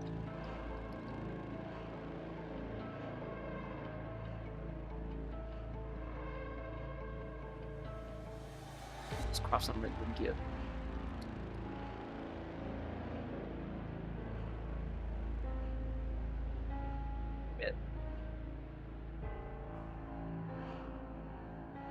I forgot a lot of things. I'm a very forgetful guy. Alright, I'm done. Out of Enfield. I quit Enfield. Clip that. I've quit Enfield. Body. His dominion has collapsed. The demons have completely taken him.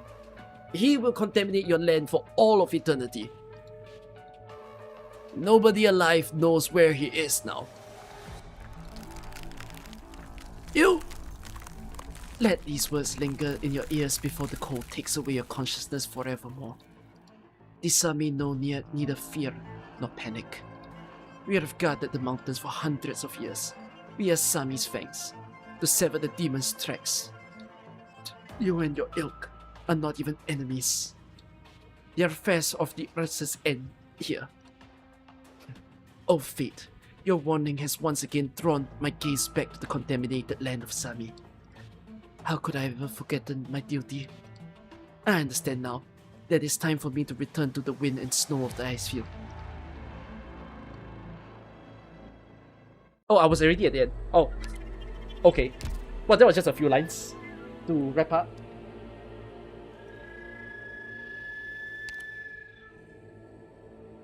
Okay, what do I think of this story? Do I think it's a 10 out of 10? I think it's a mood. Maybe I wouldn't rate it that highly now that I finished it. Maybe 9 out of 10? But it's a solid read though.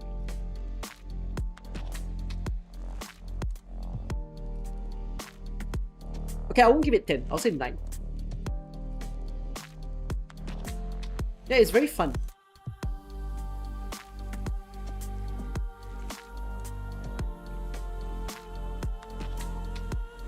Certainly a memorable Vignette story. I mean, the friendship between Typhon and Magalan is really nice to read. And I mean, Santala is great as well. I feel like Gitano was a little bit sudden appearance. Like a bit came out of nowhere. I wasn't expecting to see Gitano. But cool. I mean, it took me 4 hours to read, less than 4 hours to read the story. So I was kind of fast. That's a good job. Yeah, I would recommend people to read it. I think it's a very nice writing. Thank you, Rosuke Phoenix, for the raid, although I just finished reading Black Forest Rules a Dream, which I'm also gonna stop quite soon. I haven't read one story as well, so I can't really get to that. I feel like I want to read the... I was gonna read one story on the dot, but I think I'm gonna read IS6's story before I go into one storyline. Yeah. Ending stream rate. It's fine, have a great day. Thanks for the read, nonetheless. Thank you. I'm happy I read this story. It feels like a nice story to come back. Gonna miss Typhon's personality in Enfield? Yeah, I'm quite... I get you. Now that I've actually seen what Typhon feels like in this story... Ooh... Yeah, because of the whole, like, petting on Typhon's head, right? Makes it very weird. It doesn't feel like the Typhon that you see in this.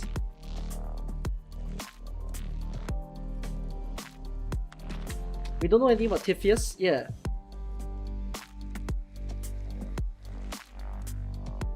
I don't think Tiffin is serious as well, per se. She's not like absolutely cold and like unbothered. Because I can see similarities between the Enfield version and the AK version. Still. Because you can see that she's a naturally humorous person from the story. And like, whether intentional or not, but I think she is naturally humorous. And I like that she's in love with her bow, which also is what it looks like in Enfield. So those are good pluses.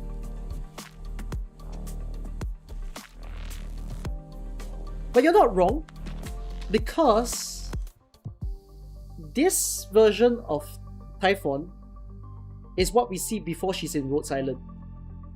The version that we see in Enfield would have been the post-Rhodes Island version of Typhon. So what magic did Doctor do to Typhon to change a bit of her personality is what we wouldn't know, right? Like I think you would have to read Would you like a pick-me-up, her Doctor? files to see if anything changed, per se. I mean, look at the skins that they gave her as well. It's Epcot, right? Wait. Well, they gave her Coral Coast. And they gave her... Oh, they gave her Vitafield.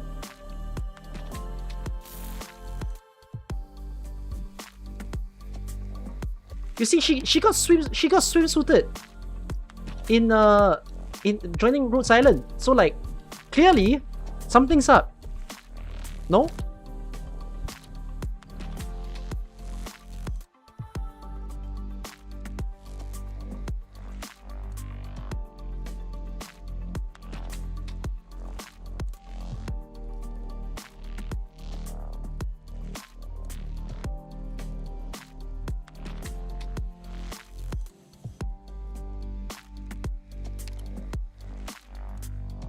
Can I also understand?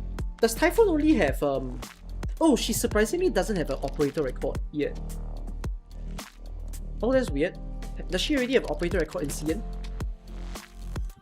Oak Cup rating room. Wait. Could I just sort of also wonder? Typhon only has two storylines basically. Her two storylines are IS4 and the one I just read. She doesn't appear in any other stories, right?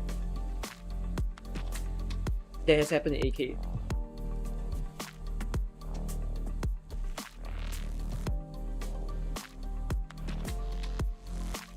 I get more lore from the IS4 monthly squad. That's what I thought.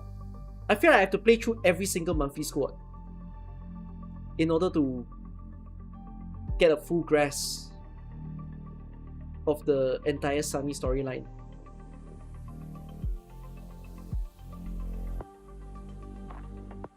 I have a feeling, because of the timeline or like how much time I have to read the stories and whatnot, very likely what I'll end up doing is read Enfield's story first for Tifius, and then once I'm done with that, I'll go back to read IS4. So basically, I'm not reading in the sequential order of how you know Typhon. I'm going for the start, the current, and then the bridge will be last, to see how they connected the two. But I think she's a very like... I think the most likable character would be Magalan. Magalan is very American, but she's also looking for a buddy. She's probably extroverted, and she's like very friend-seeking. She's perfect. I don't think of the word perfect. She's just a very sweet person. And sweet person like that are kind of rare to see. Yeah, like someone who enjoys everything that they see in life. I mean, it's explorer mentality, right? Explorer personalities are just very good. to have in someone's life, like in your life or my life. Like I'm also a very explorer personality in my own life, which is why I think I relate to Magalan quite a bit. Like I love seeing everything. And unfortunately I don't have the same habits that she does, which is record everything or take pictures of everything.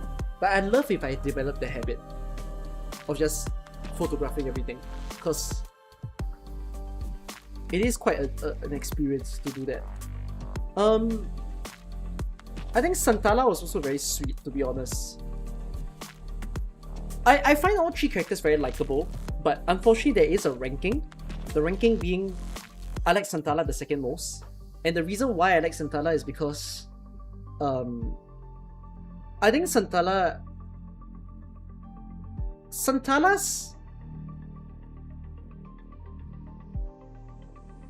is seen as a snow priest, and she basically answered the call of every village that she's gone by. And I think that's just so nice of her. Like, she never backs down, which one can say, but she can't back down. But that's not true. You could. It's more like she knows of her role and that. I know how she got infected. I have no idea how she got infected. But I mean, you also now hear and understand of why she has an eye covered, because that's her infected part. Someone stabbed her eye with Originium. Sounds like midnight.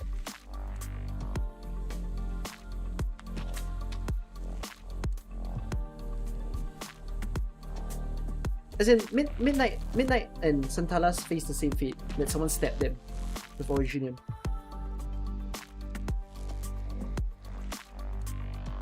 It's pretty shitty. It's almost as if because of the Oripathy that Santala became a 5-star, which some of you would then say, no, but I have 6 stars that I have Oripathy too. She's weakening. But she is... I think Santala is also very likable. I mean, it's giant big sister energy, isn't it? At least that's what she was to Typhon and Magalan. And I thought that was just very sweet.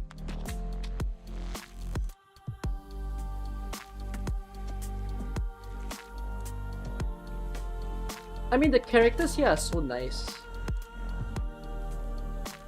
I find Chitano very strange still in the story writing. I get that it's about her brother and everything, but it almost came out left field.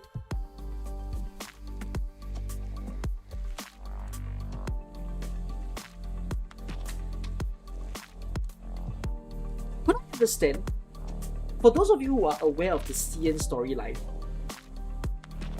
is Bolivar's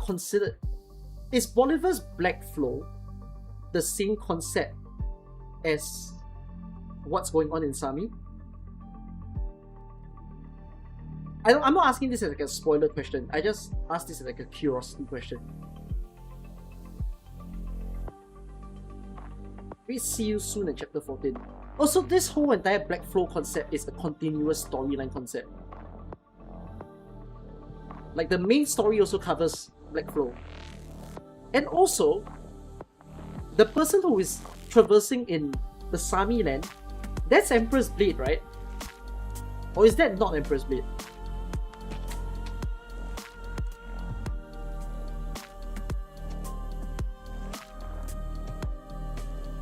Why does Emperor's Blade put his feet everywhere?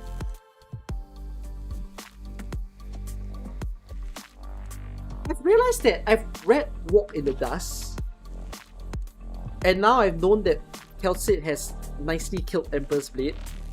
But it's also like, I'm also realizing that the stories we're hearing are the havoc that he caused prior to his death.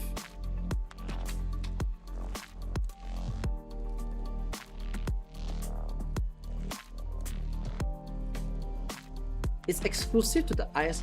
I've completely forgotten. What is IS4? Oh, IS4 floor 3. Oh, right, there's an Emperor's Blade that you fight. Yeah. True. Wait, who are all the people that we fight in IS4?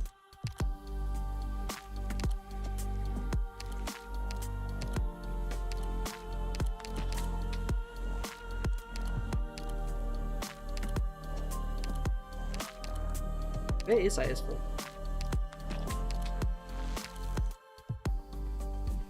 Is this IS4? No. Hold on.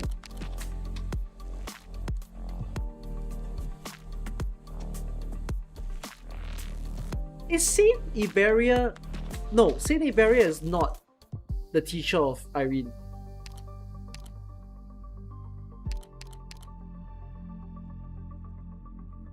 Oh wait, it is? Oh, we fought her teacher. Isn't he dead? R.I.P. You were a great soldier.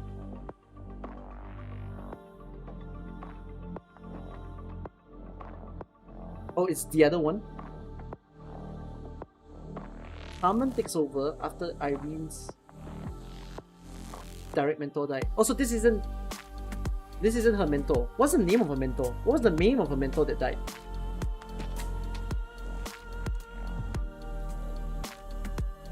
Oh yes, Dario's lantern, right.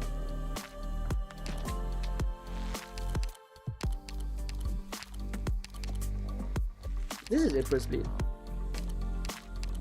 Fallen Snow Priest.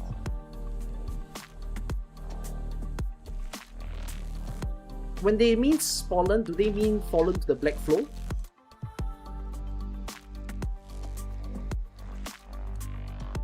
Right, I think so. Is that what they mean? A corrupted Snow Priest.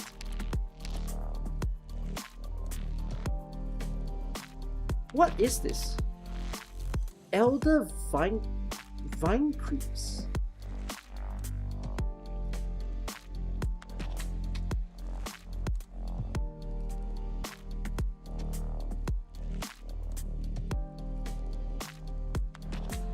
I don't understand what that is. Just a walking tree?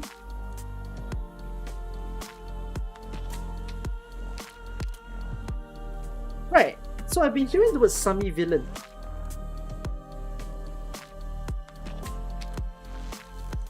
Actinia. Resolution.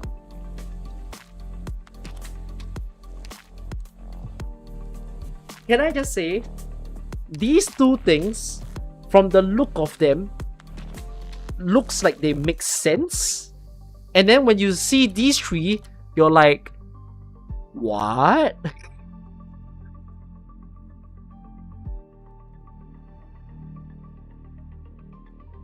Is this the one that shows the gate?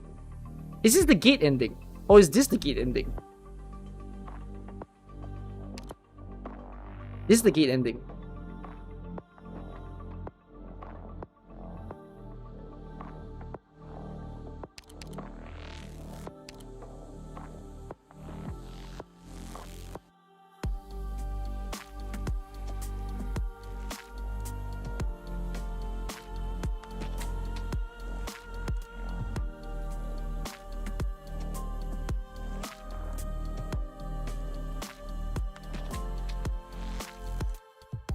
Gate ending is Crescent Leon. The name of the stage is Gardener, which is what we heard. Yeah, I know.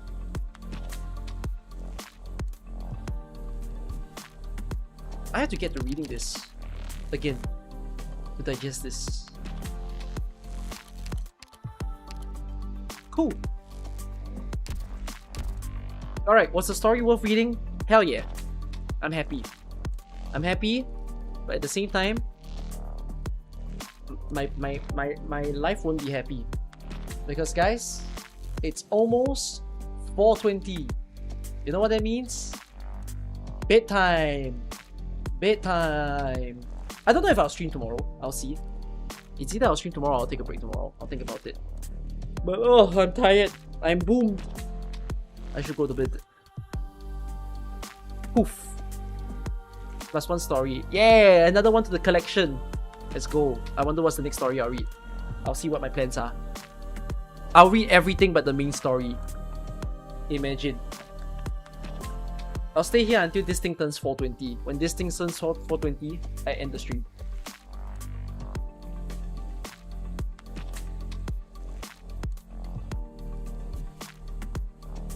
Good night. Will I update the full chart? I'll update the full chart on my website when I do it on Wikipedia. Okay, look at that! Look at that! Let's go!